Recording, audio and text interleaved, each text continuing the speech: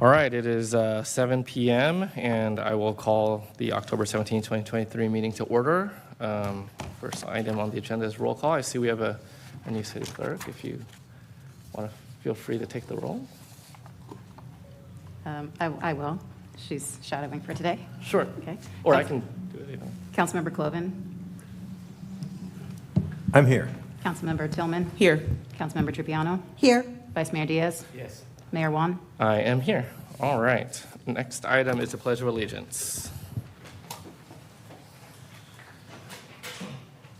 I pledge allegiance to the flag of the United States of America and to the republic for which it stands, one nation, under God, indivisible, with liberty and justice for all. Thank you. And next, we typically have public comment on non-agenda items. However, we are going to call a brief audible and move item 5A, recognitions for Do the Right Thing first, because I know that there's a lot of folks here that are interested in that. So I will pass it over to Councilmember Cloven. This is item 5A. Thank you, Mayor Juan.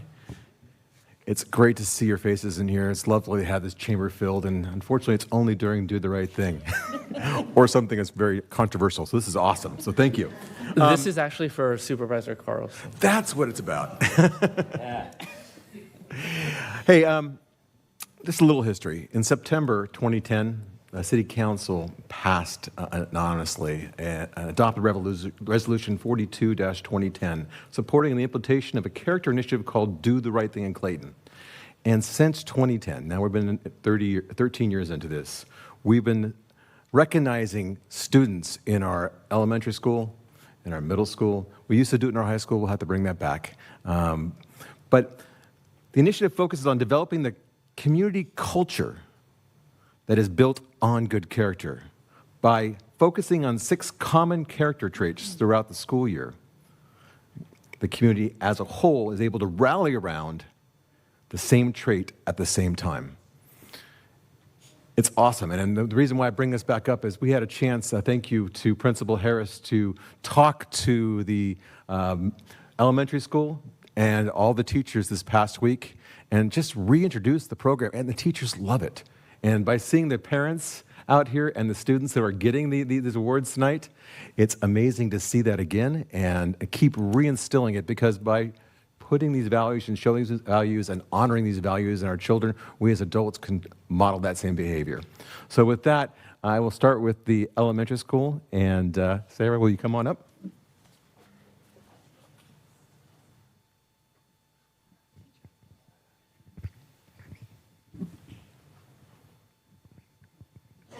Okay, good evening. Close to my mouth. I'm loud. You are, but people in our audience. Okay. There we go. Maybe? Okay, good evening, everyone. Again, I'm Sarah Harris. I'm the principal at Mount Diablo Elementary, and I'm honored here tonight to also be joined by one of my teachers for our recognitions, and I'm going to let Ms. Deborah Wacko go first. Thank you. I wanted to thank everyone for bringing us back in person. I was thrilled to see you at school the other day, too, and it is a very important aspect of our school, and thank you, Mrs. Harris, for bringing back the spirit as well. I have a student in my class this year that exemplifies really all of our 4 Bs. She's respectful, responsible, kind, and always does the right thing in our classroom. And her name is Hema Rios. And so I would love to invite her up and say, I just wanted to say that she is a model citizen in our classroom. We also have had congratulations. We also have had the opportunity to have kindergarten on campus full day. And not only is Hema responsible, she is a model citizen and an example for kindergartners who are learning to be on campus for the full day, and also for our first grade class. Always making sure she makes the right choices and being responsible for her work and checking in to make sure she's doing the right thing. So I really appreciate you, and congratulations.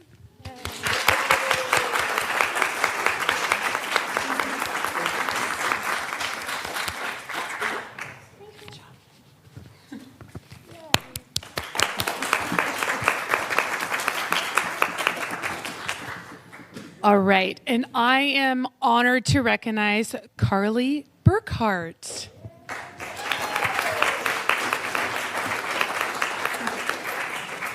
So Carly was chosen actually out of the entire fifth grade team. They had a discussion and really wanted to choose a student that modeled it all.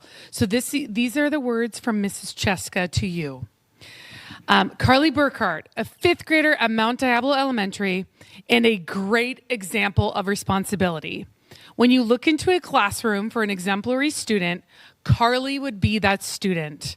Carly is a hard worker who always meets her deadlines.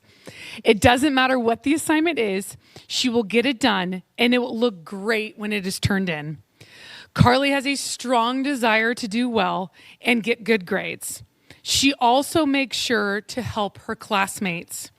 If she sees someone who seems a bit lost or needs a little bit of support, she stops immediately to help them. Carly really exemplifies the motto, do the right thing, and is a responsible student that her classmates can look up to. If you ever are looking for a student who represents the Eagle Way, it's Carly. From Mrs. Cheska.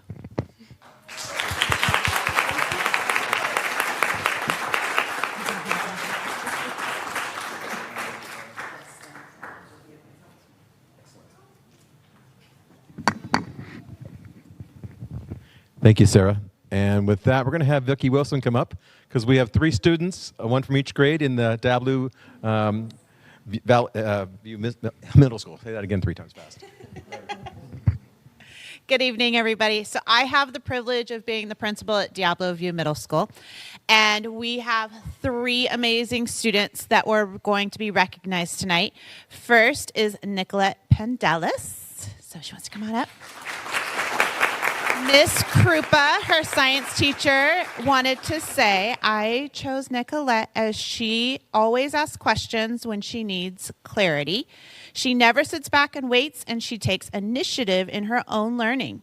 She's very organized and attentive to detail and respects her classmates. She motivates and encourages others and is a great leader. So, Nicolette.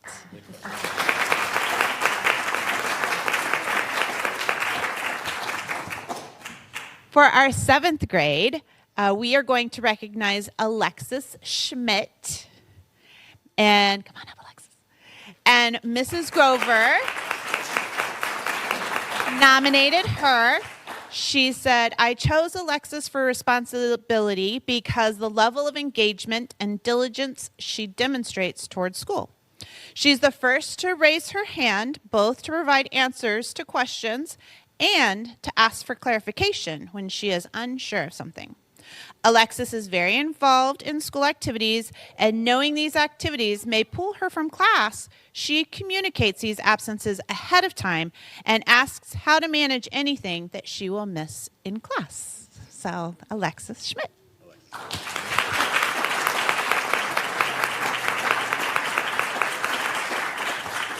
And last but absolutely not least is Braden Farley for our 8th grade. Braden was recognized by Mr. Ross, and he says, Braden comes to class ready to work and strives to do his best. He can be counted on to complete any task put in front of him. Braden is always respectful to his teachers and students, and I truly enjoy working with him. So, congratulations.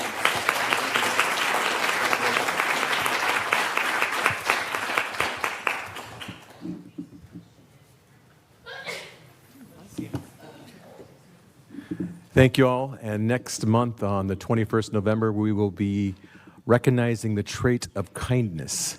So we'll look forward to seeing you all back then. I'm done. Thank you. Thank you. We will return to the rest of our regularly scheduled agenda now. If you'd like to continue and listen to the entire meeting, you're welcome. But if that is what you are here for, I will not hold it against you.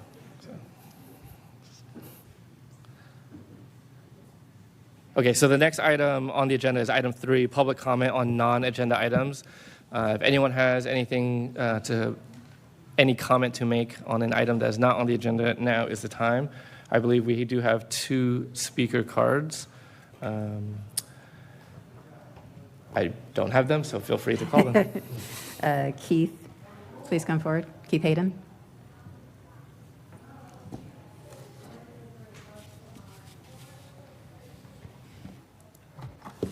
Good evening, Mayor, Council. Tonight, I wanted to address what I think is the overwhelming support and admiration we have for the council's selection of Brent Prebula for the new city manager and the wonderful job he's been doing. And I did notice in his employment contract, he is up for a performance evaluation next month. And I'm hoping that that is open to public comment, at least prior to the discussion at the council level. I certainly think he warrants your renewed support. He's been doing a marvelous job as he launches into working with Clayton and dealing with our issues and trying to set the proper priorities in light of all the community concerns. So I know that's an ongoing challenge, and I see him as a real asset to the council and to our community. So I wanted to give that positive reinforcement for that, and hopefully you will open up for more comments the evening of the evaluation. All right? Thank you. Thank you. Next speaker is Mads Wallen. Let's see, put my timer on. So, first, Keith, you stole it from me. I just want you to know that. I have about 35 years of public policy, public agency experience, and I think good governance is really important. And so I just wanted to make sure, but it sounds like it's happening already, that there is a sort of a 6-month, used to call it a check-in or a review. I think it's always an opportunity both to hear what things are going really well and if people have any concerns. And so I just want to make sure that's occurring. And then what I would highly recommend to ensure that there is a broad voice is that we really ask the public to weigh in on what their experiences, if they've had experiences with Brett, and to send all of you together an email, not just to a single one of you, to ensure that they have the opportunity and so you can see it sort of from the horse's mouth, so to speak, when somebody has a comment, and I think that's really important. So I hope that is something that you guys are planning to do, because I think it's really, really important. So. And since I have a few seconds left, I just want to say thank you, Brett. I've been here for 24 years. Since 2018, we've had seemingly a revolving door, and I really appreciate the openness and the idea that you're willing to ask hard questions without bringing politics into it. Just talking about the facts and the things that need to happen. And, you know, running a city is a very difficult job, no matter what its size. And I can truly appreciate that. So anyways, thank you. Thank you. Mayor Wan, we do have one hand raised on Zoom. CW, I will momentarily promote you to panelist. Please unmute your microphone. You'll have 3 minutes to address the council.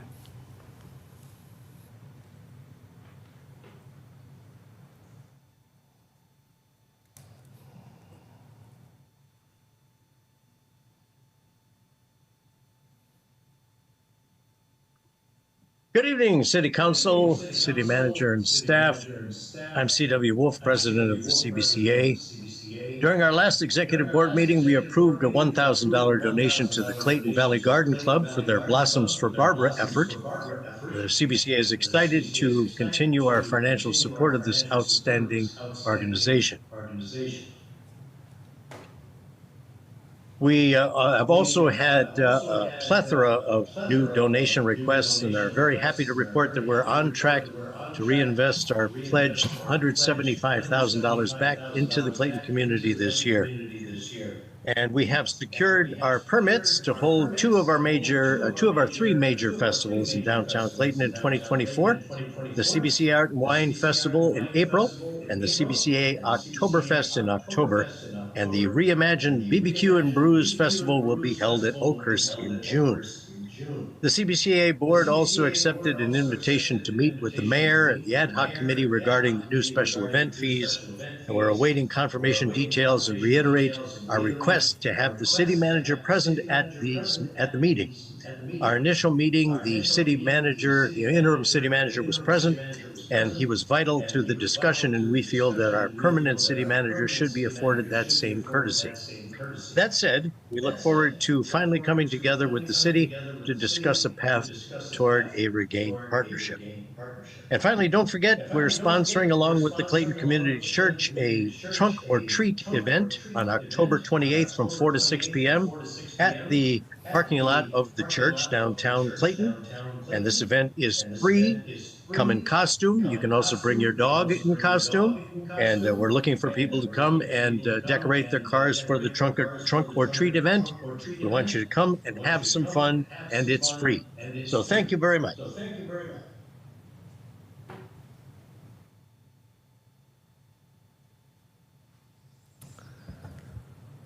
Thank you. Any other comments? Mayor, one I do not, one hand just raised, two hands just raised. Give me just a moment.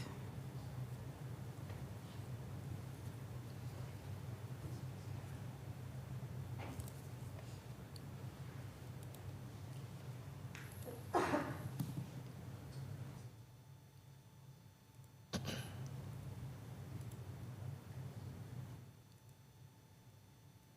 right, thanks for your patience. Next hand raised on Zoom is Scott. Scott, I will momentarily promote you to panelist. Please unmute your microphone. You will have 3 minutes to address the council.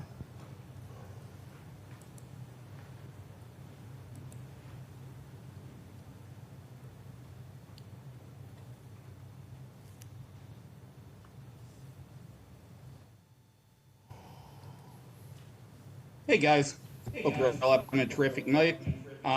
First, I just so love these Do the Right Thing celebrations. Just kind of warm my heart. Second, thank you, Brett. I hope that you have an opportunity to create some stability in Clayton going forward.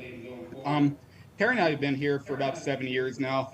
According to all accounts, Clayton never had this level of division and discord prior to 2018. Things like anonymous letters sent by our neighbors like Bill Walcott, Gary Hood, and others, with the endorsement of both Mayor Juan and Jim Diaz over there, serve to show how some folks rather enjoy the discord and disharmony. But I don't buy into that. I buy into harmony, working together, building community, opportunity, and empathy, and I firmly believe in that. Firmly believe that when people intentionally choose the route of disharmony, it completely interrupts what we had in this town prior to 2018. Let's remember, we have proven it to ourselves that we can live in harmony. We did it for generations. This blip on the radar is coming from, as they like to call themselves, a very vocal minority, and a few of them just happen to be in power for a very short period of time in the grand scheme of Clayton's history. I've been reminded several times over the last couple of years about the movie The Great Dictator, and I'm not an old movie guy by any stretch, but in 1940, Charlie Chaplin starred in this movie, and at the end there's a speech that I just wish I could read now, as well as Charlie did then. And if you have 4 minutes, I encourage anybody to go back and to watch it, but allow me to summarize briefly. He's presenting as a sympathetic dictator who is countering very much of what was happening in the world at the time. As such, he apologized and struggled to find the words that we are all here to help one another, that we are indeed our brother's keeper. This is a quote, and it's a little bit lengthy, so stay with me here. We want to live through each other's happiness and not through each other's misery. This way of life can be free and beautiful, but we have lost our way. We think too much and feel too little. Brutes have risen to power. They lie. They do not fulfill their promises, and they never will. The misery that is upon us now is about the passing of greed, the bitterness of men who fear the way of human progress. The hate of men will pass and dictators die, and the power that they took from the people will return to the people. You have the love of humanity in your hearts. You don't hate. Only the unloved hate. You, the people, have the power to create happiness, and the people have the power, or you, the people, have the power to make this life free and beautiful, to make this life a wonderful adventure. Now, in the name of democracy, let us use that power and let us all unite. I just want to reiterate part of that.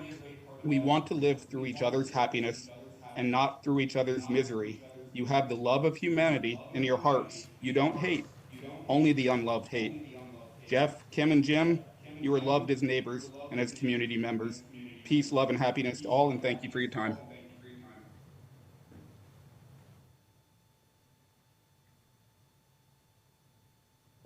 Thank you. Is there, okay?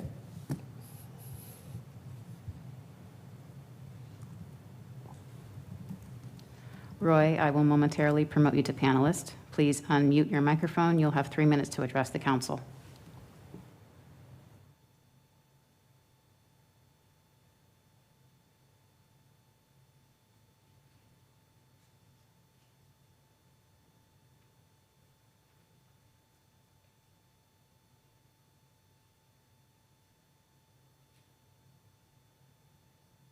Oh, can you hear me?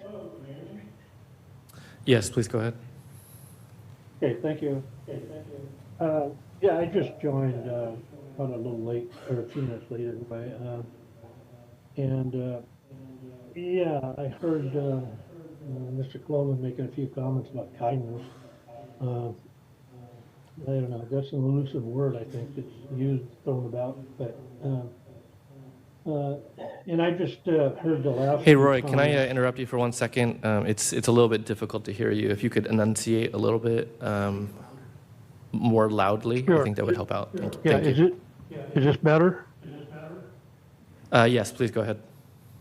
Okay, great. Sorry about that. Okay.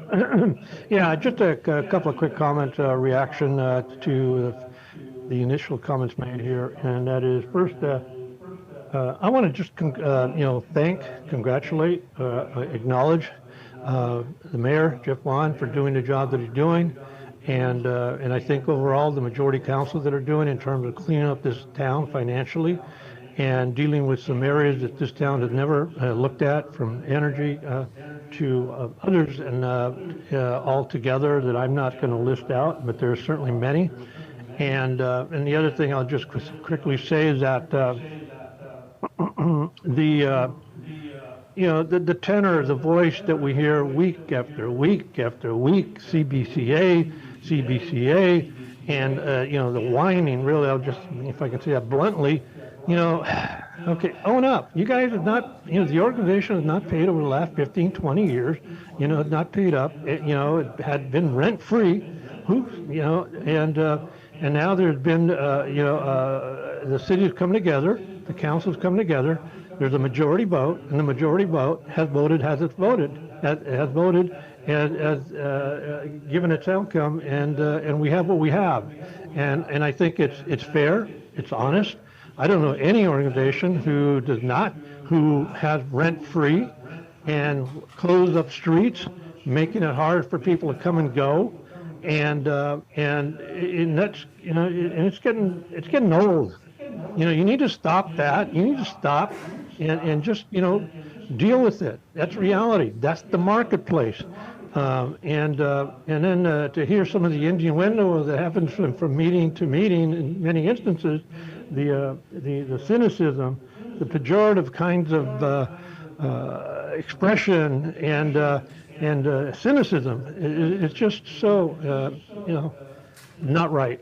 And if you want to check it out, look at some past meetings. There's ample evidence there. So thank you very much, Jeff and council. Keep doing the things you're doing. I think you're doing a good job for the city, and keep it up. CBCA, do what you got to do. Pay up. Thank you. Thank you. Do we have any other comments or hands raised? Yes, we have 2 more hands raised on Zoom. Tamara, as I promote you to panelist, please unmute your microphone. You'll have 3 minutes to address the council.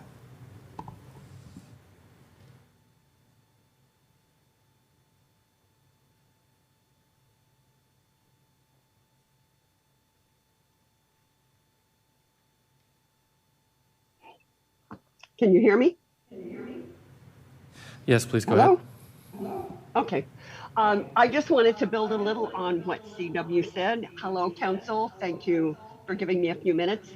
I just want to remind everybody for Halloween that the Pioneer has joined forces with CBCA and the Clayton Community Church at the trunk or treat event on the 28th from 4 to 6, we are sponsoring a Woof-A-Ween pet contest, and actually it's dogs. I'm not sure I want to deal with dogs and cats on the same stage. So it's a dog costume contest. The judges are Deb DeMello, Who's Training Who, and we have somebody coming down from Pet Food Express.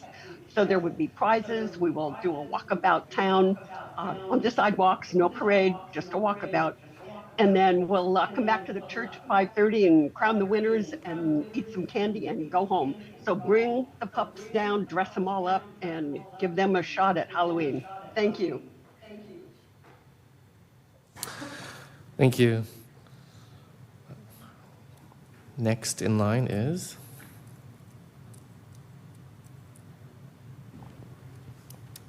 Terry, I will momentarily promote you to panelist. Please unmute your microphone. You'll have 3 minutes to address the council.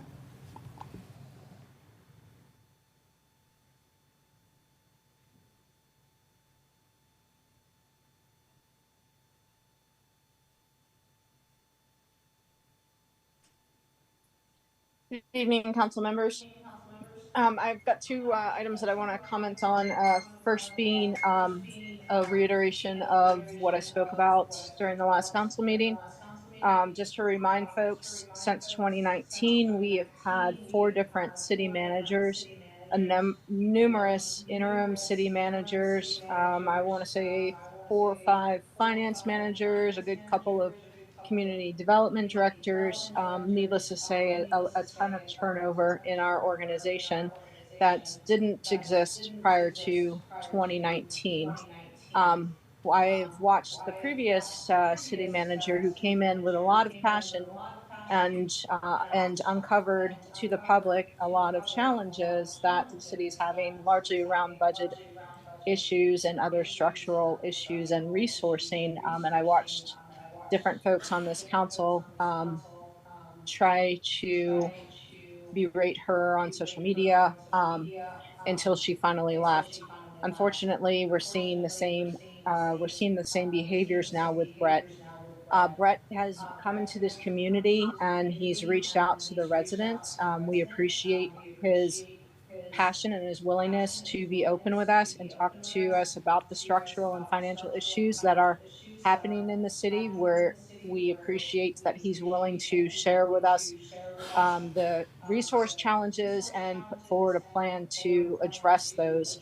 What I am confused about is hearing concerns that our mayor has threatened to fire him behind closed doors, and then watching Councilmember Diaz try to belittle his character in a public meeting. And I have to question if this is the same reasoning of why they attacked the previous city manager.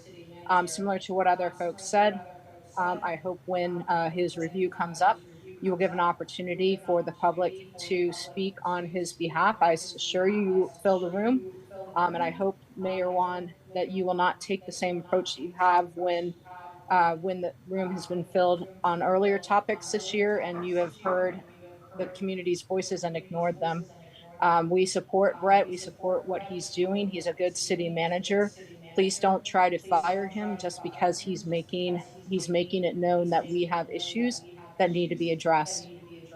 Second topic, very quickly. I just wanted to comment. I feel sorry for Roy and for folks that are like Roy. If you attended the town hall that Jeff put on, Jeff blatantly told us that he had not done his homework when it came to the CBCA contract. He didn't know the background. He didn't know the history.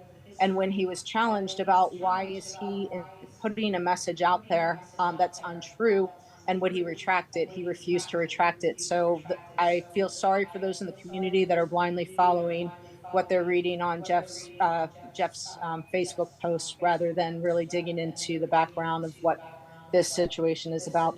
Thank you for the time.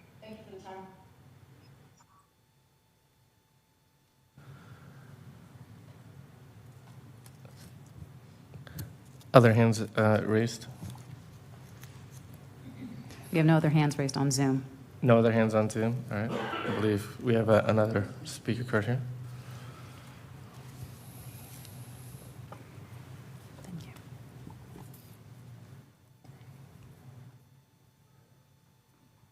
Hi, my name is Deborah Geller. I live at 252 Mount Terre Parkway, and I just had a quick comment. I personally wanted to thank Brett, the city manager, for the newsletter that he does that goes out to the community. It's very, very informative. I've learned so much about our city that I never knew. I've learned about the employees, the great job that they're doing. I've encouraged many of my friends to sign up for the newsletter, to give their email address. If anyone that's here tonight or anyone that's at home that has not signed up for the newsletter, I really encourage you to do that. Like I said, it's just really, it's very unbiased. It's just right to the point. It's very well written. And I've learned a really great deal through the newsletter, and I just encourage everyone to sign up for it. And I want to thank you for that. Thank you. Any other comments? There's one other hand raised.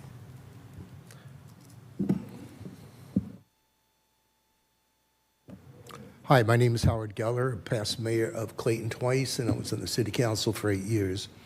I just want to remind the city council what their job is. And I'm sure you know it yourself, but sometimes we need to be reminded that our job is to give direction to our staff, to allow our staff to run the city on a day-to-day basis. So just remember that in everything that you've done or doing in the past.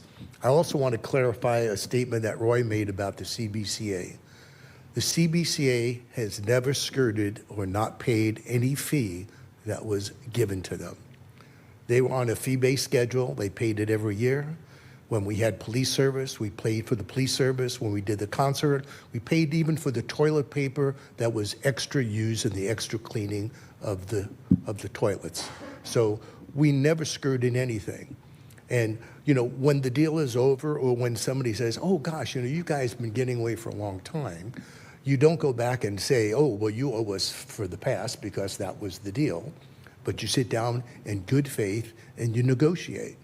And again, the city cannot make a profit on any fees they charge. They can only get reoccurrence for cost reoccurrence. They can't make a profit. You can't call it a park. You can't call it heaven. You can't do anything you want to do, okay? And I noticed there's another agenda item. We'll talk about that later. So I'm just reminding you that the CBCA was your Parks and Recs committee forever, and instead of being after them, you should be thanking them for all the years that they served this community without getting paid for it. Thank you. Thank you. Mayor Wan, we have no other speaker cards and no other hands raised on Zoom. All right, with that, I will close public comment on non-agenda items and move on to the consent calendar. This is item 4. Does anyone have any items they'd like to pull from consent? Seeing none, then I will open this item up for public comment. If anyone has any public comment on the consent calendar, now is the time. Seeing none, We do not have any hands raised on Zoom on this item. then I will close public comment and bring it back. I'll move Is approval. there a motion by Councilmember Cloven I'll second it. and a second? Would you please call the roll? Councilmember Cloven, Absolutely. Councilmember Tillman, Aye. Councilmember Tripiano, Aye. Vice Mayor Diaz, Yes. Mayor Wan. Aye. And with that, concludes the consent calendar. Next is item 5, recognitions. We've already done item 5A, so 5B is a presentation by Supervisor Ken Carlson. I believe you are being introduced by our city manager. Yes, Mayor. So I want to just thank Supervisor Carlson for coming in tonight to give us a little bit of update about himself and the county. For those that may not know, although I assume everyone listening and in the room does, Supervisor Carlson, part of his district is the city of Clayton. And so we are happy that he is here tonight. I enjoy working with Supervisor Carlson in his office and in my 6 months here so far, and look forward to his presentation tonight. So take it away, Supervisor. Thank you, Brett. Mayor Wan, Vice Mayor Diaz, and council members, city staff, thanks for having me here tonight.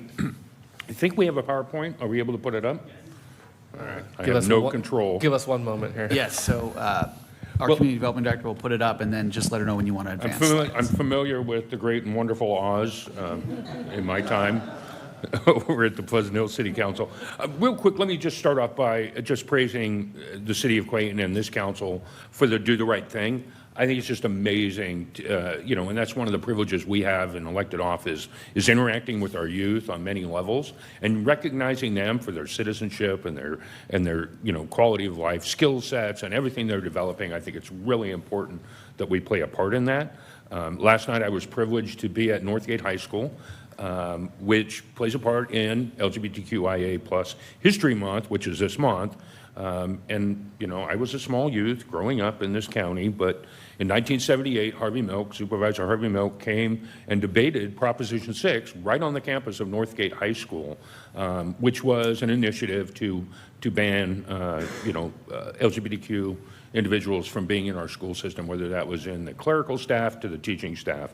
And so it was a pivotal moment in LGBTQIA history, and it took place right here, and it was one of his last public appearances before his assassination. So it was tremendous, and it was great to see Councilmember Tillman there. I know your schedules all are like mine.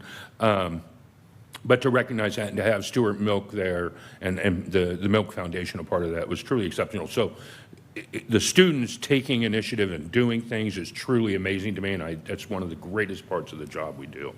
I hate looking at my own picture. So we can go to the next slide. Just a little bit about me. I am the first openly gay LGBTQIA supervisor in Contra Costa history. I was proud that I was the first in Pleasant Hill too, and I'll stop using that very soon because it does get a little trying. But I grew up here.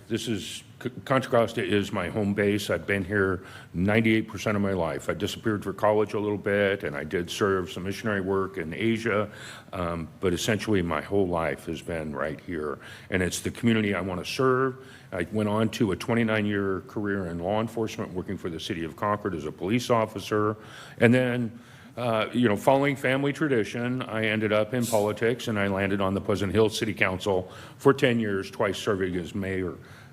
With that, I had the privilege of serving on the board of the Family Justice Center. I served on the board of the Rainbow Community Center, the John Muir Community Health Fund, and got to work with you all, many of you, through the League of California Cities and other regional bodies and boards that we all choose to serve on. If I can go to the next slide. But then you become the supervisor. It's a little busier. And these are some of the committees that I serve on now. I'm serving on the Airport Committee, the Family and Human Services Committee. I chair the Legislation Committee, the Los Modones Healthcare Operations Committee, which covers parts of Clayton and unincorporated Morgan Territory area. I'm on our Head Start Committee, which is dealing with our early childhood education programs, and the Mental Health Commission.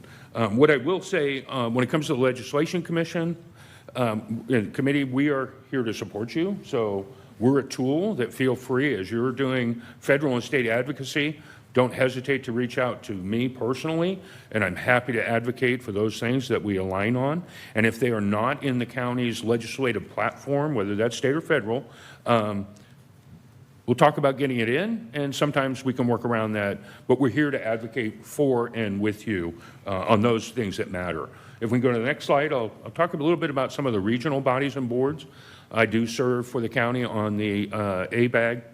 No, it's a bad word. No, the Association of Bay Area Governments, which has made our life a little challenging in the local government arena.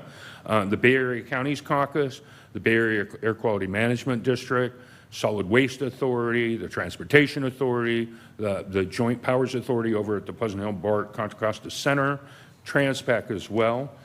And then there's more. So one of the funny things is when I took office, staff is just, huddled up with me, and I put in for my committee assignments, and the next thing you know, my chief of staff comes back and says, Supervisor, you have more committee assignments than anybody else on the board. Do you want us to change that? It's not. They're taking advantage of the freshmen, and we'll just get to work. So go to the next slide. And these are all those that I'm an alternate on. The one thing I didn't mention, I'm also on the Delta Counties Coalition, which is really focused in on the Delta Conveyance Project, which seems to be the governor's priority. But our goal is to protect our water supply I mean, we want to meet the needs statewide, but really, we got to protect our water supply, what's in our backyard, as well as the environment and the natural habitat in the Delta. But I serve on other transportation committees as alternate, hazardous waste, as well as first five. Next slide. And it just goes on. So a little bit about Contra Costa. We're one of 9 Bay Area counties, like with ABAG and with the Air District. We all are together and do the work together. Much like you, I came from a small town, Pleasant Hill. When I first got on council, I think we were running about a $26 million budget. By the time I left, we were up to about $31 million. And then you go to the county, and it's budget season, and boy, you're working with $5.1 billion. So a little bit of a challenge, a little bit of a learning curve. But a significant portion of that, over 50% of our budget, is federal and state dollars passing through. So we're really managing that and the programs that we put out to the community that we have. We are one of the largest employers in the county. We have over 10,000 employees. And a big part of our budget, because we're one of very few counties, one, we have not only our own health hospital, but our own healthcare system, our own health insurance system. So we've got a lot to manage there, and that takes a lot of our budget. Next slide. District 4 changed a little bit just before I got elected. I lost a little sliver of Concord up on the north side of town there, but then picked up a big portion of Walnut Creek and Morgan Territory. So I have much more responsibility in your backyard, let alone the city of Clayton. So again, I'm here to support you, and that really does. That covers all those unincorporated areas. The Pleasant Hill BART station is one of those, Morgan Territory another. Next. Is Oz pushing the button back there? Oh, you are, okay. I'd make fun of Larry. A lot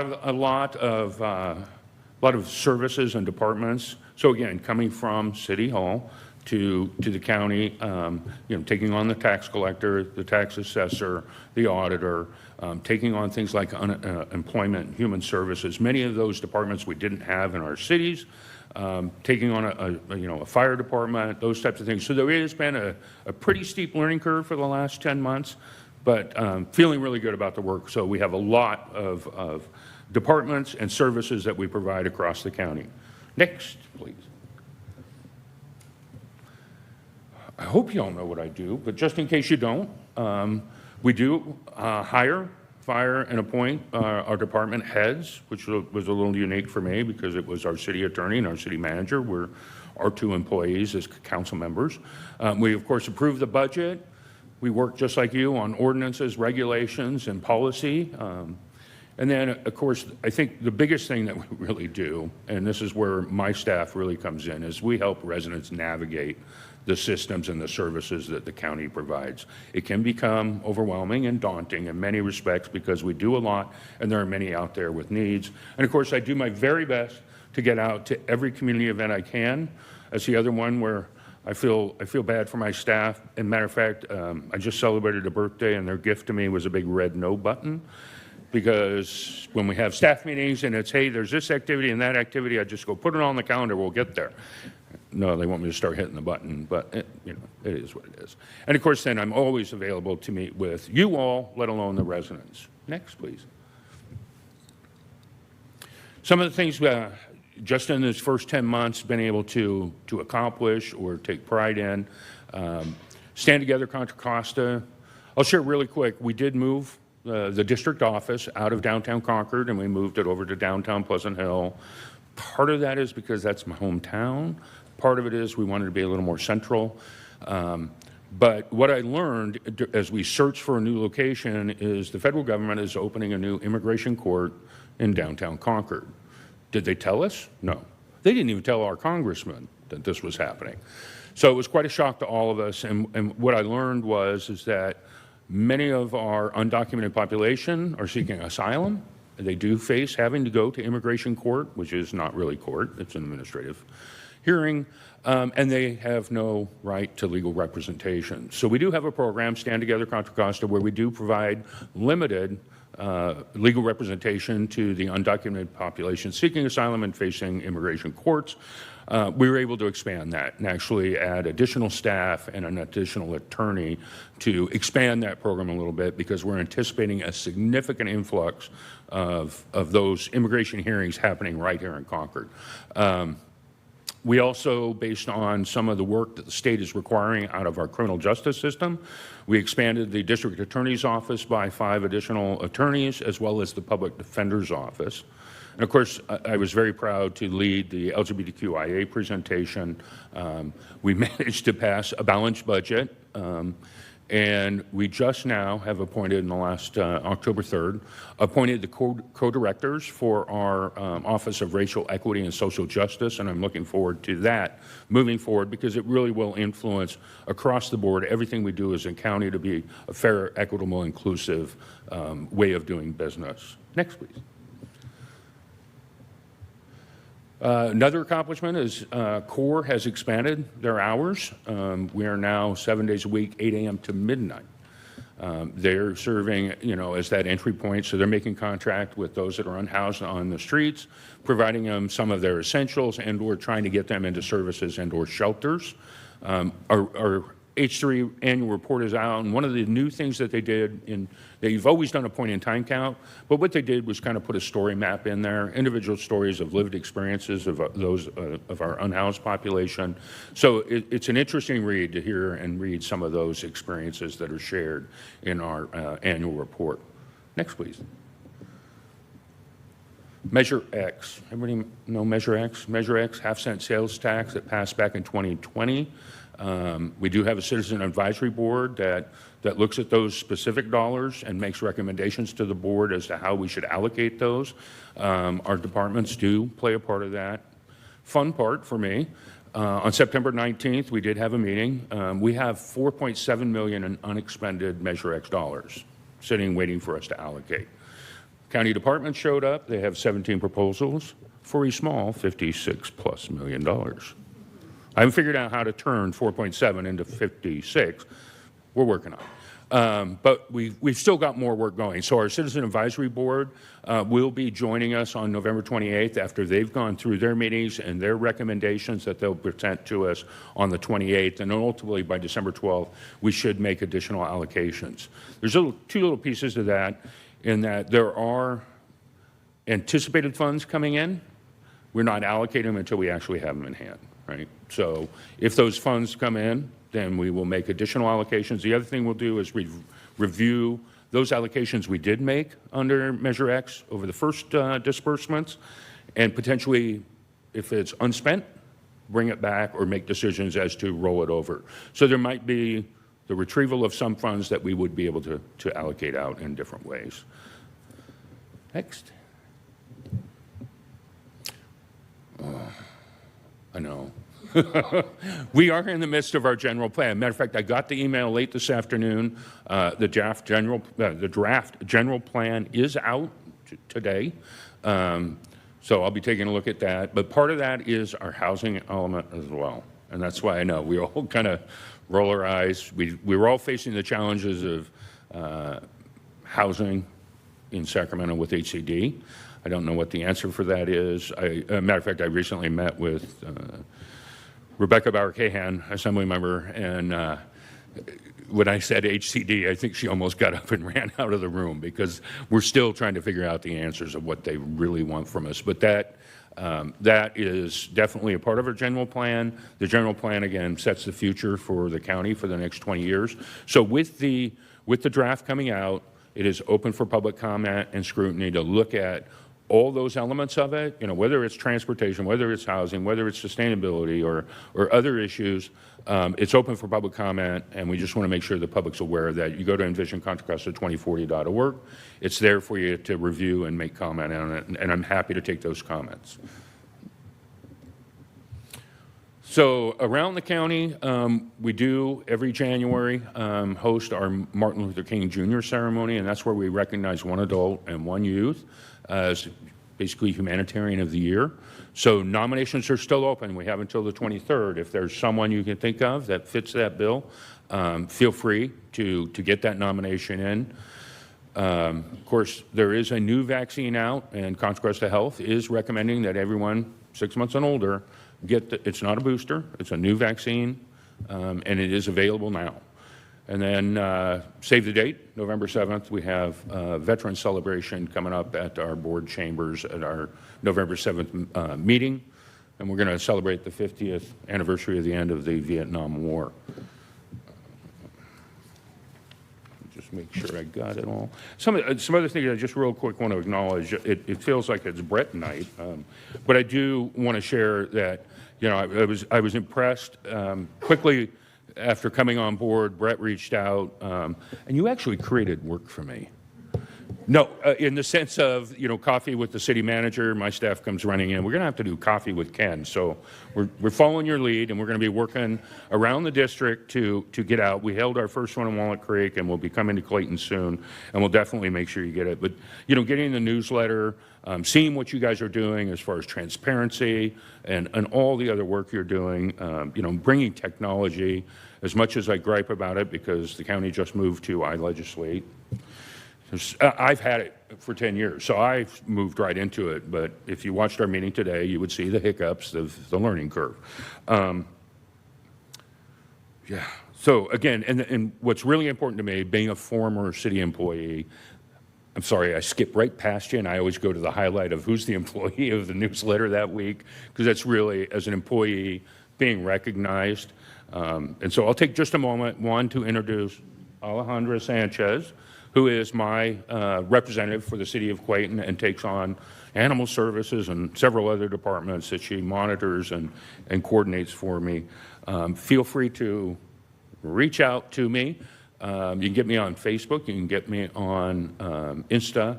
You will not get me on, what's it called again? X? I don't go there. But, you know, feel free to go to the website. Sign up for my newsletter. We're sending out e-blasts on a regular basis to keep you updated about what's going on around the district. I apologize for taking so much time. I know I talk a lot, but I'm happy if you have any questions to try and answer them.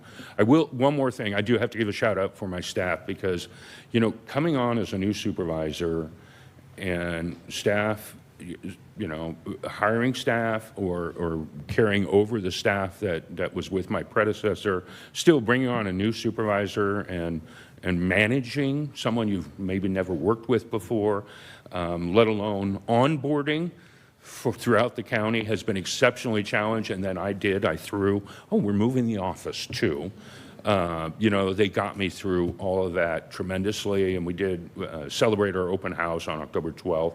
Feel free to reach out to us if you want to come by and pay us a visit. It's really, I just can't rave enough about how well my staff has managed to get me through these first 10 months, as crazy as I can be. So, thank you. Thank you, Supervisor Carlson. Do we have questions from council? I just have a quick comment. I thank you for being here tonight, and I feel like I see you all the time now. But I do appreciate your newsletters. I've signed up from the very beginning, and I do appreciate your staff. You do have extraordinary folks like Lisa Chow and Colleen, and I look forward to working with Alejandra. Really terrific. So thanks for the update tonight. We appreciate you. No, and we're happy to come back anytime you have questions. We'll try and make this kind of an annual thing just to check in and give you an update on what's going on. But we're here as a resource and a partner with you, so really take advantage of that. Supervisor Carlson, very happy to see you out here. And I want to just compliment you. You have been more visible and supportive in your few months in office, and we certainly appreciate it. Not only the city of Clayton, but the extended community beyond our city limits. Thank you very much. Thank you. That won't change. No, and it was, you know, I got to share, it was also a privilege to be your keynote in your LGBT Pride Parade. You know, it really is. It's just tremendous what you all have done over the course of just a few years even, so thank you. That was what I was going to add, was to echo exactly what my fellow council members said, but to thank you and Alejandra for all of your guys' hard work in helping us get our parade off the ground last year. You were very instrumental in helping us just think about ways that we can bring the community together. And then also serving as our Grand Marshal this year. You have been instrumental in making sure that we're out there, not only in Clayton, but in our region. And I cannot thank you enough. You have been more than, I know you keep saying the first, but wear it proudly because you've earned that right to do that. So thank you. I'll see you at Transpac. Ditto. I too just want to thank you for coming and making your presentation. I thought that was really informative. I've seen you at many of the events as well. If the county figures out how to get HCD to ever respond, then maybe you could let us know, because it seems like a secret. Absolutely. And if we could do that, we're probably going to box it and sell it. But sure. Thank you very much. Thank you. All right. And with that, that concludes item number 5. Item 6 is reports from city manager and staff. So, Mayor, I do have a report tonight. We have been getting a few PRA requests, I should say a lot, from some members of the community and some questions related to the Olivia project. So I thought it'd be good just for some public information. It's just going to be a presentation, no questions. I'd like to introduce AJ Kennedy of Kennedy and Associates to come up and just talk a little bit about what their firm does related to the Olivia project. They are I'll call them on-site engineers that are basically helping us manage the work that's being done at this approved project. And so wanted to give Kennedy Associates an opportunity to maybe help with some additional public information about what's going on and their role in the project. Thank you, Mr. Kennedy. Thank you, Mr. Mayor, council members. Thank you, City Manager. What I wanted to do tonight is run the council through a brief and succinct update on where we're at with Olivia. My time with the project began on September 19th. At that time, I made my first site visit. I am the duly appointed city inspector for the city of Clayton, doing all the grading work. At that time, I realized that Mr. Jordan had been removing trees, and that tree removal had happened over the weekend. So immediately I wrote a response to Mr. Jordan after my site visit that he was no longer allowed under COAs to do any type of work on any weekend days, no matter what it was. During my time with Mr. Jordan on the site, I am a QSP, so I walked the site and I found that there were some issues with his current SWIP that had improved many years ago, and I required him to make an amended SWIP. Can you, sorry to interrupt, if you're going to use the acronyms, if you could elaborate on what they are just for the Qualified audience. Stormwater Practitioner. Thank you. Yep, my number is 21021, and you can look that up on the web. All right. No more acronyms? I've got plenty, but if you want me to lay it out, I'm happy to do it. Okay. Just trying to keep time on time. No problem. Okay. So I required Mr. Jordan to amend his stormwater pollution prevention plan instead of a SWIP, stormwater pollution prevention plan. And then Mr. Jordan went back to his original qualified stormwater developer, quick SWIP, and they submitted an amended SWIP, which I have here. I reviewed that SWIP, and it's now in compliance with all the requirements that I put forth to Mr. Jordan under his verbal warning. That was all done within 5 days, which is what he has. I want to also touch down on some other issues that have been sensitive issues for the city, one being lead. I have a report from Quality Air. Mr. Jordan had his 3 buildings. One is a barn, 2 are residences. All 3 of those were in excess of the ppm for lead. So Mr. Jordan is at risk, and he will be having to provide the city with a certified demolition crew to require them to put in proper best management practices, or BMPs, that I will approve. And at that point, he'll have to dismantle those buildings in accordance with his approved permit, the city permit, and all of the city's ordinance that fall under his grading ordinance and the stormwater ordinance. Any questions on that before we move on? Okay, let's move forward to trees. So Mr. Jordan did pull a permit, and I pulled the receipt. He paid for that permit. And I have his report that the city provided me from his arborist. One tree was left, and that tree is to be taken down. He did leave that tree at the top of his property. And that tree was left in an attempt from Mr. Jordan, as he said to me in the field. This is just Mr. Jordan's words to me, that he was leaving as a filter from the property abutting his above upslope, and that tree is to be removed. I did require him to put tree protections in, and all of the trees on that site to be remained have now been covered, surrounded, and protected. Let's move to soils. I did get a complaint about contaminated soils or dust. So I reviewed the soils, the environmental soil report. The company's named Partner. All 7 borings come up as they did not identify any evidence of any contaminated soils.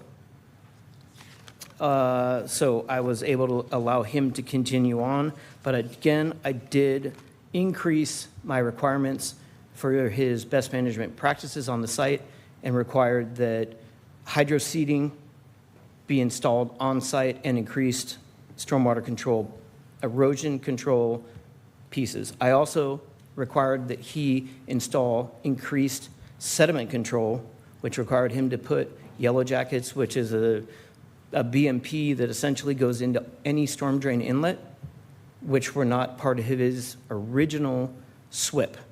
Mr. Jordan complied with me on, give me a moment, October 16th, and all installations were completed. And I have the email from his QSD, which is a qualified stormwater developer, which is above my pay grade.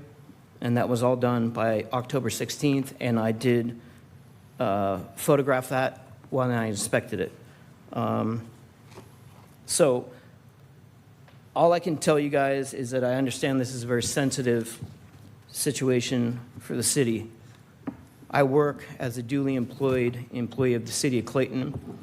Every step of the way, I've been on Mr. Jordan within 12 hours. Mr. Jordan gets 5 days to respond to any of my requirements, not requests, requirements, all in writing, and I think they're all of public record at this point. Mr. Jordan has complied to this point with complying with them within 5 days. If Mr. Jordan is out of that compliance level, I escalate through the city's emergency response plan, and I move him up from a verbal to a warning notice. He gets 5 more days, then it's a notice violation, and if he does not comply within 10 days, I red tag the site and shut it down. That is my process. That is what I do under your approved permit that Mr. Jordan got. So I follow his permit, I follow your ordinances, and I expect him to follow that, and I have eyes on his project all of the time. Do you guys have any questions for me? And I want to be mindful it's not agendized, so I think leaving to maybe clarification of what he said, but I don't think we can go into a lot of detail. But I do appreciate everything that you brought forth, Mr. Kennedy. I think it's helpful for the community and council both to hear, so thank you for that. You bet. Thanks, Brett. I do have one comment. It would have been nice to know that you were coming tonight. I didn't know that you were coming tonight, so I might have had some other questions and comments. Did you say that you were just hired by the city on September 19th? No, ma'am. Oh, I thought you said September 19th. That was the first time I was dispatched to the site. Oh, dispatched to the site. Okay. And As a so- public works inspector, I am only dispatched upon being requested. And how long have you been working for the city? I don't know that. You're asking On this something above my pay project. grade? Excuse me? You're asking me something above my pay grade. As a public works inspector, I work on multiple projects around the community. No, I'm When just I get asking- called by, I work under Larry, Okay. the city engineer, and he dispatched me to come to the site. I do not know the terms and the time of the contract. I knew we were under contract, and he asked me to come, and I reported the same day. Okay, but have you been acting as our city inspector for a number of years or a number No, of ma'am. months? Okay. Thanks for being deliberately vague on that. I was just trying to Wait, so find out how long you've been. I'd like to follow up. So you had mentioned that you started work on this engagement for this project September 19th. Is that accurate? That's the first time I reported to the site, Okay. Mr. Mayor. I'm not asking you when you reported. I'm asking you when you were on the engagement, if you did any work prior to reporting to the site. Our firm did, I did not. Okay. Do you have any background on that? Not with me tonight, sir. Okay. All right. Yeah, I too, I was a little surprised to, I appreciate your presentation. I think it was very thorough, so thank you for that. You're welcome. It would have been nice to know that you were going to present so that we could have some questions for you or to actually have it agendized. But be that as it may, thank you very much. And I guess we are not taking questions because it's not an agendized item, so thank you. You're welcome. All right, that concludes item 6. Item 7, there are no public hearings. Item 8 is action items. Item 8A is a draft of the city local roadway safety plan. I believe our city engineer is making a presentation. Good evening, Mayor, council members. Thank you for the opportunity. I'll be brief. I'm going to be introducing Grace Carsky from Kittleson and Associates. They are the consultant working for the city to prepare the local roadway safety plan. This is one of the initial steps with this process to introduce it to not only council but to the general public. And there was an opportunity already provided by Kittleson to get further input at the Oktoberfest a couple weekends ago. So this is a continuation of that. What's included in the packet tonight is a equity and safety analysis, which is one portion of the local roadway safety plan.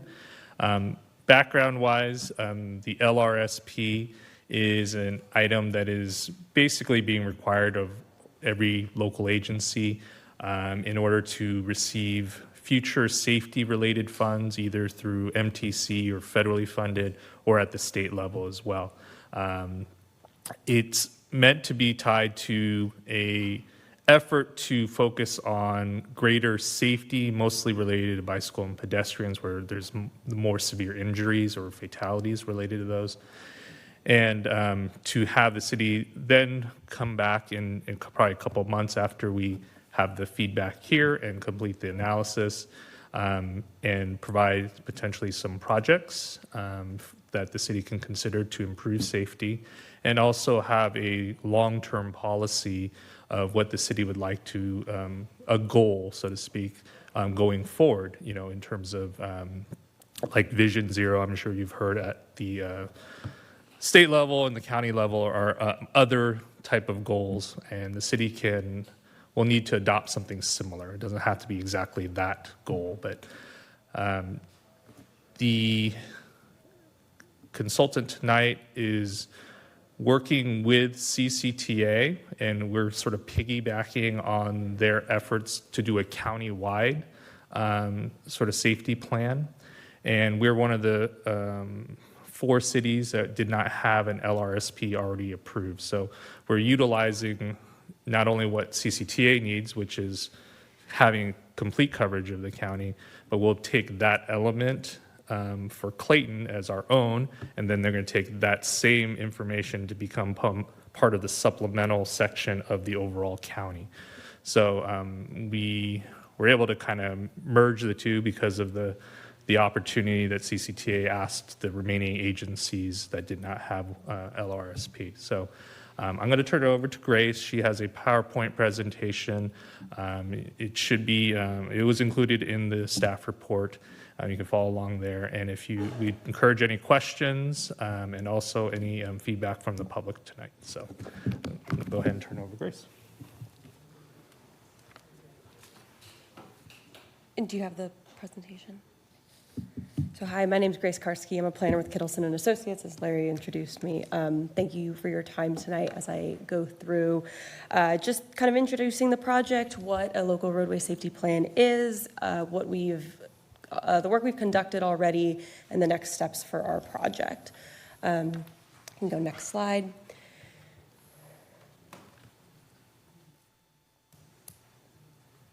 Next slide, please. Oh, thank you. We can start here.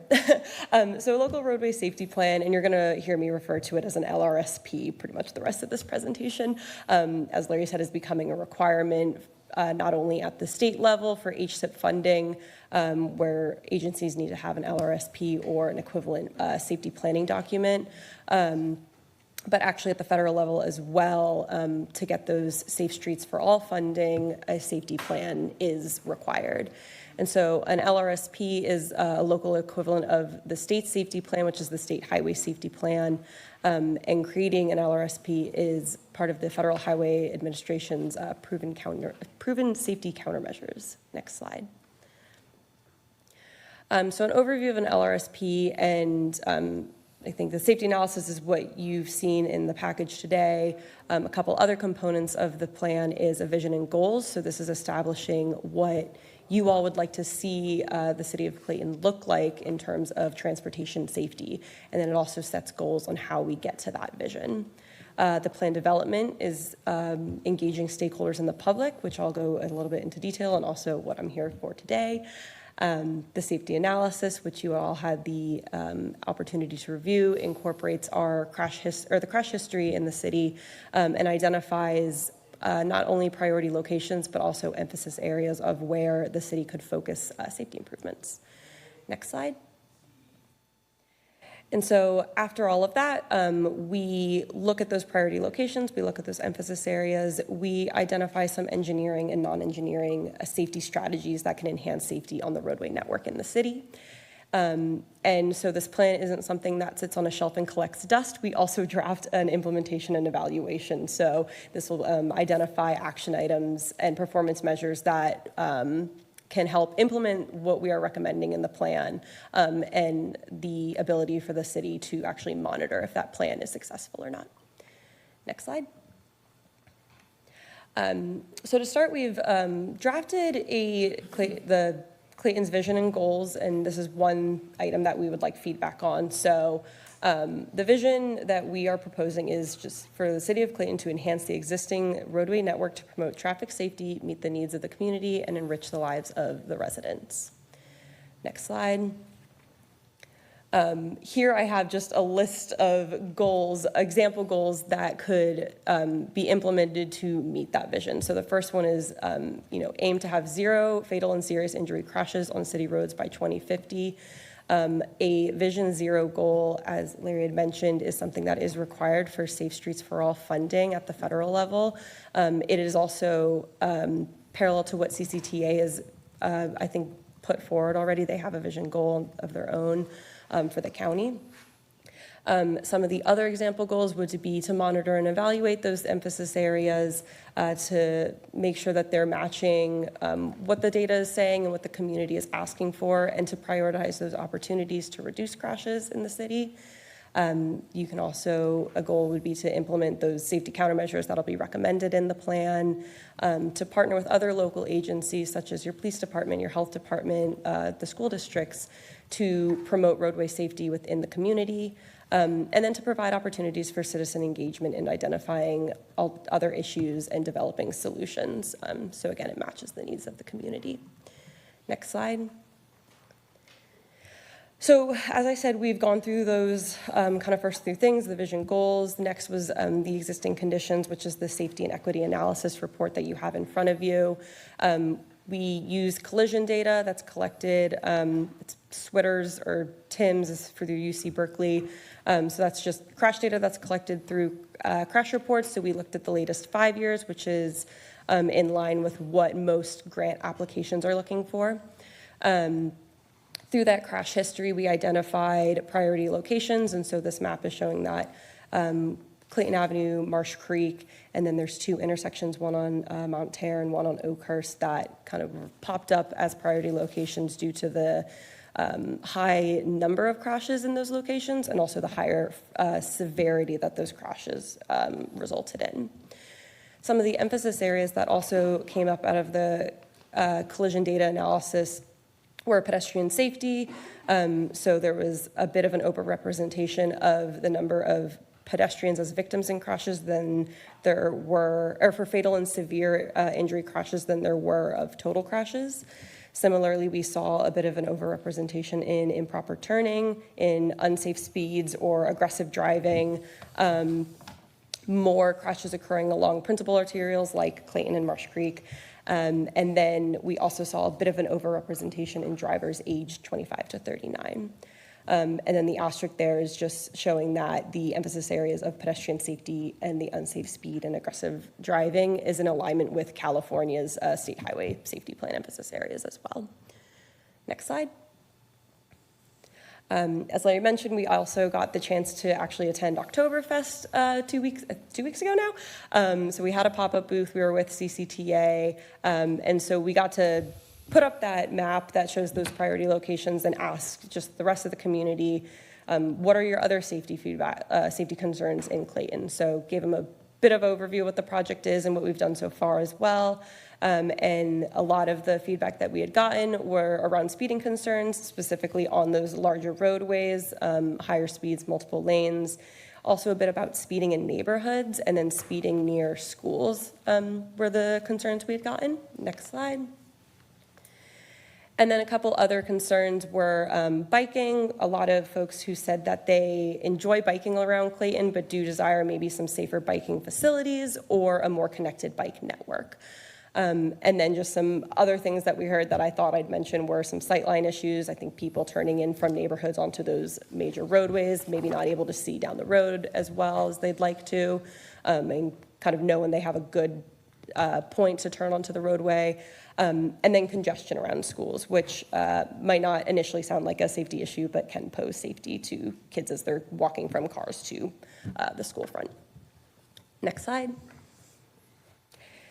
And so to date, that is what we have accomplished. And then the next steps is to take that information and to take the feedback that we hear today and to actually start recommending countermeasures that we can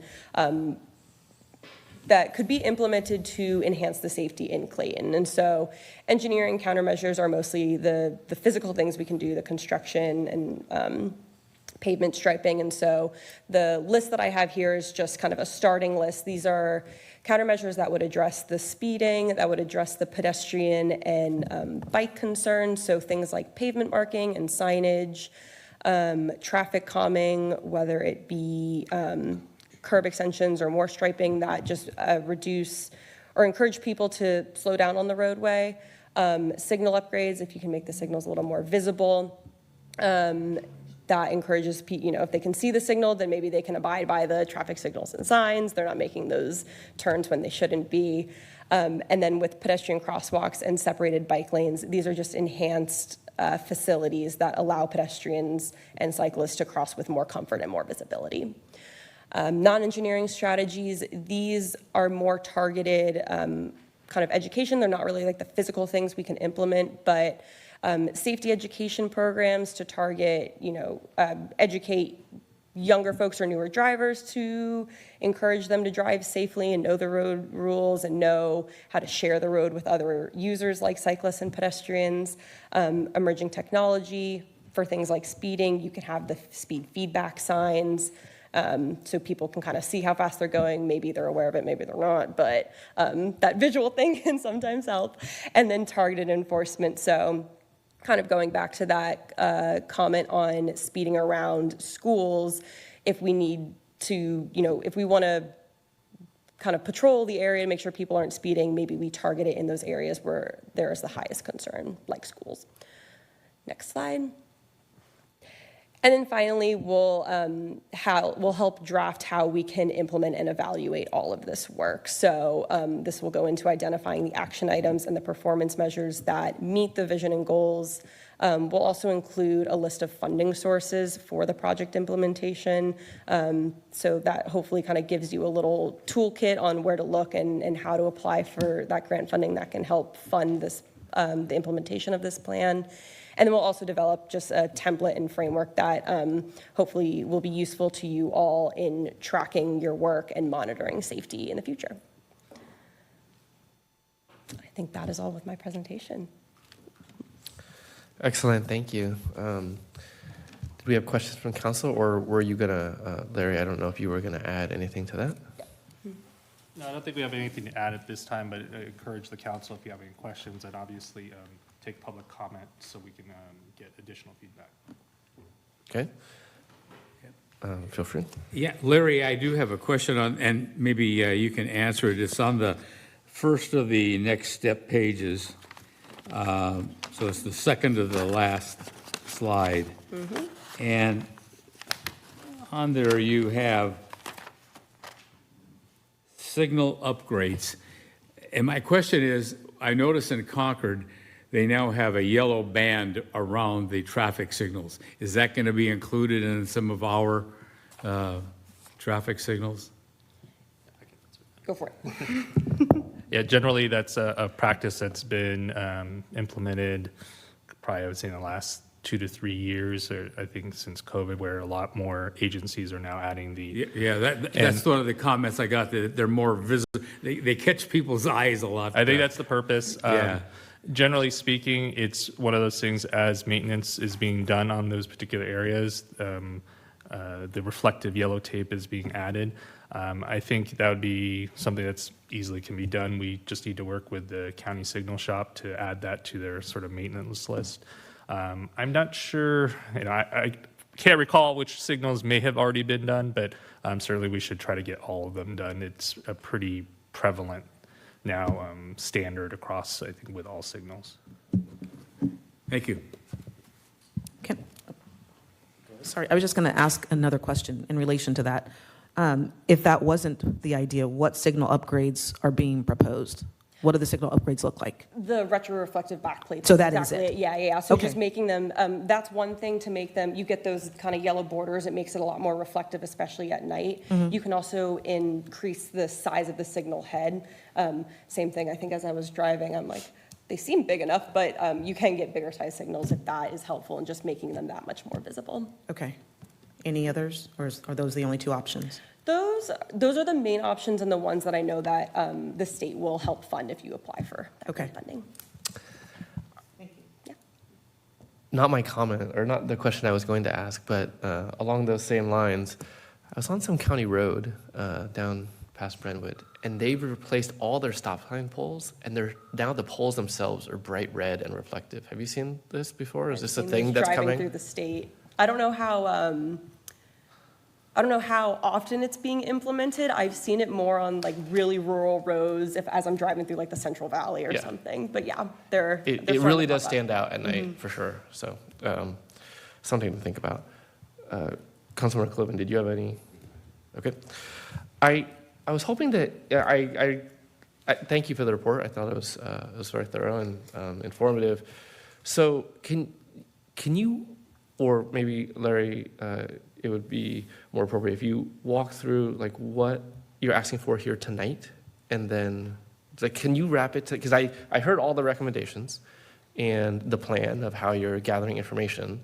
Can you bring it up a level and walk through like what what the timeline is of what you're trying to do here tonight? Yes, great question.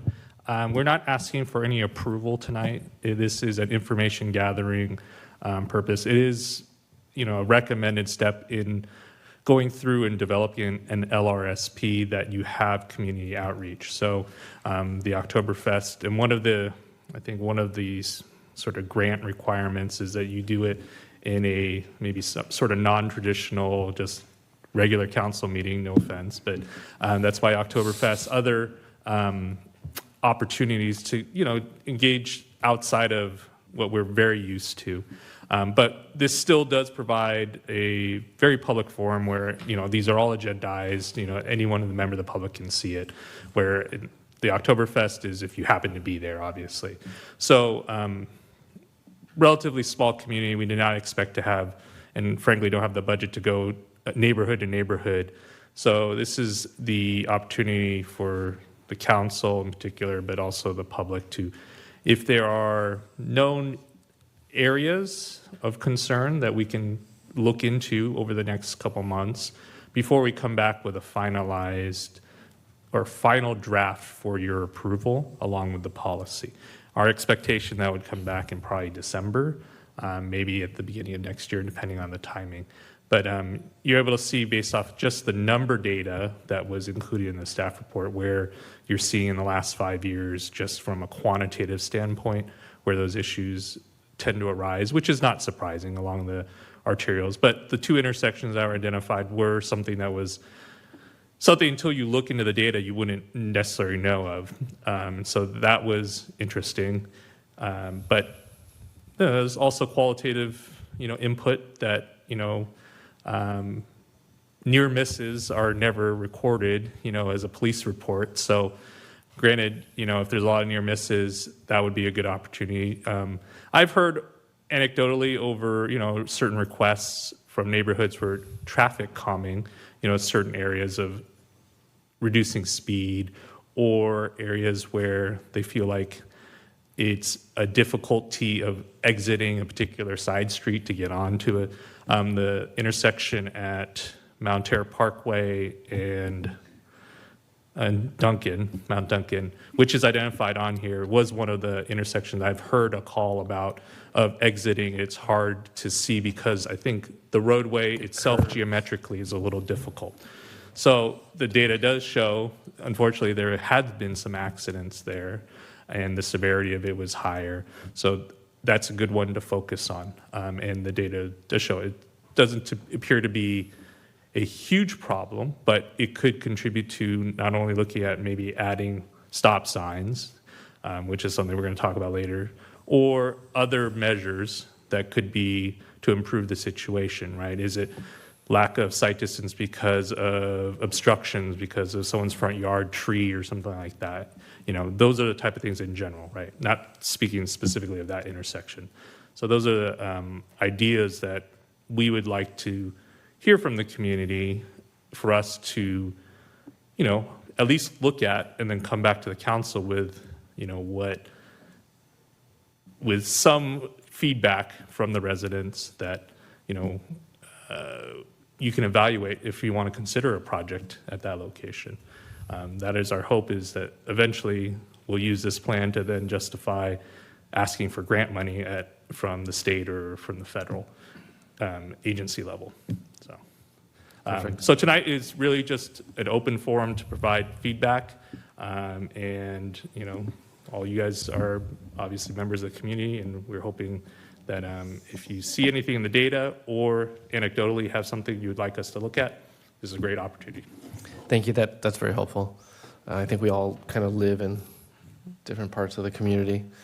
There's a few where I know that people like to drag race. So, did you have I have one a couple to of add? questions. Yeah, thank you, Larry. So a couple of things. The new LRSP would be once, say, adopted, for what period of time? Is it a? I believe it's meant to be like a living document going Okay. forward. I'm not sure in terms of how often it needs to be reevaluated. That's something we should probably include in the LRSPs, how often we want to revisit it. So I think that's a great comment that, like a standing 5-year period, it should be reevaluated. At least the data looked at again and see progress. So I think that is something that we want to make sure we follow up on. Okay. And then also, it looks like the Clayton Town Center Plan was last amended in 2012. So would some of that be updated as well? Obviously, that was, 11 or 12 years ago. Well, I think you're referring to like the town center specific plan. Yeah, all roads and streets have curbs, 5-foot sidewalks on both sides connecting regional trails, bike lanes. Will that be part of the process in updating? Well, I think it'll probably be the other way around. Whenever that gets updated, those elements should be incorporated in the LRSP. And one of the other questions I had, and it was on the crashes by primary crash factor. So it was improper turning, unsafe speed, and then traffic signals and signs was third. Does that mean those are being ignored?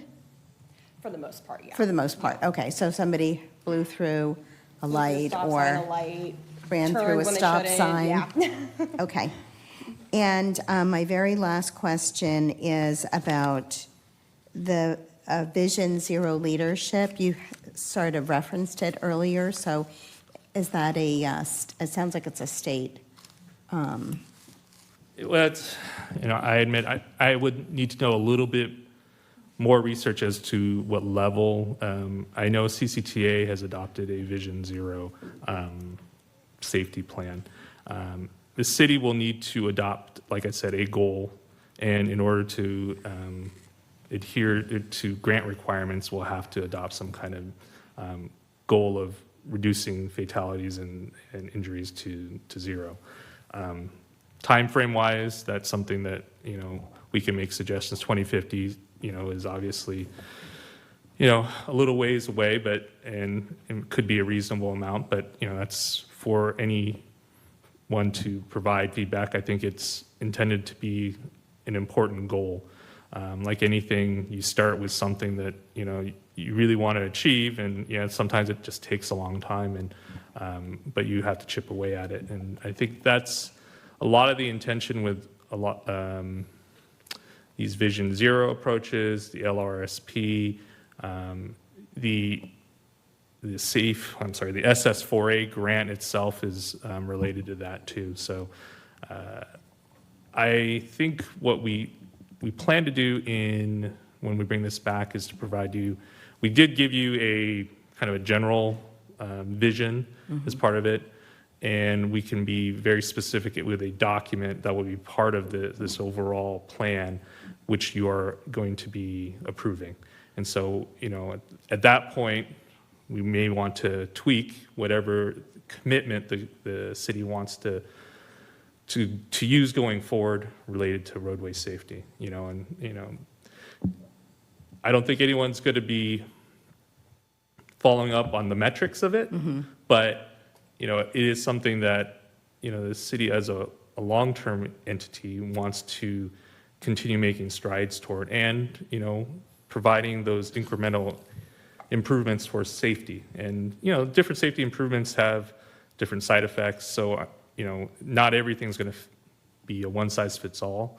I think that's where the city has to decide, what elements do we want to put in, and that's what this whole process is about, is to give the community the opportunity to say, yeah, these may be a little bit overkill, and so we don't want these, but we'd like some other element of safety improvement and to match the community.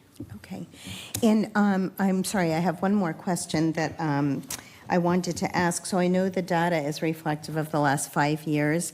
Did it look like, and I don't know if anybody has the answer to this, that our statistics are improving compared to the previous,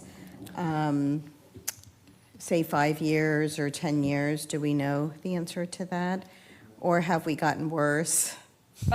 We did not look at that. It wasn't Okay. part of the scope, but the data does exist to go back and Okay. do that comparison, if that's something. I was that's just of interest to curious if council. we knew if we've been safer or not, but, I believe you can download up to like the last 10 years of Okay. data.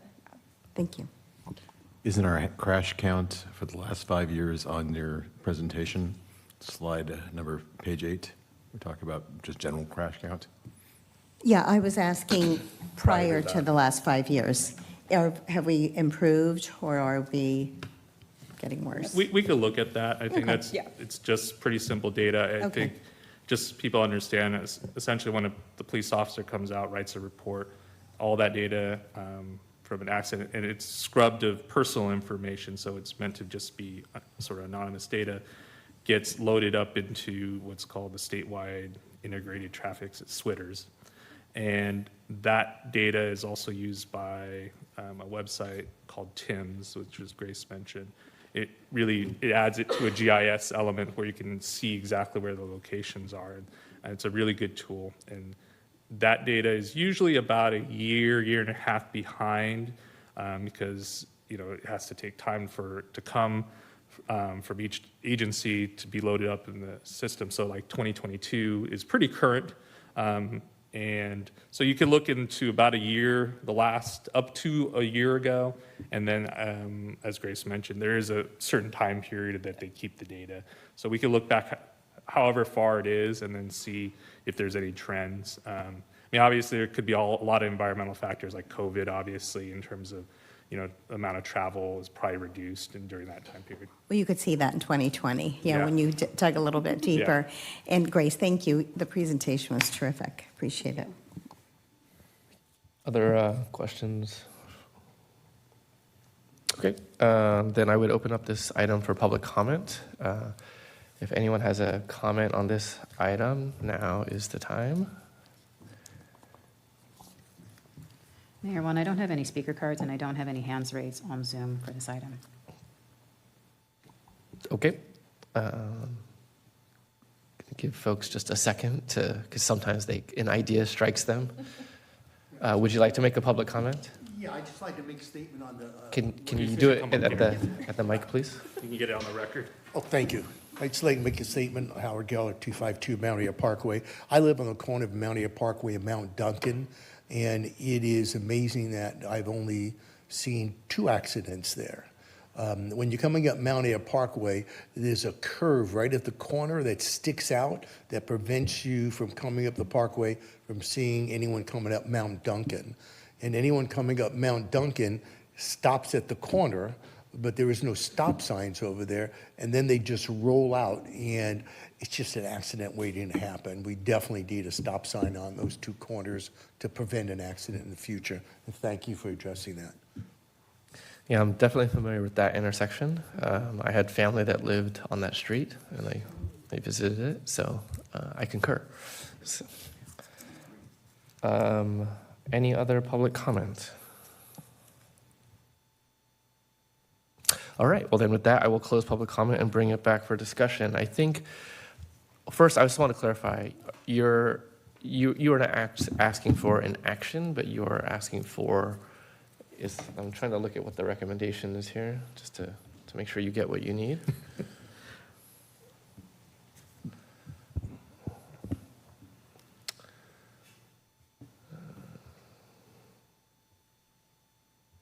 I'm on the wrong page. So I will continue to look, but we're generally asking for any feedback, community and council members. We've taken already, some of the questions that were brought up already tonight, but if there's any other comments or thoughts for us to consider, we are that's why we're here, to be able to get that information and then to be able to follow up on it. Perfect. And are you able to take feedback outside of the council meeting as well? Like if ideas come to us or members of the public? Yes. Okay, excellent. Okay. How would residents get that to you? Well, anyone could email the city engineer at claytonca.gov.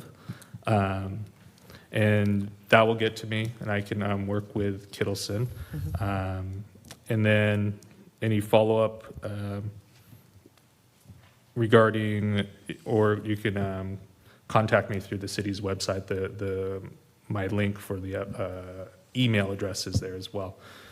So we also will plan on having another return to the council meeting, but at that point it'll be the final draft. So the earlier you get your comments in from anyone from the public, then we can consider it before coming back. And you're coming back, you said, in December? In December. Okay. Yes. I did have one area that, I've already mentioned it before in other prior meetings, but the downtown area by the park, so it's on Center Street. It's there's a crosswalk that is that Morris Street? Morris Street. Mm-hmm.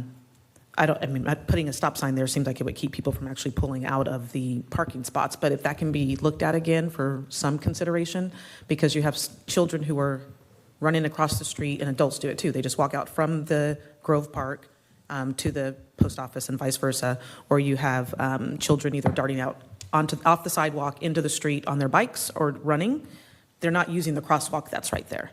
And I don't think there's a crosswalk on both sides of that. I think it's only on right in front of Grosside Bistro side. So you have people jaywalking essentially then on the opposite side. I guess Yeah, that there's a would be- driveway, I believe. Yes. That item, actually, I do plan on coming back to the council at your request. During the CIP discussion, we have a downtown Yes. crosswalk item, and so that is planned to come back to request the council if they'd like to add some additional safety features like a rapid flashing beacon crosswalk there. Okay. Thank you. My intention is to bring that back in November. Okay. No, I just want to say I really appreciate the work you've done, Larry, and what Kittleson has done. I like data, and the way the data was presented was pretty dang clear for all portions of our town, and the way it was presented just made me understand what you're doing and why, and I just want to say thank you. I agree. Good job. Thank you. All right, thank you. Wait, don't go yet. I have one more thing. Sorry. No The problem. only other ask that I will have is if we cannot, if you're going to make it safer, which we should, for pedestrians and bicyclists, can we please not do what happened to Clayton Road and get rid of lanes that were already there? I don't know if you've been on Concord Boulevard, down by Landana Drive. There were 2 lanes. Now they've gotten rid of them because it's completely for pedestrians, and it's very confusing. So just don't make ours confusing. That's my only ask. Understood. Don't make it confusing. Don't follow Concord at that Landana Yes. Drive. Understood. Thank you. Yeah, okay, awesome.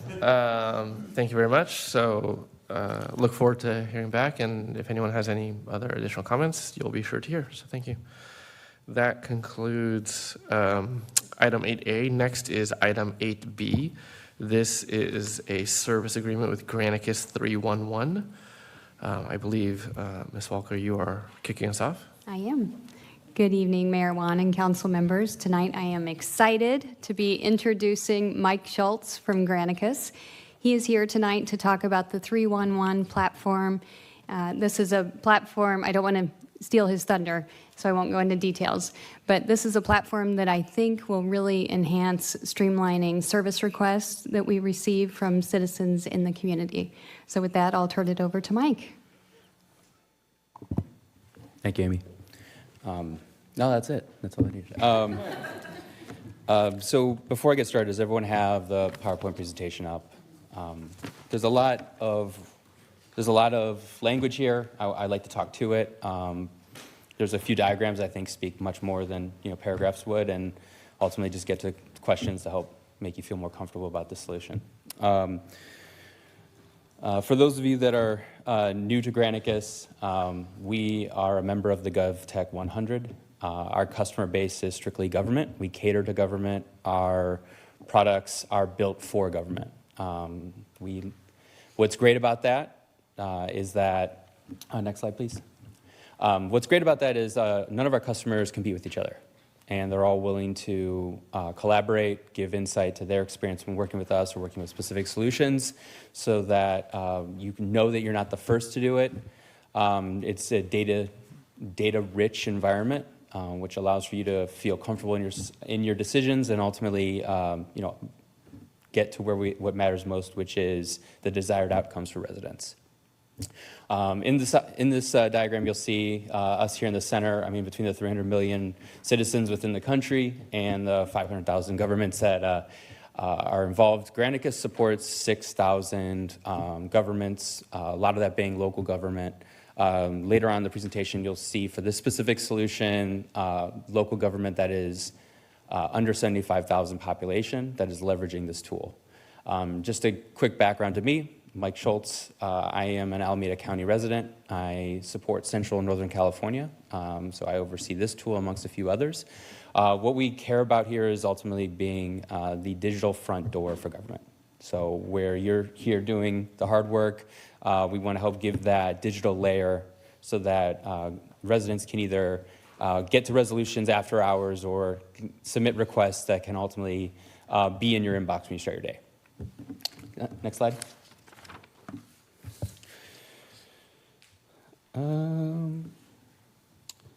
One thing that we focus on with our technology is we're not trying to reinvent the wheel. What I mean by that is we care about configuration over customization. So we want to have out-of-the-box solutions that is vetted through other public sector agencies. It's designed for them, from them, and ultimately helping delight, with the end goal of delighting residents through various channels. Next slide. We know that your job is not easy.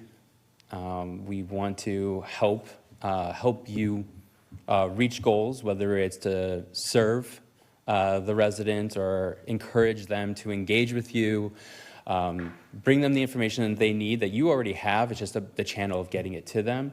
And ultimately helping streamline processes where it's done efficiently and government budgets are all within line. Next slide. I think that this, when we talk about budget, I'm not here to get on my podium too much on budgets, but just more about, we realize that online interactions are the most cost effective. We know that the face-to-face interactions, we know that email correspondence or when to talk to someone on the phone is always going to be something that's playing a part with service requests.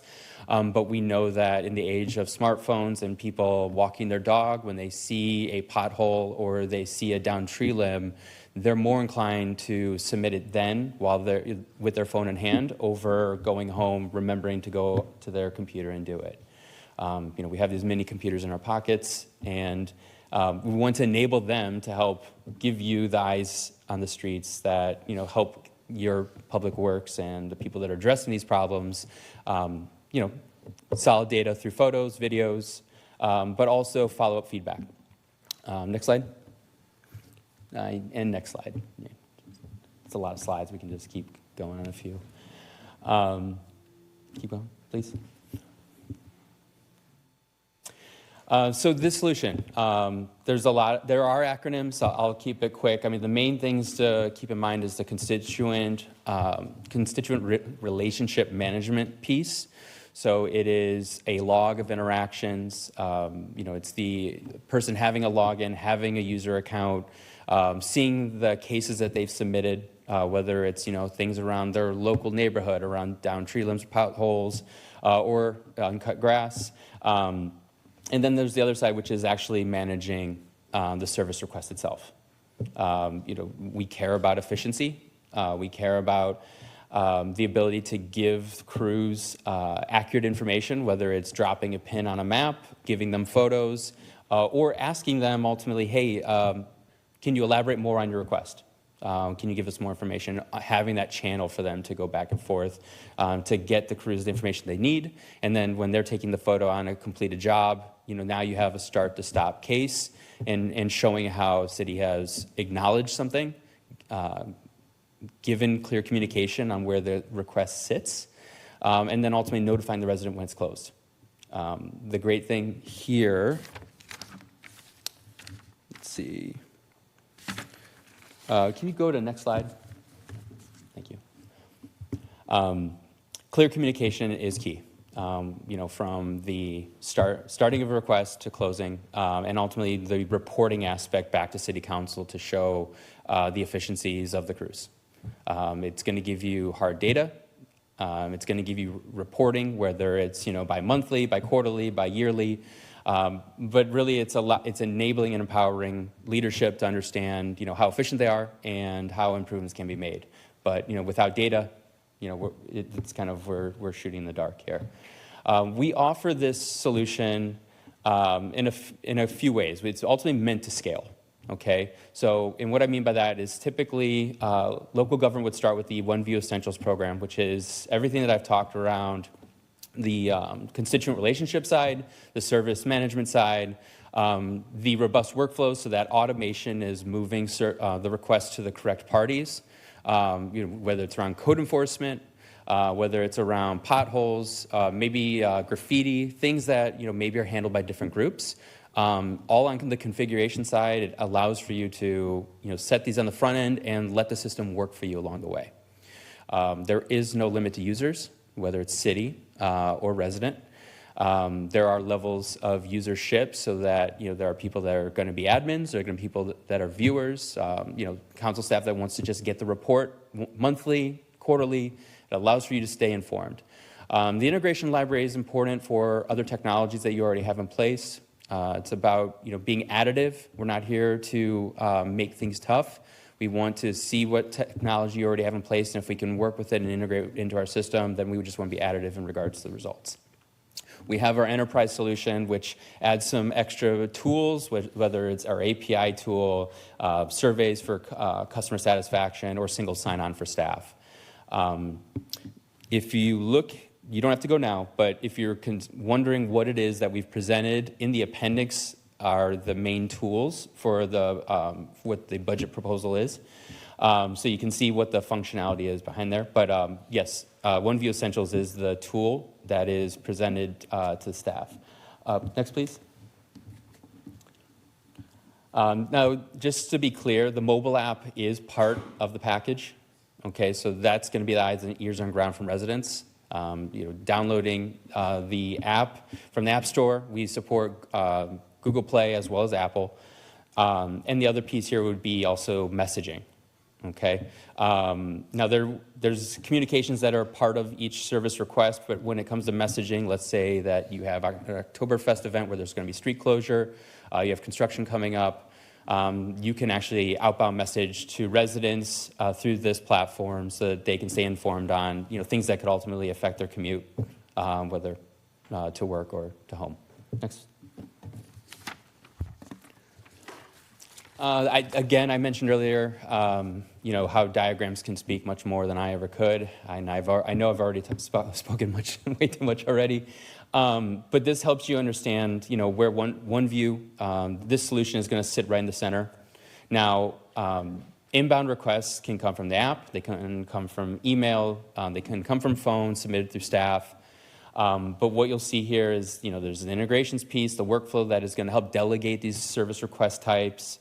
It's going to allow for quick delegation, which ultimately leads to a quicker resolution. But along the way, and I think this is the most important part for residents, is at that top bullhorn is you're going to see that they're going to be informed as the stage of the request as it goes along. So they understand that not only was it submitted, it was received, and that is in process, and when it's completed, they'll let you know.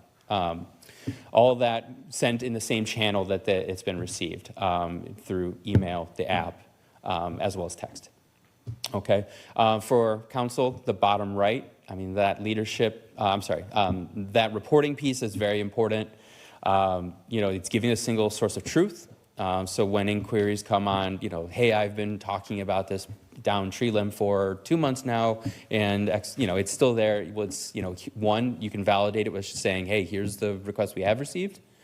Here's how we have resolved them.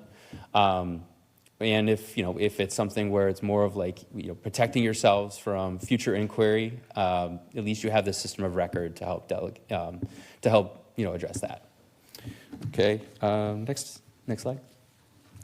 Real quick, I mentioned earlier on some other integrations, whether it's around GIS programs, we know that Esri is something that is a very strong, valuable piece to government. We want to show that we do have those integrations, should it be something you want to explore. But it's ultimately taking data from the end user and bringing it back and intertwining with other systems you already have in place. Could you please jump to slide 17? Oh, yeah, just keep going. I'm sorry.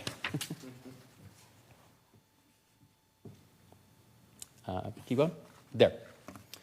Okay, so this is some of our references from local government under 75,000 population. I think some of the ones to take in note here would be Laguna Beach, Lomita, Solvang, and outside of the state, town of Chino Valley. All of those under 25,000, some as low as 6,000 population.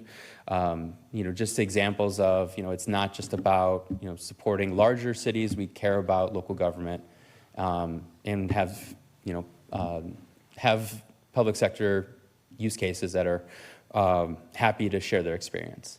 If you go to the next slide, you'll see a local example for Cupertino. I think that this is really important just for the second data point, which is the average number of days to closing a service request. Now, 1.75 is pretty ambitious. But what I've seen since taking over Central Northern California, that has not gone over 2.2. And please check. You can check on their city website. They've actually plugged in that data from a customization to face outward to residents, so that they can see how many requests have come in, what the service time requests have looked like, and ultimately shows how things fluctuate month to month. Okay. And yeah, I mean, the appendix, again, would share some of the functionality and features that I've presented in part of the budget. But that concludes, for the most part, my presentation. Thank you. Questions from council? I have a few questions. Thank you for your very thorough presentation. So I'm going to download the app on my phone, and there's no cost for the app? Correct, okay. And once I process it, I am kept apprised every step of the way of the progress. Now, let's say it's a down tree and there's 20 people report it. So I'm just thinking of the folks on the receiving end in the maintenance department. Are they getting all 20 of those, or does it sort of consolidate? That's a great question. So when you are going into the app, whether it's app or you're on your desktop, you can see nearby requests. So let's just say you're on your phone and you give that allow once for your tracking, or only while using app, you can set up tracking. You can start seeing all of those requests already submitted. Okay. So that could, one, deter the resident from submitting another. But for the sake of duplicates and for city staff, those can all be consolidated into one case. Okay. So city staff would then be able to address it as one, but also show that as a priority. On top of that, when you are delegating outbound messaging, everyone that has submitted that case will be informed. So it's treated as if they each get, only had one request, but everyone is getting the same communication back. So still getting the attention and knowing that transparency is happening. Okay, terrific. And just a few more questions. So let's say a request is in the system for a period of time. Does it start flagging it on the end of our departments saying, you still have not addressed this? Does it get to like an amber alert or a red alert, like this is still not? Not as intense as an amber alert. We know that those are pretty sensitive. But you're yes. So there on the configuration side, it's understanding service level agreement. So it's understanding, hey, if something is aged past 3 days, why is it past that? It becomes notified to staff. It could just be as simple as someone's out of office and it wasn't correctly delegated because it's a unique request type. Or waiting on a part for something, or who knows what Exactly. And then, again, you said the user will be notified of the progress, so that's terrific, because I'm sure people want to know what happens after. Right. And then it sounds like there will be some kind of marketing or PR campaign. We'll do something to obviously share it with the community that, hey, we've got this great new tool now. Yeah, and so, we have best practices, and we can help give insight as to like, hey, how you should approach this. We have a variety of services, but, when it comes to the implementation team and the notifications and, how do you make this resonant where it's a natural adoption? We're happy to share those experiences, as part of the implementation piece. Well, I just meant introducing it to the community, like, hey, we've got this now and we want to, start promoting it. Well, thank you. That's it. Other questions from council? I just have a couple. What's the time to implement? Great question. So depending on the complexity of that we'd find in discovery, And when I say that, it could be, asset management systems already in place or integrating with other tools. It can be a moving target. I've seen typically between 3 to 6 months on implementation. If this is going to be the sole sole proprietor of the process, you'll see that the setup and configuration is going to be more on the shorter side, because it's taking this out of the box solution and configuring it to the Clayton process. Okay, yeah, I'm not thinking that we need to integrate with a lot of existing legacy systems because we don't have those. Okay. So. Then yes, the runtime is going to be closer to that 3 than the 6. Okay, great. Maybe this is more of a question for city staff. How do we envision the administration of the service? This is a SaaS solution? Yes, sir. How do we envision the administration of the solution? So we've already brainstormed some topics that would be common topics: down tree line, or down tree limb, power line, pothole, that sort of thing. We have a laundry list of items, and essentially there would be a drop down, and then it automatically goes to the department that is typically managing that. What's happening right now is it's either a phone call or an email, and my tenure is now 3 months, and so I'm calling around saying, who deals with this thing? So this way, there's not a delay. We're going to automatically have that work order essentially go to the most responsible party for it. However, all of us will have the view. Every single one of us will be able to see something that's going on. So while maintenance may be dealing with the actual pothole, the police department is also aware that it's there. Excellent. Okay, thank you.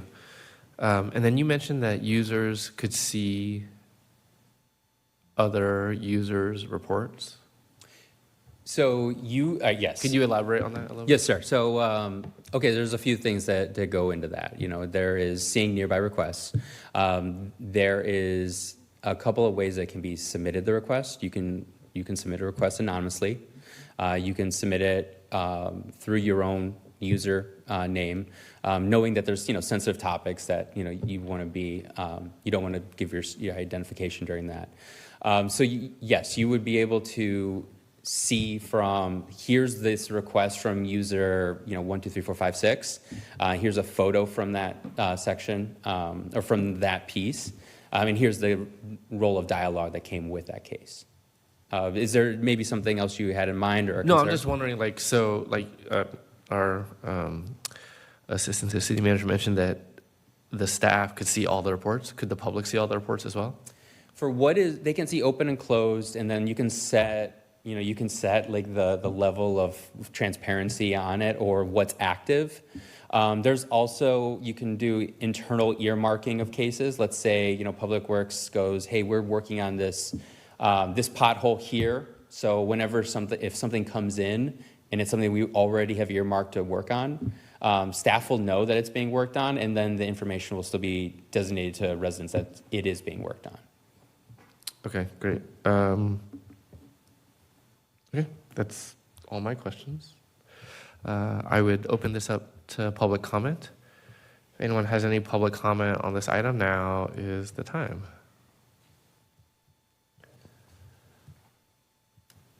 Mayor Juan, I do not have any speaker cards, and I don't have any hands raised on Zoom.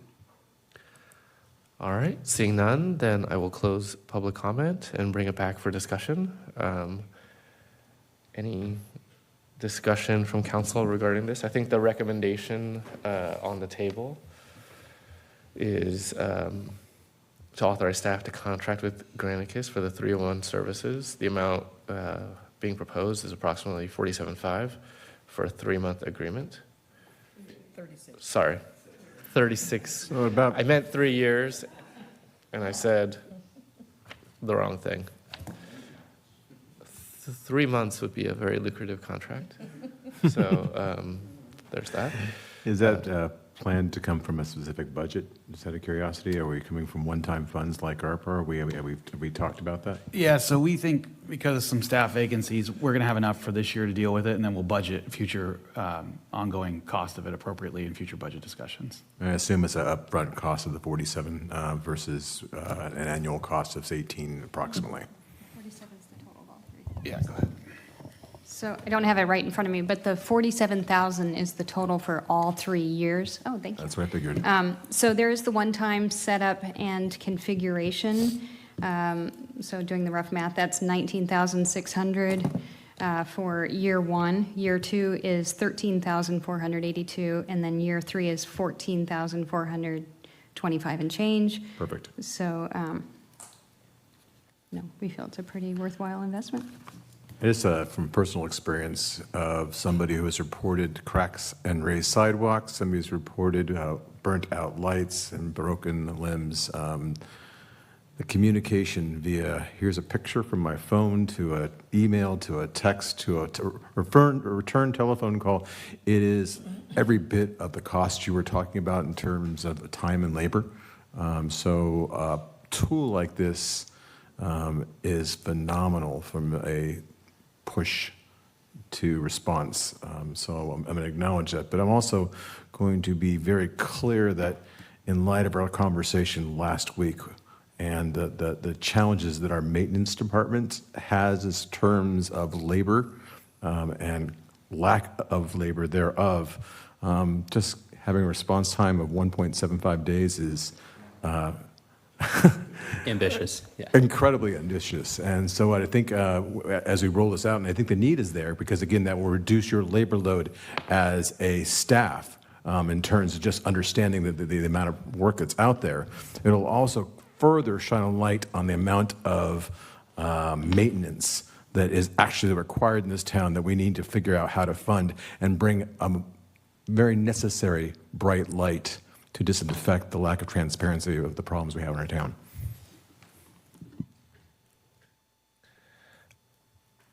Actually, I had one thought or a question that I didn't ask. As the requests come in, is there a way for staff to prioritize and triage and stack rank, essentially, like on day one I get 5 requests, on day 2 I get 10 requests, and day 3 I get whatever? Can then those be manipulated so that they're identified by priority? Is that something that exists within the tool?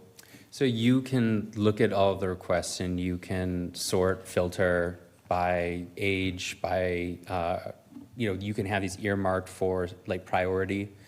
So, much like other relationship management systems, you can take what you have in your, in your queue and, start taking things by, specific filters, whether it's like type, age, or severity. So you can start, yes, that was a very long way of saying yes. Okay, thank you. And I guess it could be, and the reason I ask is because it seems like it's an easy step to getting to where someone else from staff could then prioritize for other departments and say, this is the priority that which I want to be done. Is that something that can be done? Yeah, but it would ultimately be decided on the usership and credentialing of who has authority to change that for other staff. Yes, exactly. So, there is oversight so that, one person's change, and maybe at a lower level, not knowing the system up front, doesn't, throw things for a whole department haywire. And I would also like to add, as part of the configuration implementation is training. So it is about getting people up to speed on how to use the system. Excellent. Any other discussion items from council? All right. There's one thing that says the benefits on the staff report. It does say cost savings on the staff report, but it doesn't indicate any cost savings on the fiscal impacts. So I imagine that those are non-quantifiable at this time. Exactly. How this came about is that it was really me keeping my ear to the ground and paying attention to where can we implement efficiencies, where can we start collecting data so that we know how we're using our time. An email comes in and I'm forwarding it, and then that person is forwarding it, and then it's getting verbally worked out as whether it's a priority over the other things that are going on. This really gives the city manager an opportunity to see how departments are prioritizing these calls and even providing guidance if that's necessary. Oh yeah, I certainly think it's a worthwhile and useful tool. I don't know if it has cost savings. I think that's yet to be seen. Well, I think it does, because I'm watching how much administrative time is going on with forwarding emails and responding back and Sometimes I'm a liaison between two people trying to coordinate something or get clarity around something. The other piece of this is sometimes we're trying to identify where exactly is this happening. So the GIS component is one thing, also the photograph, and like to Mike's point, a lot of times we see something, but if we've got to wait until we're home to get on our computer or phone to report it, I don't know about you, but I often forget by the time I walk in the door that I wanted to talk about the broken curb down the street. So the photos, what's that saying? A photo is worth 1,000 words. I've seen this in other agencies and how effective it is that you can see the scale of the issue as well. Is it really a little tree limb, or is it blocking traffic? Those kinds of things. Amy, that just made me think of one other question, because right now I can report graffiti or issues on the website. Will that be removed then? It will. It will replace that. There will still be. You don't want all those emails. I mean, which might still happen. Yeah, Right. it's a little challenging because even with my best effort, sometimes I'm spending an incredible amount of time trying to hunt down the right information and relay it to the right person. So this, with drop-down options and photographs coming in or videos coming in, it's just going to really shorten the communication time. And I really like the feature of being able to close the loop. Right now, it just is disheartening that we can't assure citizens that we did. It's sort of on them to go back to the site and see whether or not, the result was favorable for them. So. Agreed. Thank you.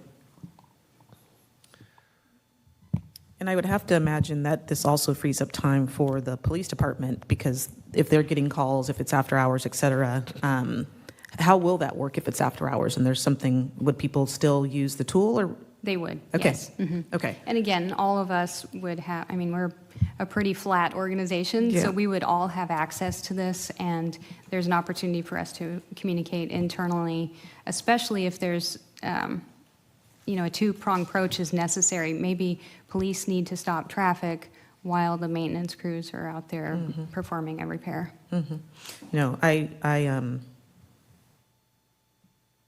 I'm excited about technology, so this is not going to be news to anybody in here. But I do like the efficiency of it, because I've taken a few of those phone calls or had people call me asking, hey, there's water that's streaming from the middle of Montier Parkway. I was on my way down to Southern California and was getting a call on the 5, and I just said, you just need to call City Hall. I can't help you right now. It's just this streamlines all of that, and kind of takes, at least we can know and be in the know as well, so that we can inform our residents, but it definitely needs to go to the appropriate people faster than it does with a phone call to us or to you trying to manage where it needs to go. So thank you for the presentation. Out of all the implementations I've done, I feel that this is one that is highly adoptable. The community typically is very receptive to this sort of change in their engagement because they then see the immediate response. That's a good point. Thank you. All right. I don't think there's any other comment. I think right now staff is looking for direction and a motion for this. I would invite one. I'll make a motion. Go ahead. I'll make a motion to authorize staff to contract with Granicus for 311 services in the amount of $47,507.74 for 36 months of services, with the understanding that we would only be paying for the first year's portion of that, and then we'll decide later where it will come from the budget for the prior years or future years. I'll second that. All right. Dana, would you please call the roll? Councilmember Cloven? Aye. Councilmember Tillman? Aye. Councilmember Tripiano? Aye. Vice Mayor Diaz? Yes. Mayor Wan? Aye. Thank you very much. With that, that passes. And I think right now we will take a 5-minute recess for needs, and we will come back at 9:18. 5-minute recess? Yeah, is that okay? No, that's good. I'm happy. Congratulations. You can stretch.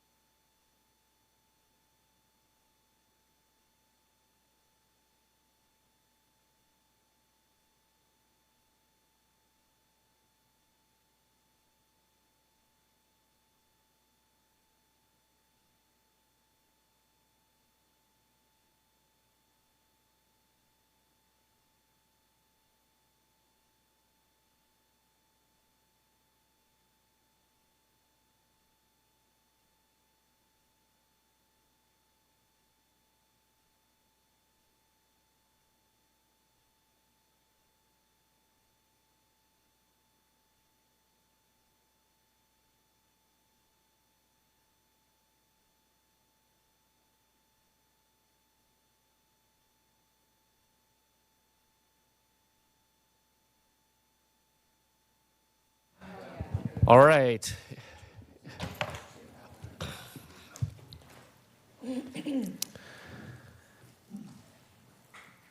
It is 9:18. Thank you for indulging in that brief recess. We will call the meeting back to order. Next on the agenda is item 8C. This is a discussion about stop signs at the intersection of North El Camino Drive and Southbrook Drive. Currently a two-way stop intersection, being discussed as a four-way stop intersection. I believe our city engineer is leading us off. Good evening again. Thank you for the opportunity to bring this item. City staff's recommending that the City Council adopt the proposed resolution that's attached to the staff report, which is considered traffic order number 2, which authorizes the installation of stop signs along the northbound and southbound approaches of North El Camino Drive at the intersection of Southbrook Drive, which currently has stop signs on both legs, and to approve the attached signing and striping plan prepared by myself is a measure of design immunity. We tried to be very specific with our outreach. This neighborhood is essentially a cul-de-sac, and there's about 85 households, so it's relatively easy or manageable in terms of outreach. So we've sent a direct letter to residents notifying the city's potential intent to install a always stop intersection at the subject intersection. And we also provided a next door posting as a follow-up and encouraged any households to attend tonight's council meeting. Originally, the flyer said October 3rd, but we ended up pushing it back. That was in the next door posting. We received about 10 individual households with comments, and we've attached all those comments to the staff report for the council's consideration.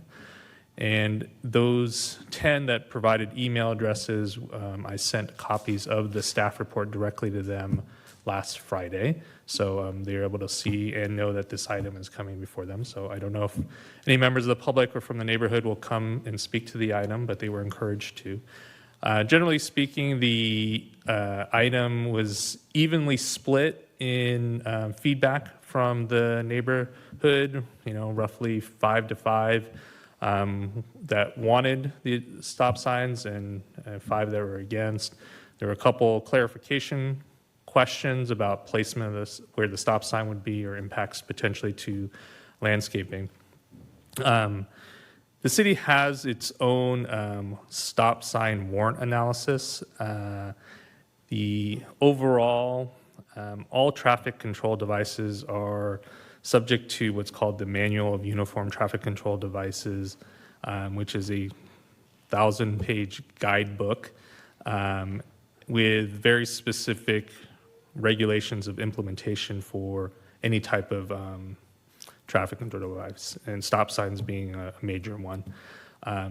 Just to be clear, the MUTCD in their warrant analysis has much higher thresholds for volume. For example, the number of cars going through a particular intersection or the number of pedestrians. The city adopted its own policy about 20 years ago that tried to account for more lower volume residential neighborhoods. And so we utilized that policy and warrant analysis, which is attached to the staff report. None of the quantitative warrants were met. Essentially, the warrant that was met to recommend the stop signs were the higher than posted speed limit for the 85th percentile, which was 31 miles an hour per the radar trailer. And the posted speed limit is 25. And as the policy indicates, some kind of unusual condition. We noted that there is a downhill direction from Clayton down to this intersection that probably adds potentially some speed for vehicles traveling northbound. And this area of Clayton on the west side, which a lot of the neighborhoods on this area do not have sidewalks, so we anticipated that some of the requests for traffic calming or stop signs were related to pedestrians or bicyclists in the area. It's quite difficult to put in and expensive to put in sidewalk, and you'd have to connect it, obviously, and this one would need to go out to Clayton. So we analyzed it from that perspective of seeing if a always stop sign would be a reasonable approach, which per the city's policy, it met that qualitative warrant. Just for perspective, the city roughly has about 25 all-way stop intersections. So it's not a lot. Most intersections have side street control or stop control on the side streets, while the thoroughfare or main street has no traffic stops along that stretch. But it would be in the context of this neighborhood, I don't believe it would have a major impact to the vehicles traveling in the area. I do think some of the people that have voiced concerns or do not want the stop sign probably are making the left turn movements at this intersection where now they would have to stop and feel that it's unnecessary. That's a fair comment. I think it's a matter of a judgment call, and any traffic order does come back to the city council for a decision. And at this time, we're recommending the installation of these 2 signs. Essentially, the cost would be just the cost of the materials, the post, the concrete, the sign panel. We anticipate utilizing the city's maintenance staff to install the signs, and then we would have to contract for the striping of the stop bar and the stop wording on the pavement itself. So I'm happy to take questions from the council. Encourage any members of the public who have opinions on this to speak before the council before the decision is made. So that concludes my presentation. Thank you. Questions from council?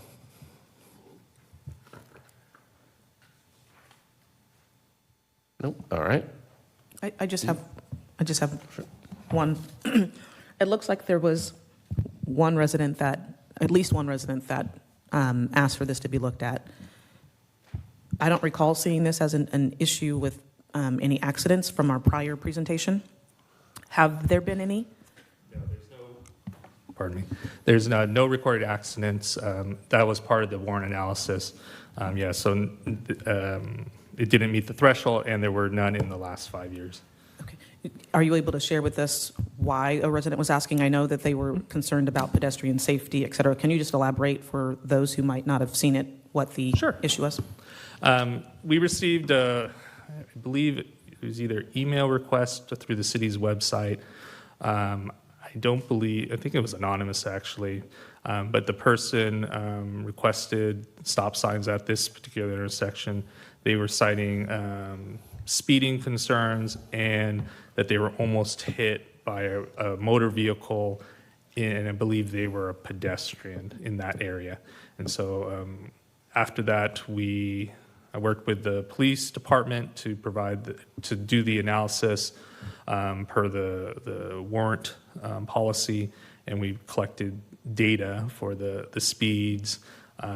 Granted, the data is limited. It's essentially day and time. We tried to pick the time of day that the most traffic would come through and project it, and clearly it's still well below the threshold. So we recognize the quantitative data is not likely to be met. So a lot of this is based off of qualitative assessment based on the policy.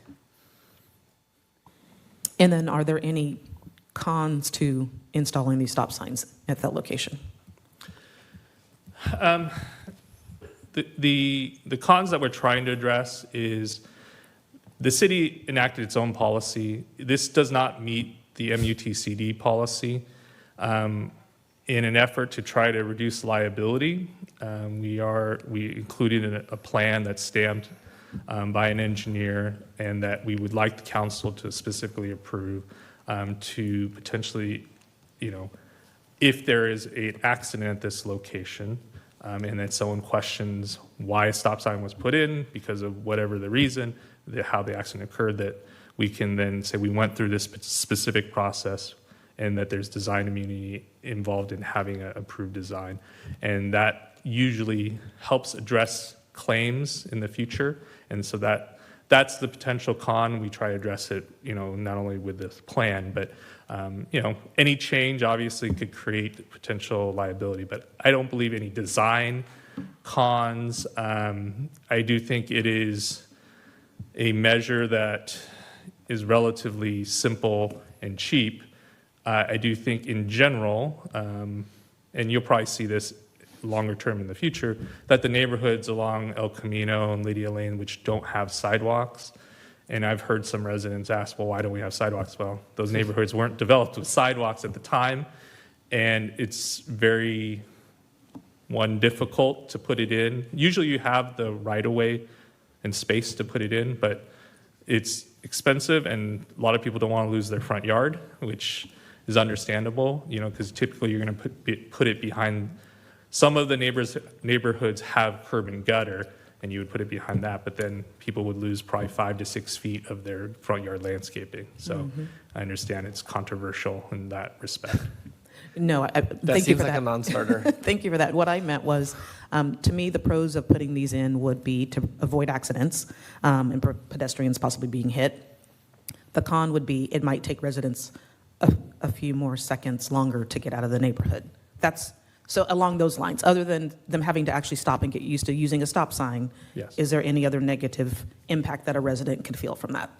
No, I believe you assessed it. In terms of the process, it's essentially an additional somewhat delay for someone to drive through the intersection in the El Camino direction. Okay, thank you.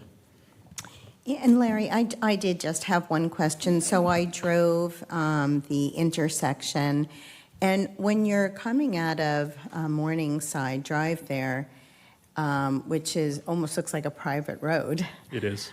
It is a private road, right? Yeah, Morningside Right. is a Well, at private the end, it looks like it says private road, but is there a necessity for a stop sign there? Is like a 3-way possible rather than a 4-way or all-way? That just seemed, and I don't know if it would be any savings or make any difference. Certainly coming down from Clayton Road, you could see where people may pick up some speed and it would slow things down. To understand correctly, you're describing the southbound direction, Right. leaving Morningside, going back to Clayton Road, that leg. Generally speaking, I would say putting in a 3-way stop intersection probably creates more confusion. You should probably pick between an all-way or a 2-way in this particular case. The traffic coming out on Morningside is probably relatively low. I think there's about 10 homes off that stretch. So, it's probably the least used leg. And I don't think it would have, cumulatively, the impact is relatively low. I don't believe anyone from Morningside was opposed to it from the feedback we got. I believe we received one household that said they were in favor of it. So I believe those against were off either left or the right of the intersection, those directions. Okay, thank you. Am I understanding the report correctly? During the survey period, we clocked 2 vehicles over 50 miles an hour and 2 vehicles over 56 miles an hour? Yeah, whenever it's possible. Is that like is someone doing it, or do we have a machine doing it? So this is taking data from the speed feedback trailer the police have. Oh, So I see. Okay. Whenever we have those type of instruments where it's not with a radar gun, like a person using it, I do question a lot of the low data or the very high data just because there could have been some error in it. We didn't filter it out, just didn't want to cherry pick it. But usually if it's really high, now, is it possible someone went 56? It's possible, but I do think sometimes it is probably either a glitch in the system or it's generally an anomaly. So if there was a lot more of those, I'd be much more concerned. Okay, thanks. All right. Public comment. If there's any public comment on this item, now is the time. I have no speaker cards, and there are no hands raised on Zoom. Okay, I will close public comment and bring it back for discussion. This is generally my neighborhood. I walk my dog on that street and know it well. The speed that cars get coming down El Camino is pretty fast. And if you're taking that street fast and you're taking a left-hand turn, you're going to cut it short, either closer to the curb or closer to the other side because of the speed you've created. And if there are no sidewalks and you're walking at night and somebody's coming down fast, they can't see you. It's just, in general, it is a safety concern.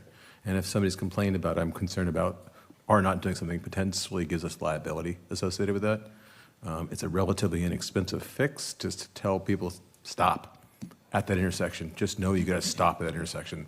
And that solves the problem. We're $1,500. I'm good with this. I'm more focused. For me, I'm thinking about. I think this intersection has been this way for quite some time, right? I mean, for a while. I believe so. It's probably since it was first developed. We haven't heard a high volume of complaints. I mean, we definitely have heard some, clearly, but no accidents in the recent data. So it does seem somewhat of a solution in search of a problem, to me. Doesn't seem like a huge deal to have a stop sign there. But then again, it's one of those issues of diffuse costs over, small costs over a small population.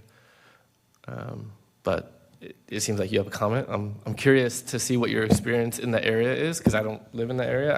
I do know people there, and I've driven there, so. I would say if there was sidewalks there, I wouldn't necessarily be inclined to endorse this, but because there are no sidewalks and people are forced to walk in the roadway, I would definitely recommend this. Just there, even though we have no crash data, one crash is one too many if it's auto versus pedestrian, so that's why I recommend this. And I was kind of thinking along the same lines. Seems like a low-cost solution to preventing something more terrible happening, so. And I would have to concur. Thank you for weighing in, Chief, because I served with Vice Mayor Diaz when we were on the Public Safety Committee for Key Lock residents, where a dog was killed when he was being walked with his owner in the street. And so I think we heard a lot from those residences who were saying, were essentially upset that there was nothing that was stopping people from speeding up their street, which is a tiny cul-de-sac. And so I think that if we can get ahead of something like that, it's better to spend this money now, which is, to me, it's a de minimis amount, given that it's $1,500. I don't know how much striping costs, if you can maybe ballpark that for us, but I do think that this will prevent anything, or at least deter it from happening over the next few years. If I could jump in with related to striping, we'll work with Larry and Jim Warburton, because there are a few areas around the city that we have some striping issues that we can't get to anyways that may rise to a level of concern, and so we may batch it to do other work. It might help with the efficiency of the cost, but it also takes care of some issues as well. So that's how we're going to look at it. Thank you. Yeah, I mean, it sounds fine. It seems like the residents, it seems like a good mix, right? So. I would just say in general, there wasn't a huge outpouring of requests. So, we really did try to, anytime we try to take it objectively, but we recognize that this is kind of a 50-50, that there wasn't a lot of people asking for it, and of the people who weighed in, it seemed to be split. And folks, obviously, you were able to see their comments who have submitted, and I don't think anyone else came to voice their opinion on it. So I do think seems to be an area where if you take the rest of this sort of silent majority of it, that doesn't seem to be controversial enough that, it would be a lot of up in arms about placing the stop sign. Yeah, no, I think that's right. I mean, the cost is relatively minor, so I would say the fact that there's had been low levels of complaint over, or request over the many years, it doesn't meet the objective standard, it doesn't meet any of the quantitative standard, but it does feel good. I think that's pretty much it, right? So either way, I don't think I'm passionate either way. And I did talk to some residents that live there, and they said, yeah, that'd be good. So I did as well, Yeah. and they were for it, so. and they were not on the list here. So, but that's all right with me. All right. Well, you need a motion? Yes, we'd request a motion to approve the resolution and the attached engineering design. So moved, as stated. All right. Second. Okay. Dana, would you please call the roll? Councilmember Cloven? Aye. Councilmember Tillman? Aye. Councilmember Trupiano? Aye. Vice Mayor Diaz? Yes. Mayor Wan? Aye. Okay, and with that passes. Thank you very much. Next is item 8D. This is approval of city-sponsored special events policy and identification of the list of city-sponsored special events. Our city manager will be kicking us off. Yeah, so this is us bringing back with the subcommittee's edits that are tracked in the agenda item related to the city-sponsored special events policy. Before council deliberates on what that final policy looks like, just one comment from my perspective. Remembering the reason why staff brought this was primarily to create a system that wasn't connected to council members for sustainability of this program moving forward, or didn't require council members to be a part of having to put on these events, and outlining that we do not have the staff resources to essentially be a part of these in any meaningful way. And so the idea was that we would go out essentially for bid, whether that's one contract or two, to deal with all of the projects that council selects related to their city-sponsored special events. My concern is a little bit about the creation of additional Brown Act subcommittee. Those do require staff involvement. When we're dealing with RFPs and things of this nature, I think it behooves us to let that be with staff and report to the council broadly, whether that's every quarter or every 6 months. That would be more efficient from my perspective for staff than another Brown Act subcommittee that, based on the edits, may have some authority to make decisions on how we do it, which then could impact my staff work of whoever I assign to deal with this program more broadly. And so my concern is it doesn't achieve the objective that I need from an operating standpoint if we have another Brown Act subcommittee kind of holding the reins of this, so to speak. My preference is still to do the RFPs, have staff have minimal oversight of those individuals that are then hired to do the work, and then report back to council on some regular basis in our normal agenda process to give you updates on how these projects are going. And with that, I'll turn it over to council for deliberation. Thank you. Questions from council? I have a couple, yes. I think the city manager hit on a couple of the ones that I did have, because it did seem as though, oh Lord, let me find the page. It did seem as though the committee would then create the policy. It looked like they were going to be working with city staff to figure out how to put on the events, et cetera. So I'm trying to understand from the subcommittee's view, were you guys planning on staffing these yourselves? So we've got 4 events. There's Concerts in the Grove, 4th of July Parade, Clayton Classic Car Show, and then we know that it'll be a one-time event for our anniversary next year. And so I'm trying to understand what the intent was, since we know that we heard from staff that they did not, they weren't going to be able to put in the hours to put on these events, and that they were strapped for time. And then I know that I had at least said in previous meetings that I had no desire to serve on a few of these, and so I'm just curious if the committee that's chosen would do it, because I do feel like when we were talking about the succession planning for the concerts in the Grove, I don't know what is going on with this microphone, but I keep feeling like I'm getting closer to the table. There we go.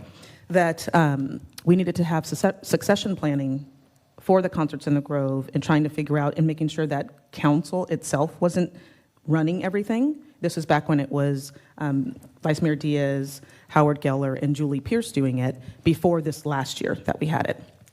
And so I want to make sure that if this is adopted in its current iteration, which I don't agree with, that it's dependent on who's sitting on the subcommittee, which are council members. And then we're getting back in the business of council members actually putting on these events as opposed to a third party who's doing it. So I just want to understand the rationale on what you guys envision happening here, if you don't mind. Sure. I don't think that's what the policy states, the way that you've characterized it. So I would say that it is similar to the concerts, I forget what we called it, Concerts in the Grove committee, but instead of the Concerts in the Grove committee, it would just be the city-sponsored special event committee, and it would essentially subsume that and provide oversight for that. I think the policy would recognize the budget aspect that we had discussed previously, and then that would be utilized to fund the management of the events, so that day-to-day operational, well, not day-to-day, but the operational aspects of the events, similar to, well, actually not similar. So the idea of contracting out services for management of the events is still, I think, a good one, but it is fact pattern specific. So for things like concerts, I think that's very apropos. For other things, probably not. And so I wouldn't say that all sponsored events should be, what do you call it, third-partied out, but some could, and that would be up to the committee to determine what makes the most sense, and then utilizing the budget available, they would do that. So that is where my concern jumps in. If the committee says we don't want to do it for 4th of July, we don't have staff to put on 4th of July. And that would be a decision of the committee. What? Say that again? If, for example, if staff is unable to do it and there is no budget for it, then that is your answer, then we wouldn't do it. But if it's a priority and we want to utilize the available budget that we've allocated, that could be used to engage a provider to do that activity that isn't city staff. I guess where I'm concerned is I'm telling you there will be no way city staff will ever be able to help with these events under the current staffing model. So I'm a little concerned why it would even be a choice. I mean, it's either we go out or we don't do the event. I mean, that's really where we're at, because city staff can't do any of these events. And I think that's fine. Like that's not in conflict with what's written here. Go ahead. You're getting to the point that I was trying to get to, is if we already knew months ago that city staff can't do these events, sitting in a room with city staff, for them to tell you that again when we're already hearing that they can't, it seems like a waste of time. So I'm trying to help us get to a point of figuring out how this works best for all parties. So we know that the events. Oh my God, this red line is driving me nuts. Yeah, and I think here's the thing that I think is getting hung up on is the difference between policy and how you operationalize that policy. So it's not the reason why. I think what you're not seeing is the operational aspects of the policy. The policy just says, this is what the event is, or these are what the events are, and this is how it will be overseen. But it doesn't tell you how that gets operationalized. That's not policy.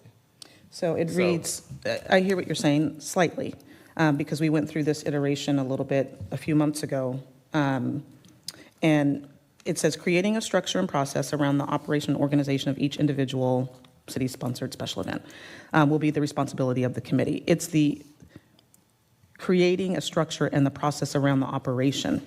That's the part that I'm going to stay stuck on, only because I know that isn't what council members do. So if you're working with staff to do that, and they're telling you that they have to do RFPs, and this is where somebody will have to help jump in here and educate me, because I think I have it right, council can't go out and, the subcommittee can't go out and go work an RFP for a third party, if that's what the committee decides they want to do. Is that accurate? Correct. Okay, so to me, it would be more efficient to carve out, if you want to have RFPs for any of these or have a third party do it, then I think that's what this should say explicitly, without having to have another meeting to say that. We know then that staff needs to go out to go do that. So I'm just missing the disconnect on why we're not starting from that level. Do you understand what I mean? Yeah, that's not policy. Your policy is flawed. I think what you're saying isn't mutually exclusive to the policy as written. Do you agree with that? I don't. So hold on. So then, is it impossible to do an RFP for various services under this policy? The way that you currently have it written, you need staff to do that, and you're going to cherry pick which ones that happens with in another meeting. So you're already wasting staff's time by doing this exercise. When you have the city manager saying, my staff, one, can't help you put any of these events on, which means a third party has to be contracted, which means you need an RFP. You have to start with the city manager, but he's been excluded from the process here. You're going to go sit in a room and decide that he needs to be involved, and he's telling you now he needs to be involved. It's an extra step. And all I'm saying is to streamline it, fix that part. This should be, I don't see why we need a subcommittee for it. There doesn't need to be a subcommittee. It should be the city manager figuring out how to get an RFP and who's going to run this. And then we can come back and approve it or not. But this seems like extra work to me. We don't need another subcommittee. Actually, what it seems like to me as I read this is city council, when they're elected, are expected to throw city events, because the city staff's not going to do it, and we're not going to put it out to an RFP. So it looks like we're sitting here, we're responsible for putting on these events. That's the way. I looked at it. You took the city staff out of this in this document. Just literally took the city out. I'm not even sure who the city actually applies to. When you talk the event that a city manages and absorbs, the city's not managing it. Now you're talking about the ad hoc committee managing these events. So it's removed the city staff from any involvement in the events. And I have a challenge with that, especially since the city's paying for it, and it has some challenges with the way it's presented. Wait, so are you suggesting that city staff should be more involved in the events? I'm suggesting the city staff needs to be involved from the get-go. If we're going to be putting it out for RFP, we need to have the city involved in that. I agree, but those things are in conflict with what you're saying. Like, there was an explicit goal to limit staff involvement because of time constraints, and I think what your concern you're raising is there isn't enough staff involvement. Am I reading you wrong? You have cut the city staff completely out of this conversation. I mean, it's an explicit goal that says the goal is to utilize the most limited number of staff hours. The ad hoc committee itself is going to have a city staff involved with it as a two-person committee. So you already have staff involvement in general. If we're going to have any city staff involved, it has to go through the city manager. For sure. And the city manager has to be involved with this process. You've cut them out of that in this policy you've created. Okay. Yeah, I don't think they're cut out in terms of involvement, because necessarily they must be involved for a committee. If there's an interest to make that explicit, I think it's a given that if you have a committee, you're working through the city manager. But if that's not clear, then we can make that clear. I was on the committee, so I just want to say something here.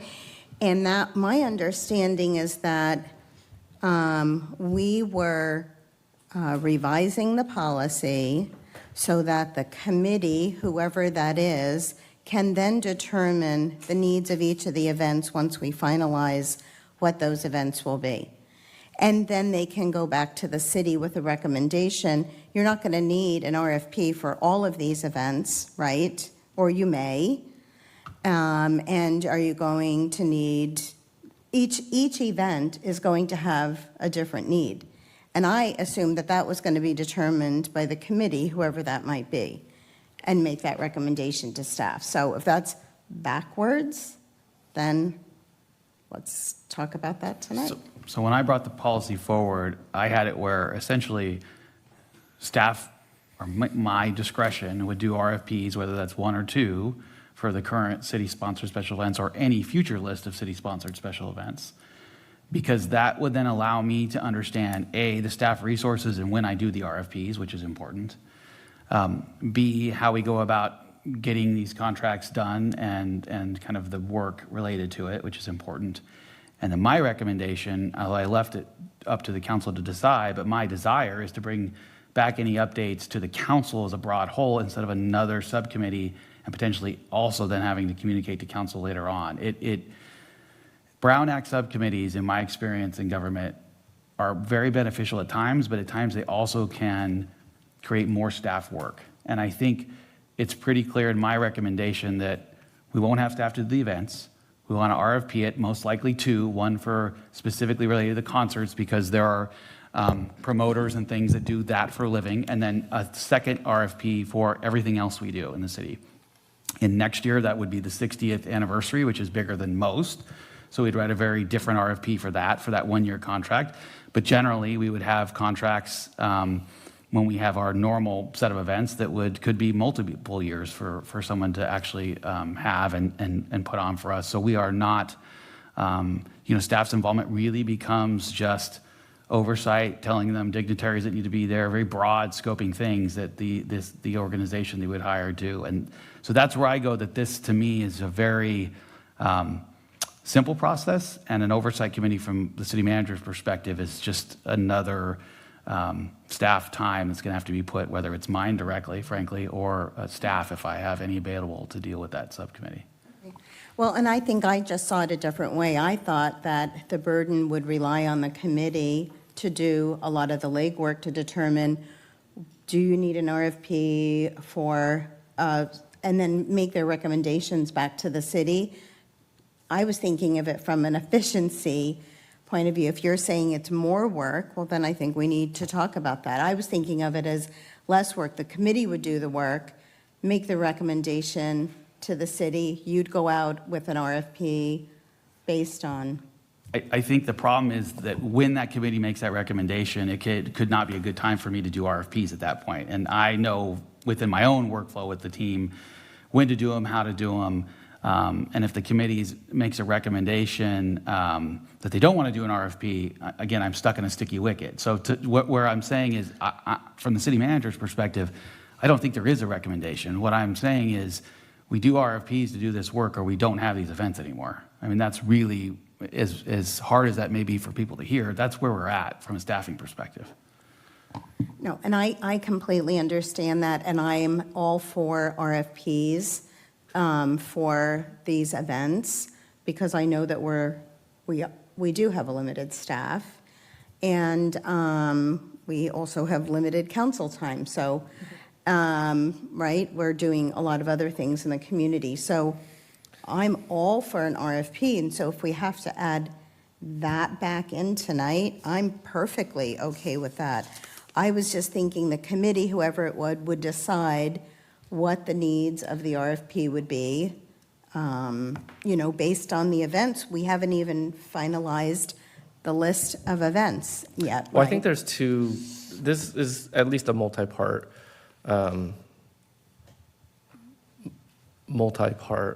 discussion. The first is the need for a committee, because I think our city manager and some of our fellow council members are making the argument that there should be no committee. I'm not sure I agree with that, because we lose a lot of oversight over the committees, over the activities. I get that the timing of when you're going to issue an RFP becomes a sequencing exercise, but these are fairly predictable because we're outlining which activities there are well in advance. And so it's essentially at the discretion of staff, again, of if we do elect, this event needs an RFP and this event does not. Staff has the discretion of when to execute that. If it's not like it would not be an unreasonable amount of time. Like if we say we want to do an RFP for concerts are, May timeframe, you would get that direction now, and you'd do, or, as close to now. And you would get, you would say, issue an RFP and do the necessary steps from that point on at your discretion so that we can back into the May date. I don't think the timing is very persuasive to say that, well, we need to sequence that in, because that's very manageable. The idea that if we do not engage outside services to perform certain work, then we don't have the bandwidth to do, I think is very normal. Like that's just a judgment call of if we want something, we have to be willing to pay for it. And I think that is what the committee would be recommending. They would say, this is worthwhile, and so we want to make the argument this is worth utilizing the budget that we allocate, and then direct staff to do so.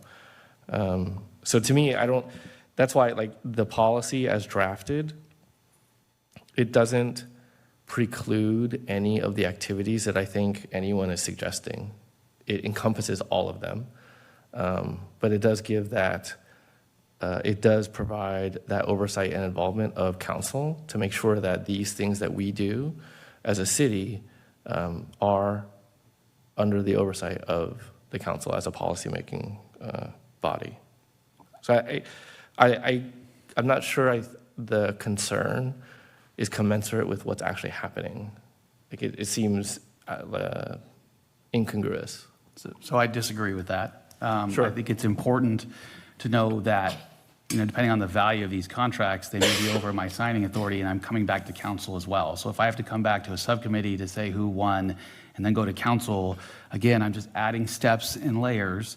And to say that there wouldn't be oversight if there's not a subcommittee, as I stated in my original policy, I was going to come back every quarter in the normal course of events, whether that's a formal agenda item or a brief update in my city manager's report about where we're at with certain events.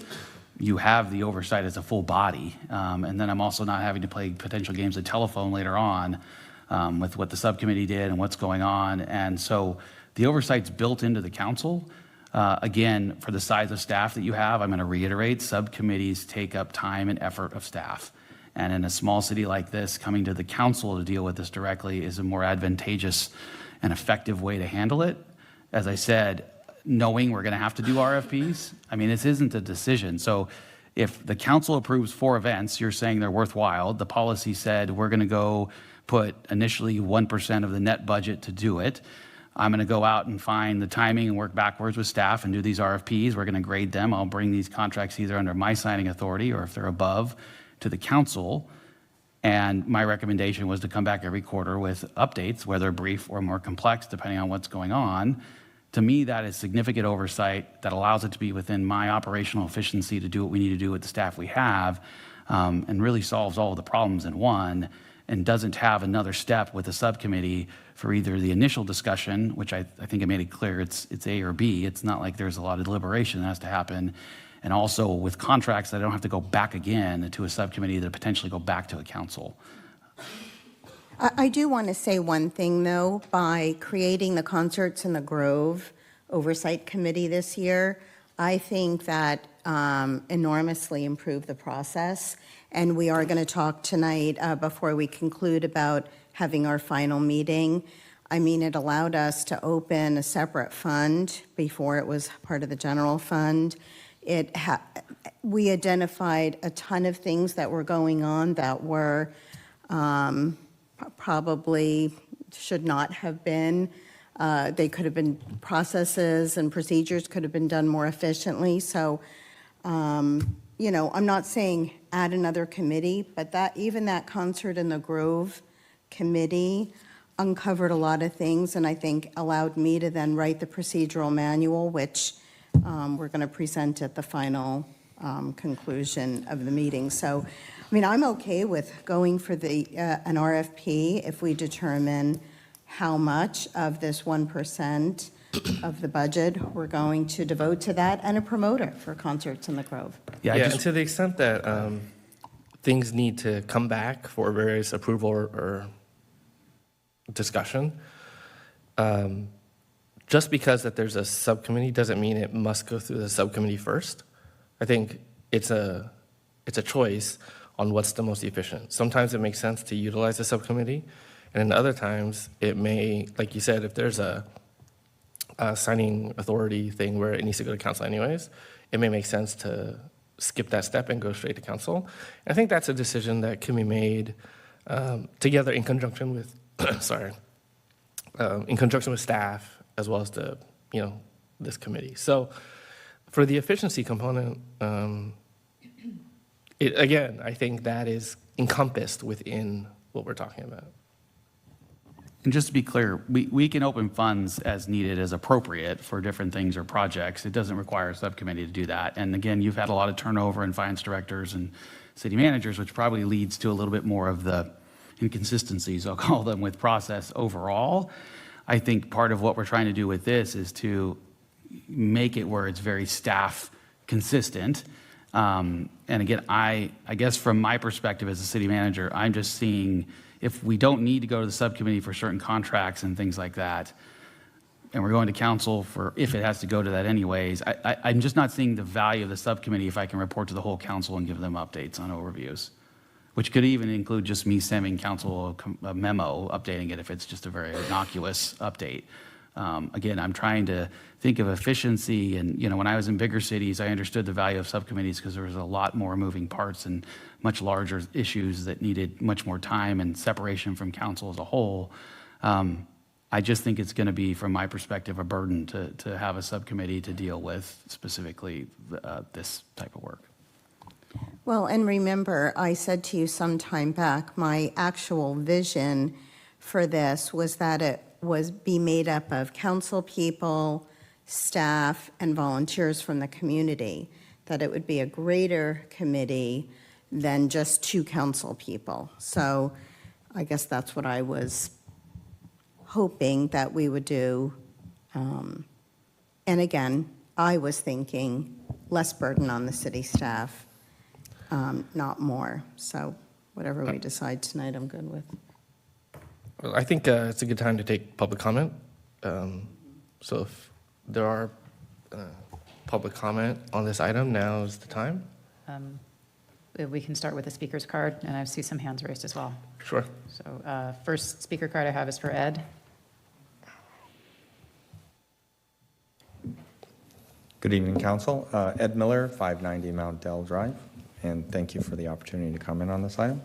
I came in, and I don't want to beat a dead horse, so I won't repeat a lot of the comments that were already being circulated, but I did come in specifically because of a couple of sentences that had been put in the text. And I'll pretext a little bit here and say, I can see the sincerity coming from Kim. The intent is very clear. You're like, our intention is reduce the burden on city staff and whatnot. So nothing I'm going to say questions anything about the sincerity of that intent at all. But the 2 sentences that replaced a paragraph or so that was talking about how it was sort of describing the rhythm with which the city staff would come to the council with it's this time of year, this is what, and present to and get approval. That sort of like operational description was replaced by a paragraph that starts off with, all CSSEs will be overseen by the city-sponsored special events committee. So a wholesale replacement of a city process, a city staff process that's now being funneled down into the special events committee. And it says that creating a structure and process around the operation and organization of each individual CSSE will be the responsibility of the committee. So it does look like all the heavy lifting is done by the committee. My concern, actually, I'm not going to repeat, there were some well-expressed ones there, but my concern coming in as a constituent is I mean, you saw I came in late. I 3-year-old. I was trying to get to bed and stuff like that. Having like yet another subcommittee of subject that I'm interested in, it's a burden for me as a resident to have to go to one more meeting, on a regular basis to be involved in that process. And if I don't, then that loses its transparency to me. And all I'll find out is when something's been sort of decided, written, and comes up here. So I appreciate that it would come, that those decisions would be presented by city staff here so that I could see them in the light of day. Anyway, I really do appreciate the time that you guys are putting in on this. Thank you very much for that.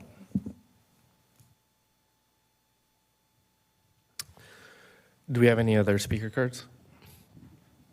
We have no other speaker cards. I'll take a show of hands. Mr. Hartley. I am. Ed Hartley, 972 Kenston Drive. I think this policy adds mud to already cloudy water. The city needs to decide what events it's going to put on. This document seems like next year we'll do the 4th of July, but the year after we won't. And then what happens? We're going to RFP this out? When? And if nobody bites, we don't have a 4th of July parade? This community ain't going to stand for that. But it sounds like there's some operational details that are being kind of talked about that we don't know. And so I think we need to know that, or the city needs to declare the 4th of July is always going to be a city event and the city's going to put it on, or it's not. And the same for the concerts and the same for these car shows. Next year's anniversary is a different deal, okay? And there's got to be clarity, and this document provides no clarity. On the whole issue of fees, there are no fees associated with the city hosting its own events. What does that mean? Okay, does that mean that for the 4th of July, for example, seems to me that'd be worth $10,000 to the city, okay, to shut down Main Street and have all those people there? That's going to be waived when it's not waived for anybody else?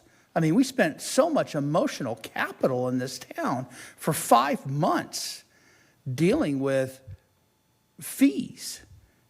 And now, for a big event like that, you guys going to decide, okay, we're not going to charge ourselves.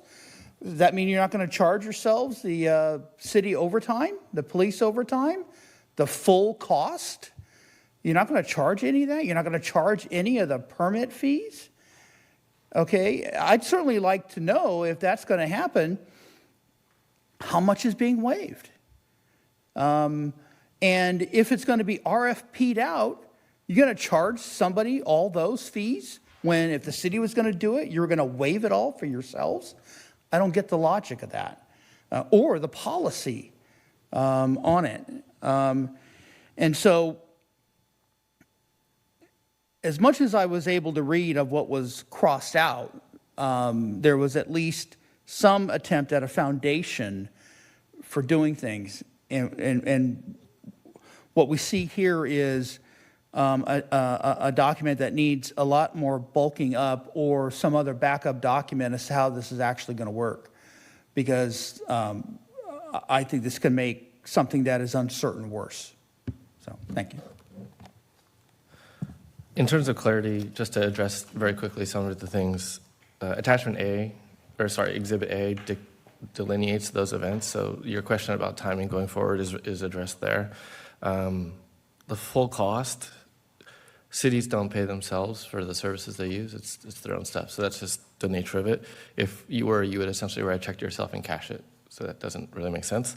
And to the extent that you would do an RFP, if we engage an outside service provider, they would be working under the employee of the city, and they don't pay fees. We pay them to conduct a service for us on our behalf. So that's what that means. So anyone else have comment? Now's a good time. Mr. Hayden. Yes, Mayor, Council. I want to take a little different tact and question why we even started this activity. I thought the understanding was the City Council wanted to standardize the process for city events. They were concerned about how they were being conducted differently. They were being handled differently, some supported by staffs, some supported by volunteers. They were concerned about the funding and how that was all being tracked. So they wanted to come up with a consistent process that the city could manage and manage on a standard basis. And we're hearing from the city staff, who normally we rely on for that consistency. The staff itself is saying it'd be more efficient if you let us do the normal job a city staff does. And the council continues to push back and say, no, we want to do it this way, even though you're receiving that input from the very staff you would depend on. So you're adding more burden to the staff we already know is overburdened. And you're not taking into account their recommendation on the best way for them to handle this if you're going to force them to handle this from a city standpoint. So if that's what you want to do, I think you need to listen to the experts here rather than the people that haven't done this before and might end up doing it differently for each of the city events. So I think the consistency you originally looked to, you could achieve by a standard process that's implemented on a standard basis using your city staff. Thank you. Thank you. Other public comments?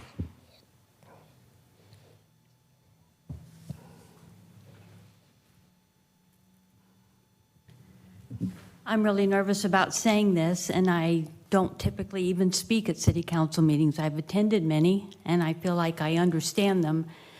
But as a citizen here, listening to what is possibly about to take place, first of all, I think you guys went through a big process to hire a new city manager. You looked for the best, you interviewed people, and you hired them. And you have one. And now they're trying to say, hey, this is what we recommend.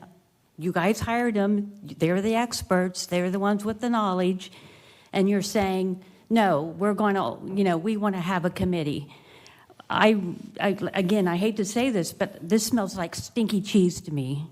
It seems like dictatorship to me. And it seems like we have some people on city council that just want to try to control everything. And by having your subcommittees, that's what I feel like you're trying to do.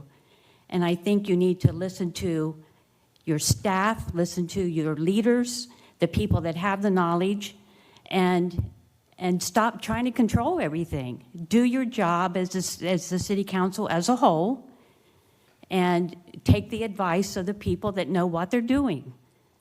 Thank you. Thank you. Other public comments?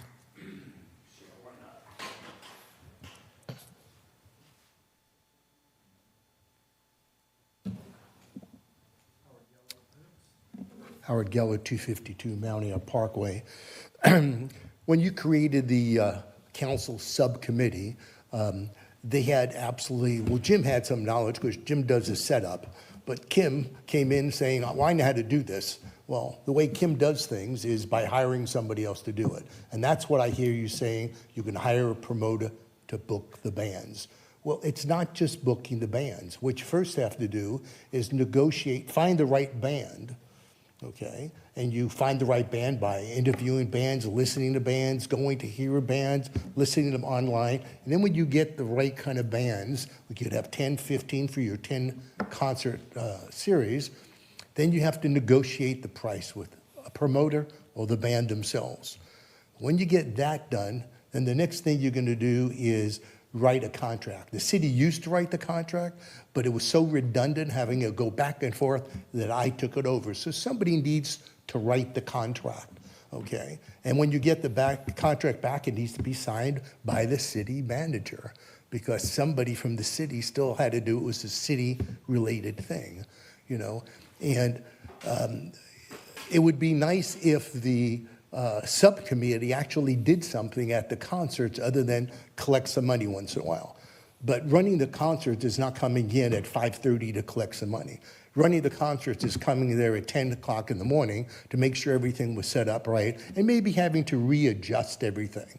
Okay, coming back at 4:30 to make sure people aren't sitting, okay, in the wrong spots with their feet in the aisleway or where the dance floor is, and correcting those situations. Not coming at 5:30 and asking, what can I do? Okay, or when I say you need to correct some people to do that.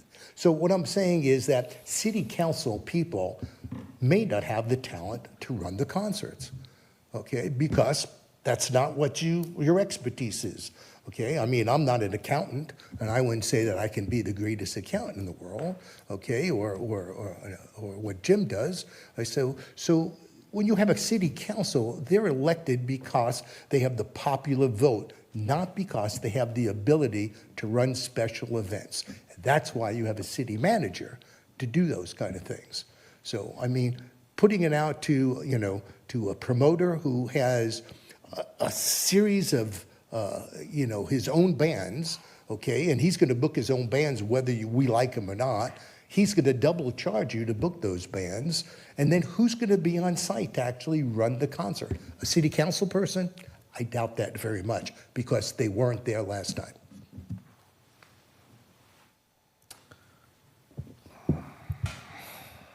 And I'm sorry, but I put countless hours into that. I did not assume that I knew everything, but I put on multi-million-dollar events in my career. So thanks, but no thanks for that comment. Other comments? Dana, do we have anyone online? Yes, we do have 2 hands raised on Zoom. First is AJ. AJ, I will momentarily promote you to panelist. Please unmute your microphone. You'll have 3 minutes to address the council.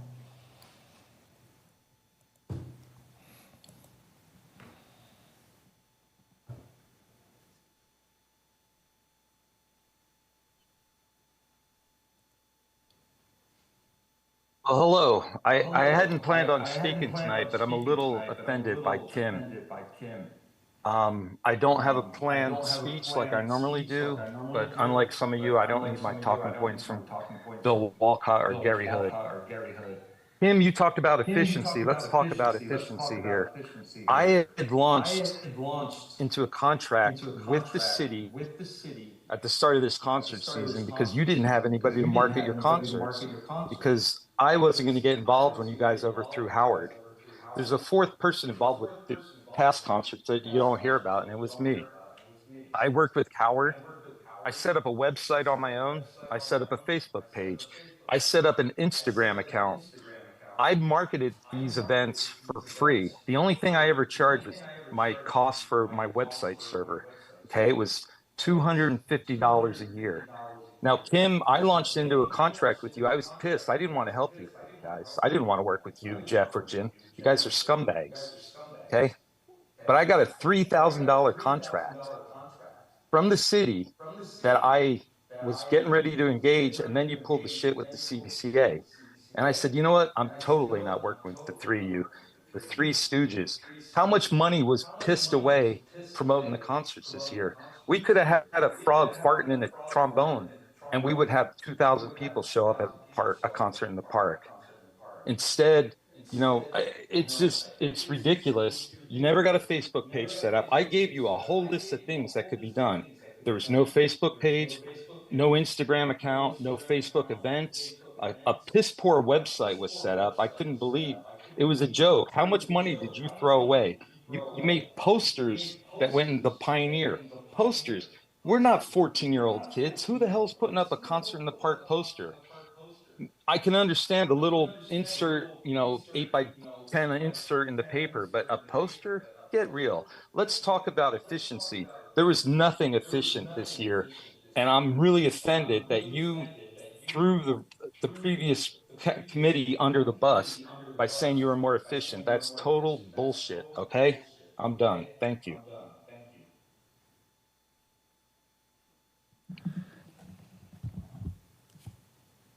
Yeah, you quit on the spot with no notice, so thanks. Next speaker. Next speaker is Terry. Terry, I will momentarily promote you to panelist. Please unmute your microphone. You will have 3 minutes to address the council. I think we're just going to do this.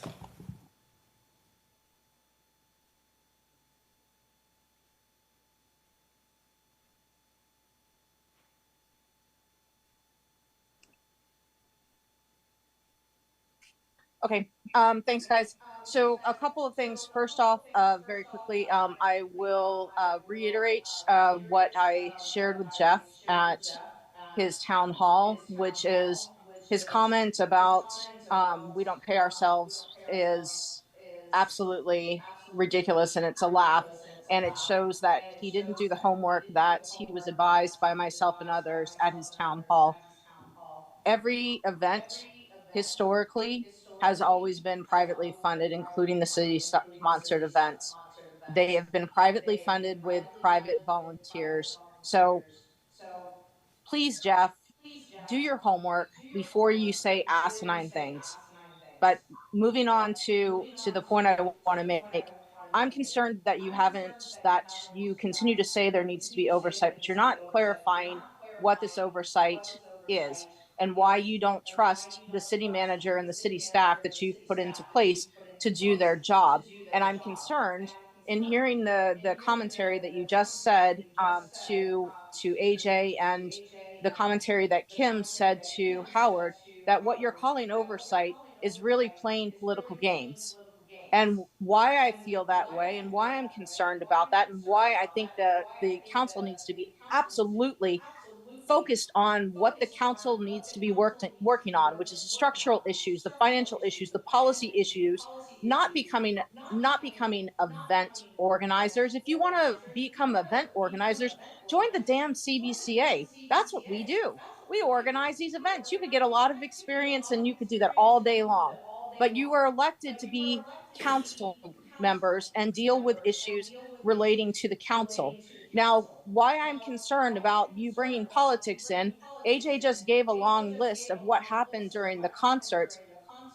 I'm concerned that CW Wolf, who had been the announcer for the July 4th parade for a gazillion million years, chooses to be the MC at the Pride Parade in this last June, and about 2 minutes later, with no notice and no explanation, is fired by Jeff and says that he can no longer MC the July 4th because Jeff has decided that that's not going to be the case. And luckily, we had Brett in place at the time to put some order and some sense of reason. But this is exactly why the council should not be the one planning these events, because these events are something that is an enjoyable thing for the community to celebrate, not a political game.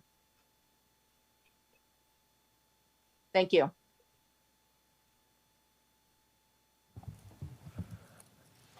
Any other speakers? We do have one more speaker. Just give me a moment.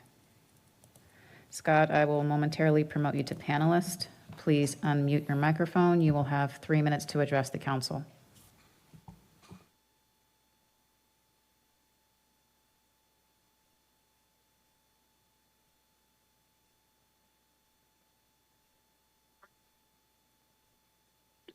Hi, guys. I promise that I won't take up my entire 3 minutes. Just wanted to give a specific thank you to AJ. Liked a lot of what you said tonight. That's all on that. Just a reminder that council members are not allowed to respond to public comments. Originally, I was going to say that's directed at you, Jeff. Apparently, that's directed at both Jeff and Kim. Apparently, both of you wanted to do that. So maybe a quick brushing up on Robert's rules might be in order here. We heard from Peter earlier about the burden that this is putting on city staff. We've heard from many people since then regarding the different levels of burden, including from city staff.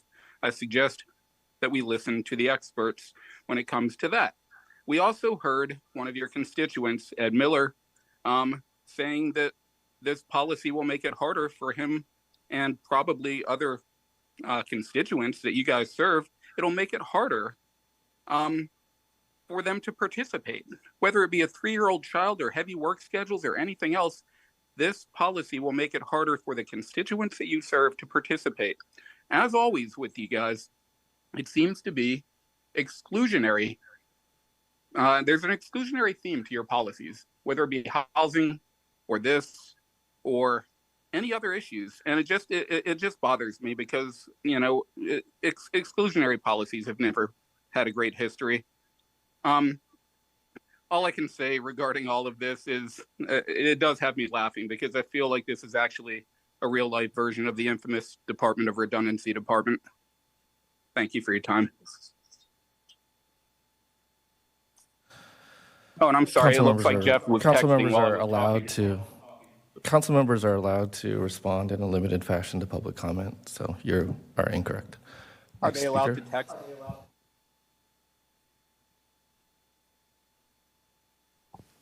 Mayor Wan, I have no other speaker cards, and I see no other hands raised on Zoom. Seeing none, no other public comment, I will close public comment and bring it back for discussion.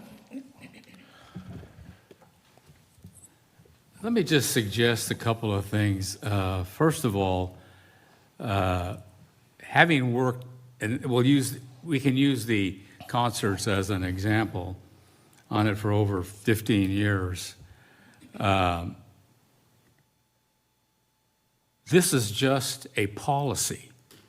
What you don't see is that the Oversight Committee is in the process of finalizing a rather extensive operational manual that goes through all the things and steps that are necessary to put on the concerts.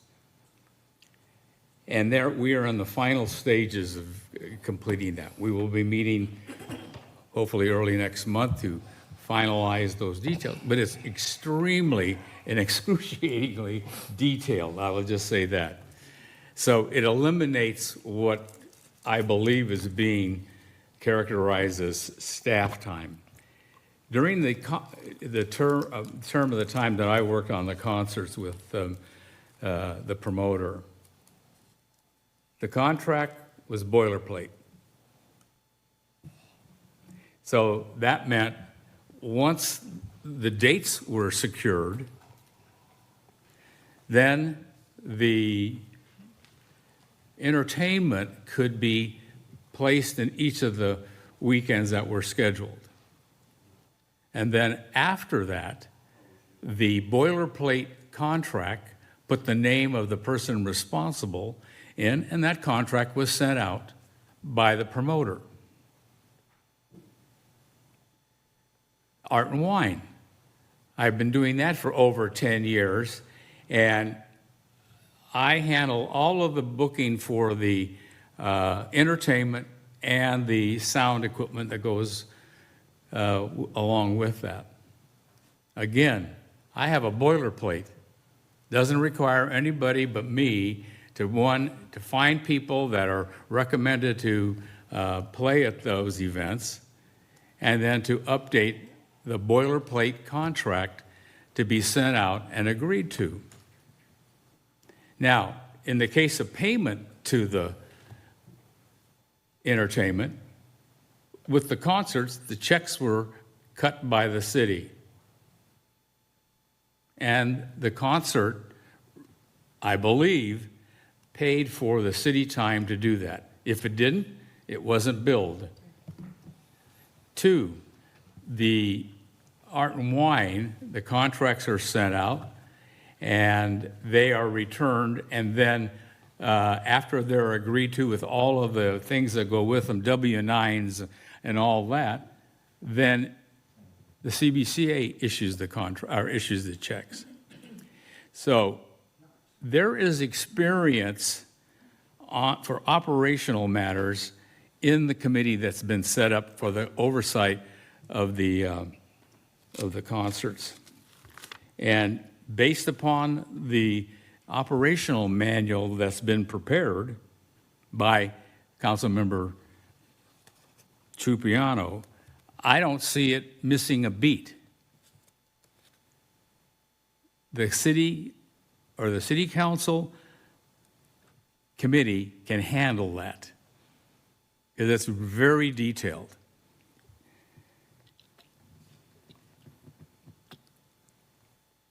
So I appreciate all of the input, but what we're trying to do is formalize a policy based upon the details for the contract, or excuse me, the operational manual for the concerts. That can be easily transplanted to the car shows, to the 4th of July, and eliminate the need for city involvement, city staff involvement. It's there. It's in black and white. We just haven't finalized it. So I really appreciate the concern and the input, and I don't want to discount it. It's valuable input. But the bottom line is, it can be done, and it can be done efficiently. All we have to do is follow the procedures once we finalize them. And right now, we are in that final process of putting them together so that the oversight committee will have them resident in their responsibility. Again, this is just policy. That's all this is that we're talking about tonight. Nothing more. Just appreciate the fact that below that, there is a significant amount of operational detail that is in place to make these things and continue the success that they've had. Thank you. Yeah, and I think that's a good call out. Pardon me? I think that's a good call out. I do appreciate the feedback. I think it's important. I don't really think that there's a lot. It seems like aggressive agreement. It really does seem like what the gist of what most of the comments are going towards is consistent with the policy as we've drafted it. Everything that we are talking about, I would expect to happen under the umbrella of the policy as written. So in my view, the concern that's being raised about inefficient time or extra steps or whatnot, all of that is not a requirement of the policy. What the policy does is establishes the committee, it gives the committee the ability to exercise oversight and to set up how the city wants to establish procedures over these events. So to me, that is very consistent, and as a policy document, it should not include operational instructions. That's not what policies do. So, that the other things will come, but from a perspective of pure policy, that's what this does. The intent was to eliminate all things that were not purely policy and focus just on those. And then the other pieces that are operational in nature will have to be, drafted or operationalized as we address each individual event as they go. So that's my take. So I just want to say two things. One is also that when you see the final ledger for concerts in the Grove, you'll see that maintenance time, administrative time, police time was all accounted for in the ledger, and I don't know if that has occurred before.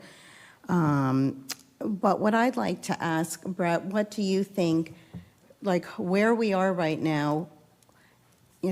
I think we thought we did a good job on the policy. So what else does this need to include to move forward? Does it need to include the RFP?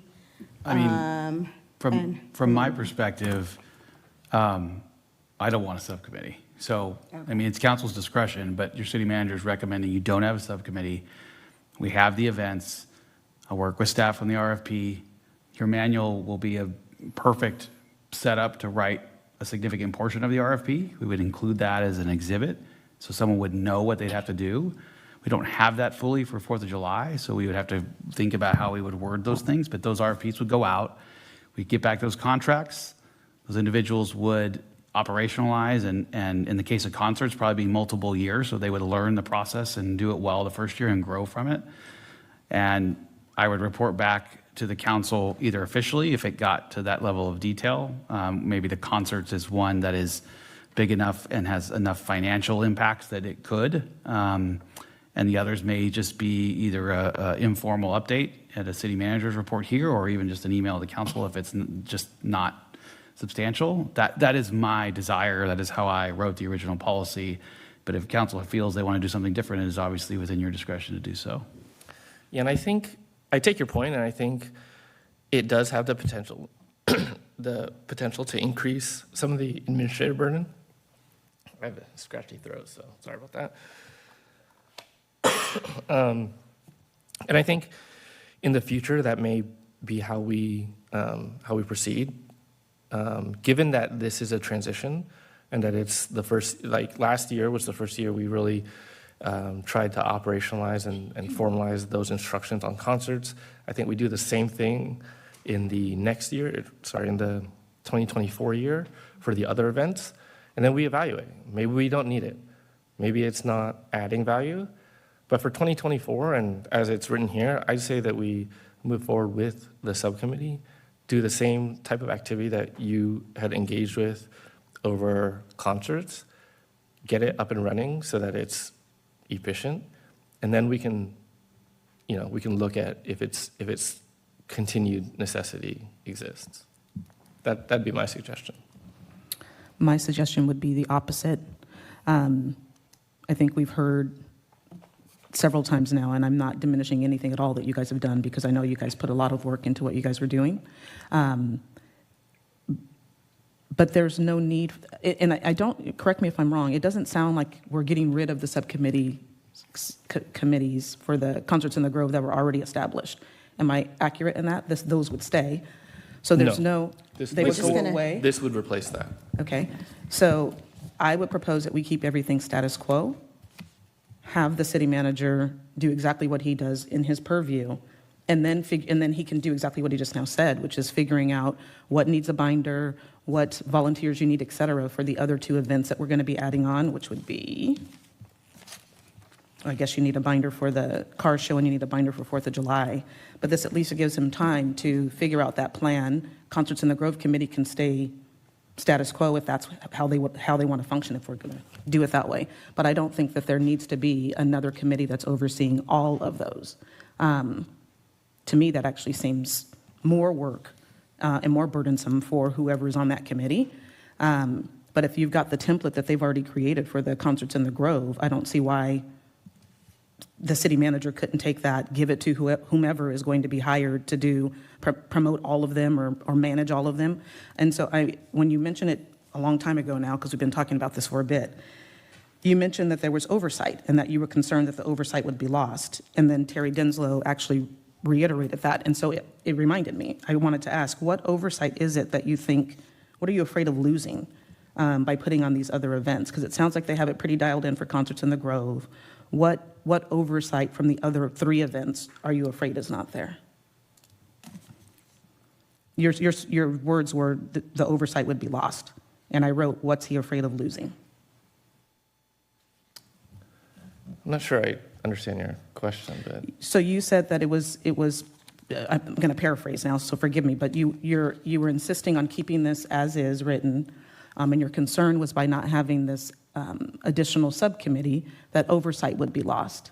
And I'm trying to understand, what oversight do you think would be lost? And I can see if you thought maybe the Concerts in the Grove and what they've established, maybe that somehow goes away and we go back to how it was being run previously.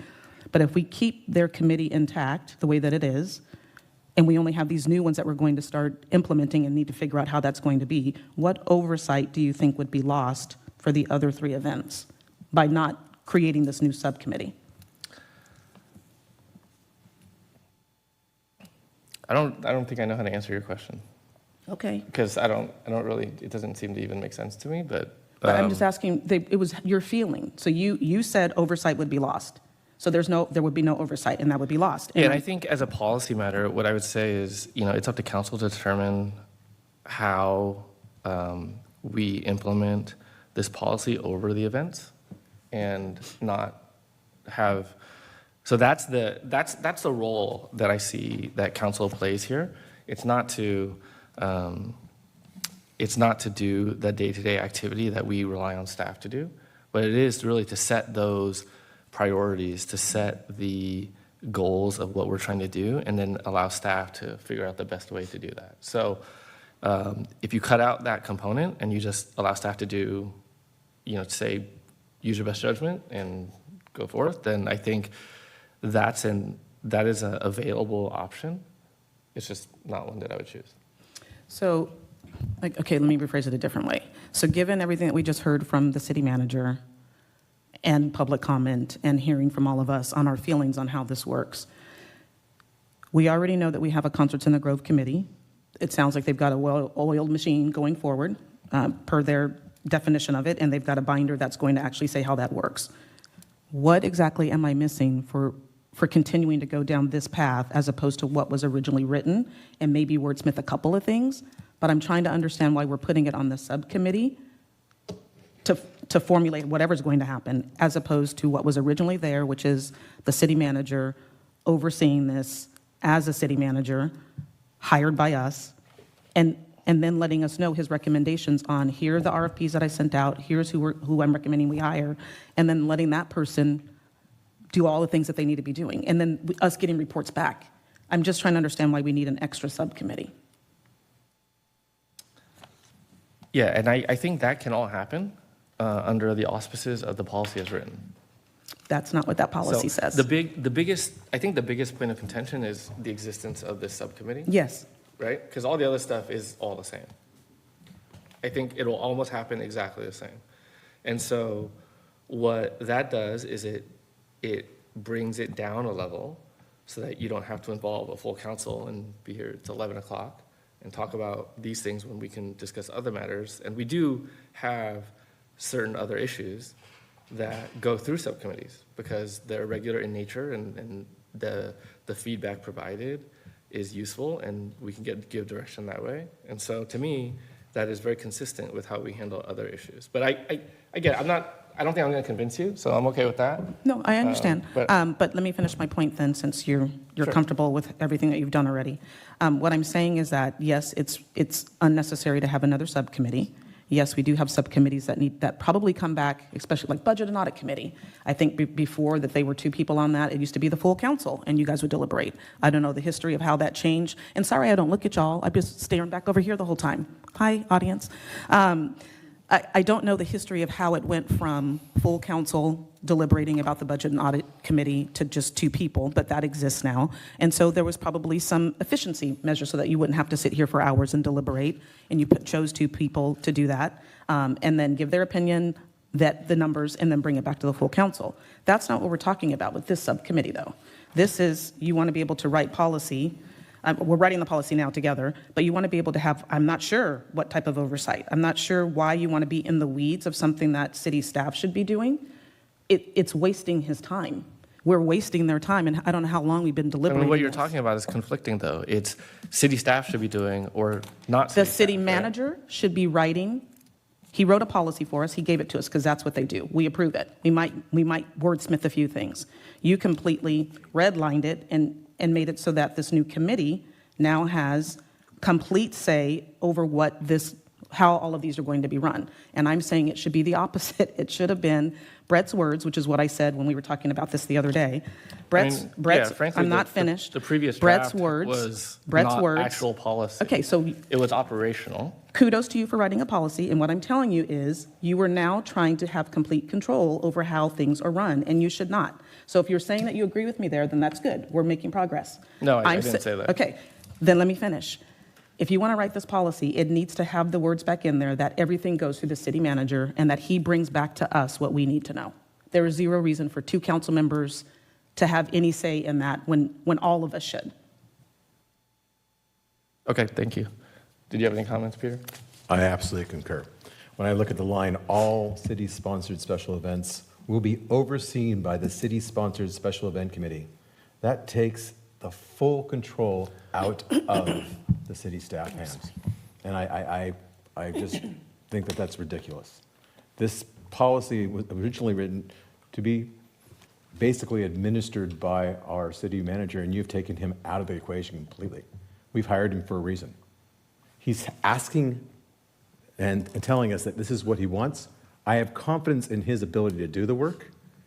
I think that we need to support him in his request. He is the person we've hired for that position. I've got a bunch of other things on this that are picayune with regard to the way you've slashed some of the background, which I thought was valuable in this document to make it a very, very austere, short policy statement.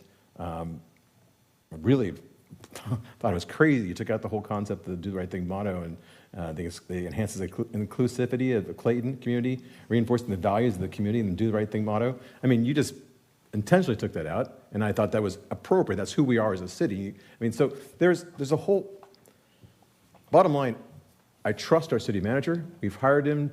He's given us an opinion. I don't think we need a special, city-sponsored special events subcommittee to oversee all city events. And that's what you've written in here, and it's not appropriate. I don't think it's necessary. And I think we can go back to doing it without the subcommittee. So let me see if I could ask a question. So in the oversight paragraph that I think you're discussing, it says, the city-sponsored special events committee shall work with city staff and the available budget to organize and manage CSSEs. Does that not include the city manager? Because it's intended to. But if it would make you more comfortable to say, shall work with the city manager, that would be an acceptable change to me. It needs to come from, I believe this needs to come from the city manager as you requested. I don't think we. So no then. This policy needs to come from the city manager. I don't think we need a subcommittee. Okay, got it.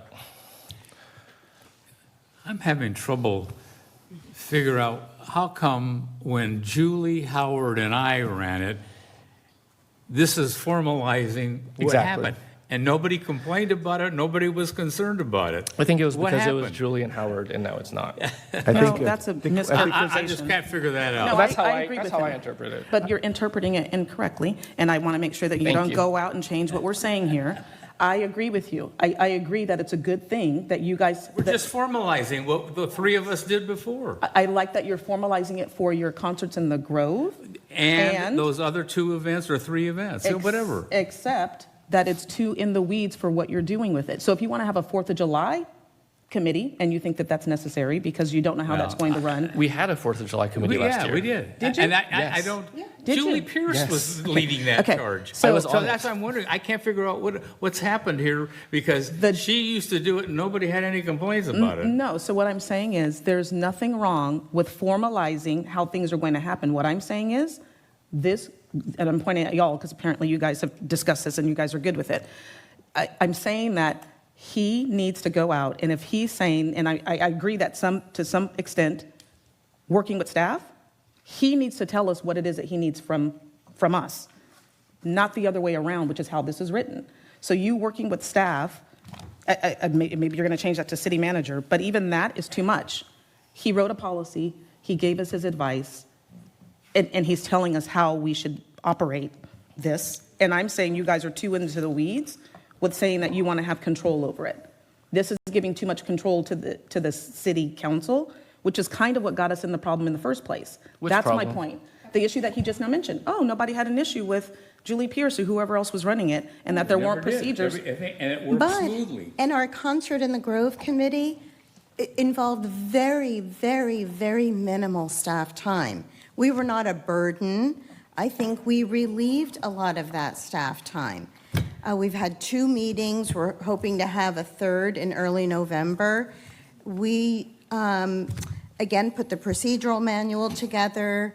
We kept track of the monthly ledgers. It wasn't, this was not written, from my viewpoint, to take anything away from the city manager. I think Yeah, I mean, it specifically says shall work, so it's like requiring work with city staff. If we want to say city manager or shall collaborate with city manager and city staff or whatever. Why does a committee need to collaborate with the city manager on anything? This is literally his job. So if he's saying his job is to go out to go get RFPs, I'm just trying to understand why are we going around and around in a circle? He's already said, I don't need another committee to help me with this. He'll come back, give us his 3, 6, 9 month updates, keep the Concerts in the Grove Committee the way that it is, as I said, and if you want to now it sounds like you want to run the one for the 4th of July, which is great. Why are you delineating between them? Because so you're saying you're not. Great. No, I'm not. Let you him keep saying you're saying. Because you You just should not said it. start sentences with you are saying. You just said, I hear you saying then, it is unnecessary to even have the subcommittee, because if you don't want to No, delineate. that's completely incorrect. If Again, you so don't you want should to not say delineate you are them, saying, because if you get it don't wrong wanna- every time. If you don't, then be clearer. If you don't want to delineate between each of the events. No, I'm not saying I didn't want to delineate. Again, you're incorrect. Okay.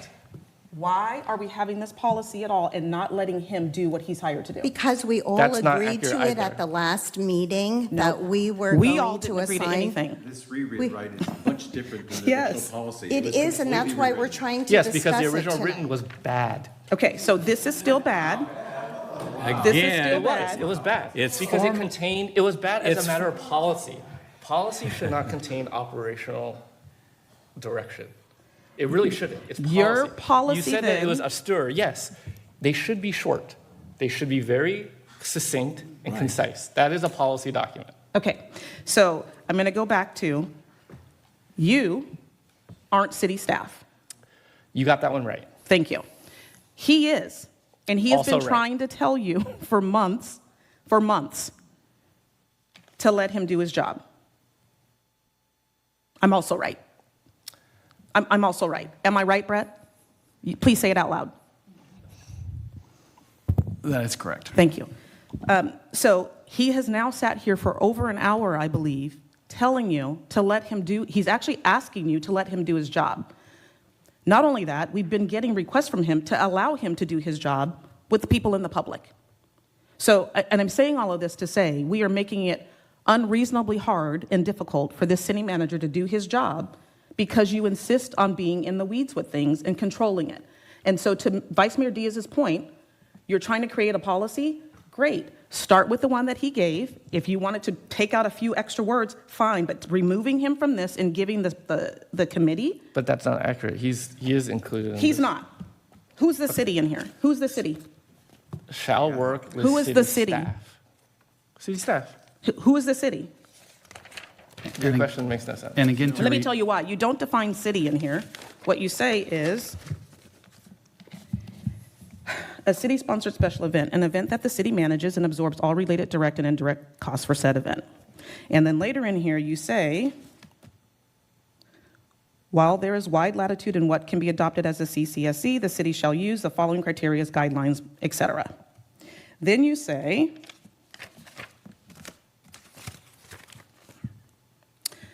let's see. If I could just simplify it a little bit from my perspective, there's no value I can see in working with the subcommittee except more work from me or my staff that I delegate to do it. I understand what needs to be done. I understand what we need to do. I understand how we need to do it.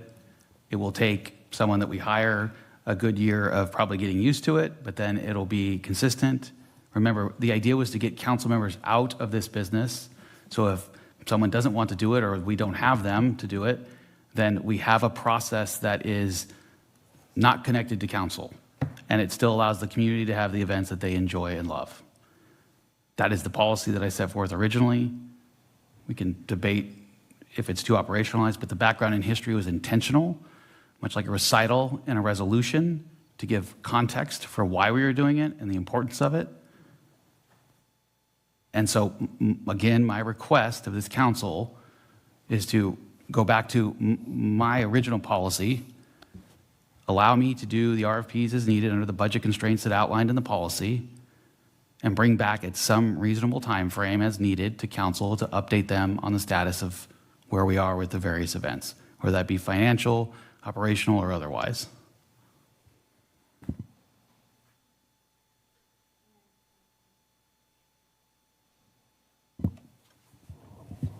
I don't know why then we went through this whole process the last time thinking that we needed to review the policy, come back with a recommendation, and work with you on this. So, I mean, that was I didn't exercise in futility. I didn't ask for the subcommittee. I asked for the policy to be approved when I brought it on the 19th of September. Yeah, and I think what you're asking for is not entirely unreasonable. But what it does do is it cedes all the decision-making on these matters to away from where they've been. And I think maybe that's a good thing over time, but I don't think that's a good thing right now. I think that could be a next year thing if we try it this year and then make an evaluation. That's the way I would go. So it seems like I think the arguments have been made. It is late, so I don't know what your thoughts on that. I would just assume move forward. If I I would may assume- oh, go make ahead, one Amy. comment, please.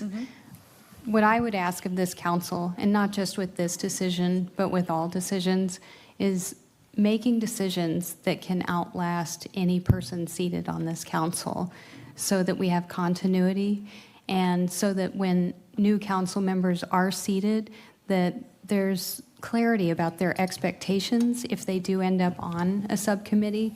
That way, there's not this reinventing of the wheel. That would be my ask of anything that's before this council. So if we can No, I agree with step that. out I of the think minutia. that is exactly what we're hoping to achieve here. So I think that is, again, consistent with what we drafted. Nothing that you suggested would be precluded from that.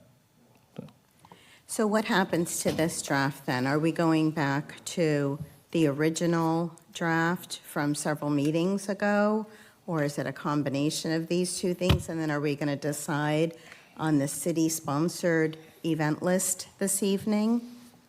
No, I mean, No. we have a choice. We can wordsmith on the dais, which is what we utilize ad hoc committees to avoid, and that's what we did. We can adopt it as it is. We can make changes to any version, and then we can adopt those tonight because it is in the draft. So, like I said, I think if we adopt what's there and then commit to reevaluating it on, because we look at our committee assignments every year anyways. Yeah, agreed, yeah. So, the intent was, this year, I think you guys did an excellent job in what was done with concerts. And I think there's very few events. So if we do something similar with the other events and then get them going in the same fashion, there may not be a need for something like this. But that doesn't exist now. I mean, 4th of July has been run by city staff for years. And we know that the staff involved are, they need a break. And we don't intend to do that, they don't intend to do that going forward, which I think is completely reasonable. So the committee does need to find a way and decide how they want to, or the council needs to find a way and decide how they want to operationalize those going forward. And so that's what this does. It allows that discussion that is public, so that it's transparent, and then we can figure that out. So I'm inclined to say that we allow and take the advice of our staff, as we just now heard. He does not desire to have another committee. We already know that their staff is taxed and that they do not plan on doing their the 4th of July parade. And so if we're going to use this one, I do feel that it doesn't need to be a brand-new committee that's formed for this. There doesn't need to be a special, city-sponsored special event committee in and of itself. I do think that you can state that the city manager will put out an RFP for the events that this council deems is necessary. And it sounds like this council is agreeing that 4th of July parades are important. So we should probably get on that for the 4th of July parades. And then the Concerts in the Grove Committee sounds like they already have a plan for how they want to move forward, and they have recommendations that they're in a binder. So if that also includes contracting out, then that's information that will be in their binder. But that committee already exists. He's saying he doesn't want another one, and I think that we need to respect that. Because at this point, we're not respecting him and his suggestions. To me, that's a huge slap in the face to someone that we've hired to do their job. And I don't want anybody who's listening to assume that what I'm saying is, oh, I want more work for staff. I do not. It's crystal clear that we don't need more work for staff, but the city manager is telling you this is going to create more work for him because there are too many cooks in the kitchen, is essentially what I hear him saying. And I think we need to respect the fact that he's saying, please don't do that. So if we're going to wordsmith it, I think that we need to get rid of the actual committee for the city-sponsored special events. That is his ask. If we want to change any other words, I'm willing to do that. But we don't need to have a committee for this. I'm happy with the proposal we have, with the caveat or the recommendation that we evaluate in 6 months, 8 months, whatever, down the line. I mean, it can be adjusted. It's like anything else. It's a plan, but it is a policy that is not necessarily cast in stone. We can always modify it, and that's where I'm coming from. Thank you. And I just want to say I'm happy to remove the committee part, if that is really the sticking point, and add some information in there about an RFP and other needs for these events, if these are the 4 events that we are agreeing are important to the city, because we're going to need somebody to do that. We'll finish up our work on concerts in the Grove, and then maybe at a future meeting, we will have a city-sponsored special event committee, but I'm okay removing that also because I want to go home at some point tonight, and I think that I want to defer to our city manager's recommendation, so. Well, you can't remove it from this, or else you just wouldn't adopt this, because it's integral to Yeah, the writing of it. We would have to, I thought we were making that's- additional edits this evening. We could, but it'd be pretty extensive because it's weaved through most of the document. Even just removing the special events committee and adding in an RFP process, I think would. But that's the thing, like, are we gonna do an RFP for the car shows?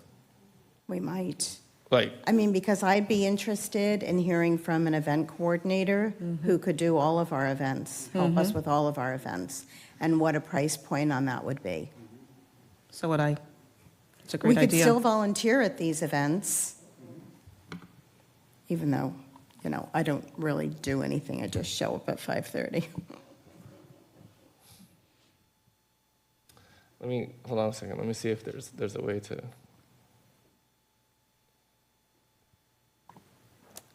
I just think that's the direction we should go in. No more no additional committee. But essentially then, staff, we're tasking staff with doing all the work that we said the committee would do. But that is the city manager's request, so. To do all the work. Okay, that's interesting. It let me- seems contradictory to what the goal was. The goal is, well, it's going to come, a city-sponsored special event committee would never do the RFP. I knew we were always going to have to do the RFP, but controlling the timing and how and what and when, the scoring, and potentially it all being under my signing authority is more efficient and effective than constantly going back and forth to a subcommittee that, again, I don't perceive is going to have great value. We are going to get a very good manual on how to do concerts in the Grove. Again, that'll be an exhibit in an RFP specifically for that. And the other events will have a very specific RFP related to, in the case for this year, our 60th anniversary, the car show, and the 4th of July. And part of that RFP is going to have this person create those documents to memorialize how we go about doing at least the 2, and then we'll work on them on how we want the 60th event coming. And my thought is that because it includes an anniversary event, that person would come back to the full council with a broad overview of how we want to do the 60th event anyways, because all of you would need to be involved in that conversation, not just a select few of you. And so it isn't more work for me in that sense. It's more work for me to go to subcommittees, frankly, for this, because the need of doing an RFP is very, very clear. And other than that, I'm not quite sure what value the subcommittee would provide me, other than some feedback I could get from the broad council in a 20 or 30-minute council meeting if needed throughout our normal course of business.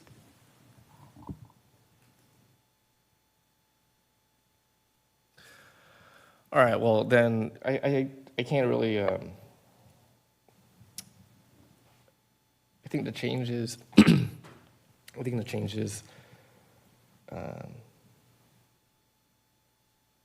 would be a little bit more extensive than I'd be comfortable with making on the dais. I mean, policy documents, they're short, but they're short because each word has meaning. So I would, then I'd move that we just table this for now and bring it back when we can draft something that more reflects that. I think we're going to need to have an RFP sooner rather than later. And so I don't know if that can happen if we table it. Yes, I can operationalize whatever's needed for those events with some assumption that the list of events is a wink and a nod from a directional standpoint. I can operationalize that in the meantime. And then you're saying, come back and edit this at another. Yeah, I think so. I mean, yeah, policy, each word is specific, so it'd be, Okay. Who's doing that? I wouldn't want to make edits without having. We'll find an that agenda input. time, probably not in the next few because they're pretty booked, but to bring it back, to get it Okay. finalized, probably towards the beginning of '24 at some point, this Okay. rate, just with timing. The beginning of 2024 to bring the policy back? So we only have November 7th, it's pretty booked. November 21st, the full council's not here, so I don't necessarily want to take it on with some missing council member or members. The 5th is traditionally a swapping of, and there's a few light items, but I don't want to make it a heavy day. We're not here the 19th or the 2nd, and so we're really looking at like the 16th. Here on the 19th? Yeah, Okay. because most people are gone for holidays at that point, so it looks, it's a January conversation, I guess, is where at a beginning stance, maybe it squeaks into the first meeting in February. Okay. But that RFP process is important because. And that can be, they're connected, but they can be bifurcated, yeah. From what I'm listening to, it sounds like the RFP is more focused at the 60-year anniversary and possibly the 4th of July. Well, the concerts too. Huh? The concerts too. No. I mean, that's The the rest, thing. they are simple. There's only two things that are really, that we've already done, that there is no real big challenge. That Yeah. is the concerts and the car shows. The 4th of July, I guess I'm still having, I got a mental block. Why did it work with Julie, Howard, and me? So I think the goal, I think if we step back, the ultimate goal is to have these activities function independently of council. So the fact that it worked with Julie, Howard, and you, Yeah. I think that's an anomaly. That we had the benefit of the longevity of folks that had that knowledge and that willingness and desire to do that. But if in the future that didn't exist, then by removing the need for council involvement, it protects those events over time. So that's really the goal. And so while next year the concerts may not need someone to help facilitate that, that may only be because people are here that want to do it. But what about the year after and the year after? And if you set it up so that it doesn't need that, then it's much more. So where are you headed? Do you want to table this? I think we table this. We give direction to say, these are the events. Wait, hold on a second. Let me read this real quick. Make sure I have the right.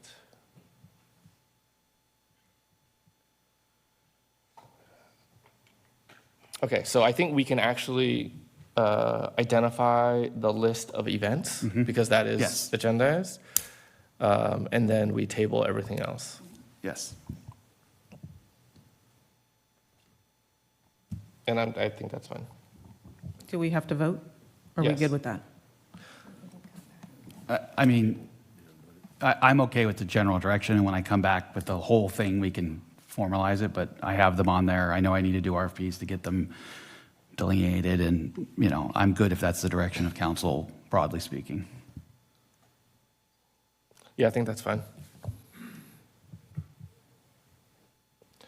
All right, then that concludes item 8D.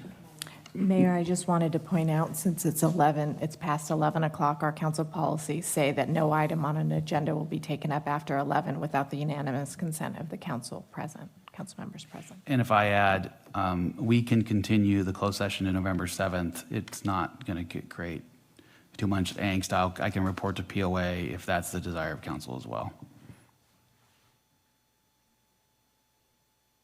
I'm okay either way. I mean, we're here, so. But we're not there yet. We're still on item D, 8D, so that concludes item 8D. Thank you for that, though, I remember. Next is item 9, council items. This is requests for future meetings.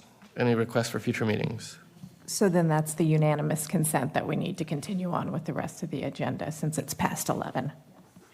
Oh, I thought you were talking specifically about the closed session item. Are No, you I just was talking about in general? I was Yes. talking for the rest of the items. Sure. Including closed session. I agree. We can finish it up. All right. Council items. Anyone have any requests for future items? Yes, I'll just reiterate the one that I had at our last meeting, which was to bring forward a future agenda item to not only discuss a 360 review of council to staff, and I was trying to really enunciate that there has been overstepping, and I asked for a policy for censure to be brought back as well, a potential policy for that to be brought back, and I can give more color on that, which is that there have been staff that have been asked to do things that are skirting the line of illegality and unethical behavior, and I think that given our position as council members, to our employees, that it is, it's almost forcing them or having to make a decision that could put their job in peril. And so I'm asking for the city attorney to investigate this, and then for us to have a discussion about it. Other items? Okay. I have, sorry, I have one. Well, two, actually. It's come to my attention again that we really haven't discussed what's going on at Diamond Terrace. And I learned over the weekend that there are now 17 openings there. Not that that's our issue, but it sounds like there are increased costs monthly. I don't know if it's called HOA or administrative fees that's driving some of our seniors out of Diamond Terrace. And I don't know if we have an agreement with Diamond Terrace for a certain number of low income or, anyway, I'm probably too tired to to formalize this request, but I just thought maybe it's something worth looking into. Because that's a lot of openings for one facility, and we certainly don't want to lose our seniors from that. Does that sound? Okay, thank you. Okay. And Concerts in the Grove, we'd like to have a meeting in early November. So should we get back to you with a date? Yeah, on if that? you and Vice Mayor would just send me dates that Okay. work for you, we'll see if we can We'll do coordinate times, Okay. yeah. Thanks. All right. Sounds good. Next, council reports. Councilmember Cloven, would you like to kick us off? Try to keep it quick. I mentioned earlier that on the 4th, the day after our last meeting, Councilmember Tillman and I met with the elementary school staff at their staff meeting and got a chance to reintroduce the Do the Right Thing program to them, and they were all fired up about the 7 traits of our character that we find valuable and we want to instill in them. And it's not just something we do for our kids, it's something that we need to model as adults everywhere we go. And they totally agreed with that. The teachers were totally bought on, and we're looking forward to doing the same with the middle school soon. I am a new board member within the Clayton Pride group and working with as a co-treasurer as we get our ducks in a row to putting it together and putting it on again next year on June 2nd.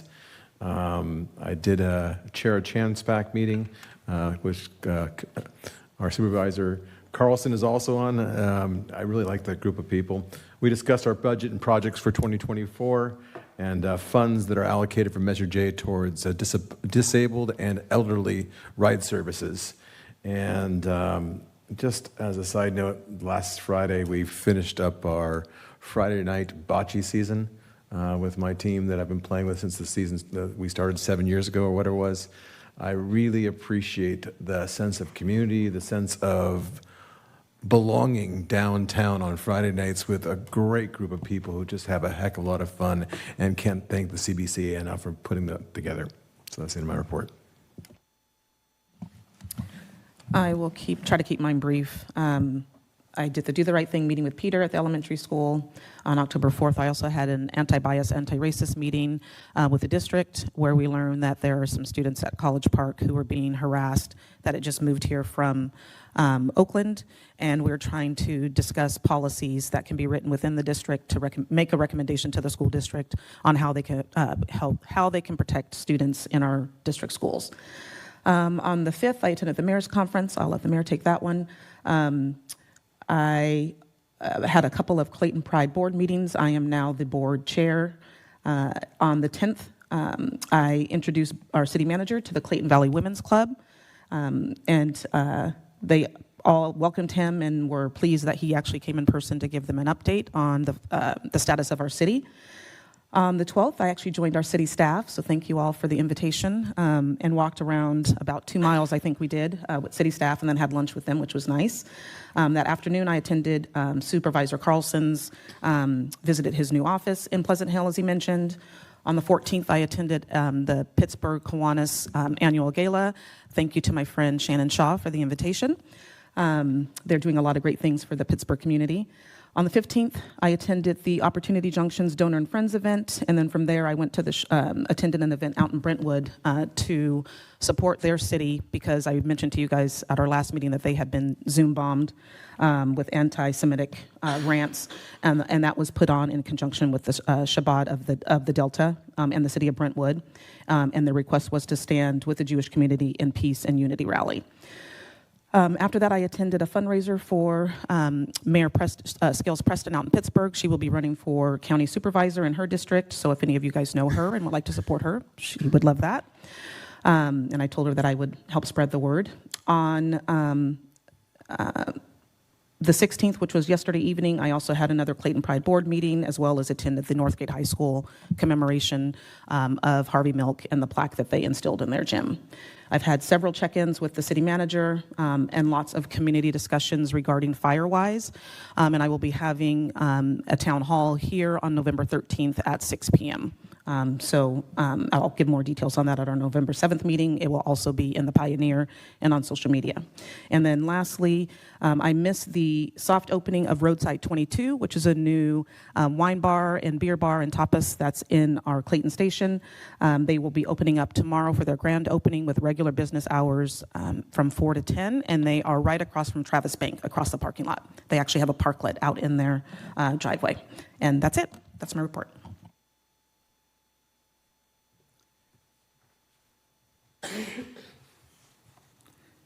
October 5th, attended the mayor's conference, had a wonderful presentation by Bart to improve their safety and their position.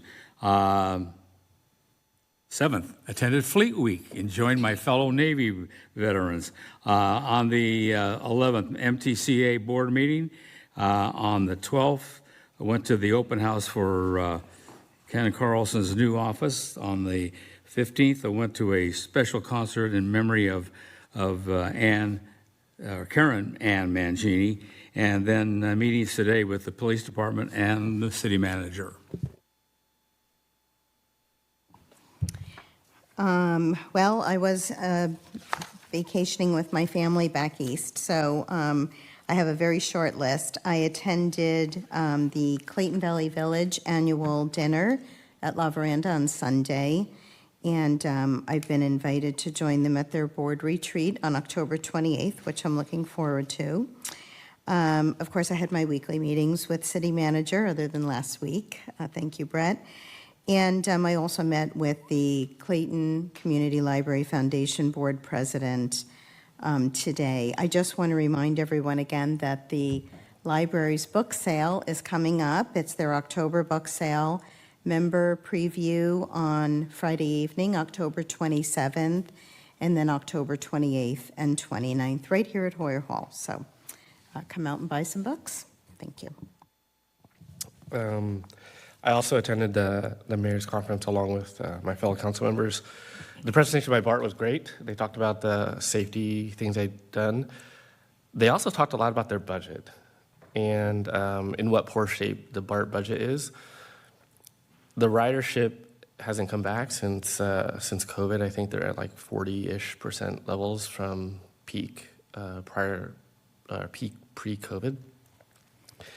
And their cost structure hasn't really improved. So their expectation is, in order for them to stay solvent, they need other outside funds rather than just ticket sales. And so that'll be an interesting problem that they solve. So that was great. And then there's been a large volume of calls with folks that have questions about things that are going on around town. So that was always interesting to have those discussions with folks. And a lot of feedback with regard to the levels of service that they are expecting and that they are willing to pay for. So those were all interesting discussions as well. So, and that concludes my report. So next is closed session, item 11. So first, I think we need to take public comment on closed session. Closed session is conference with labor negotiators. And this is between the city and the Clayton POA, the Police Officers Association. Any public comment on this item? Seeing none? There are no hands raised on Zoom on this item. Seeing none, awesome. I will close public comment and we will move into closed session. After that, we will report out on any reportable activities and then adjourn. So there will be nothing further discussed with regard to the public meeting other than the results of closed session. And Mayor Juan, if I can just ask you to, I will be ending the Zoom webinar at this point. Anybody who wishes to watch the meeting going forward, you can watch the live stream through the city website. Excellent, thank you.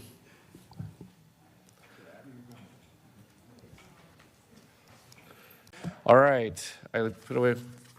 We're returning from item 11, closed session with no reportable action. Next item is item 12, adjournment. We are now adjourned at 12:07 a.m.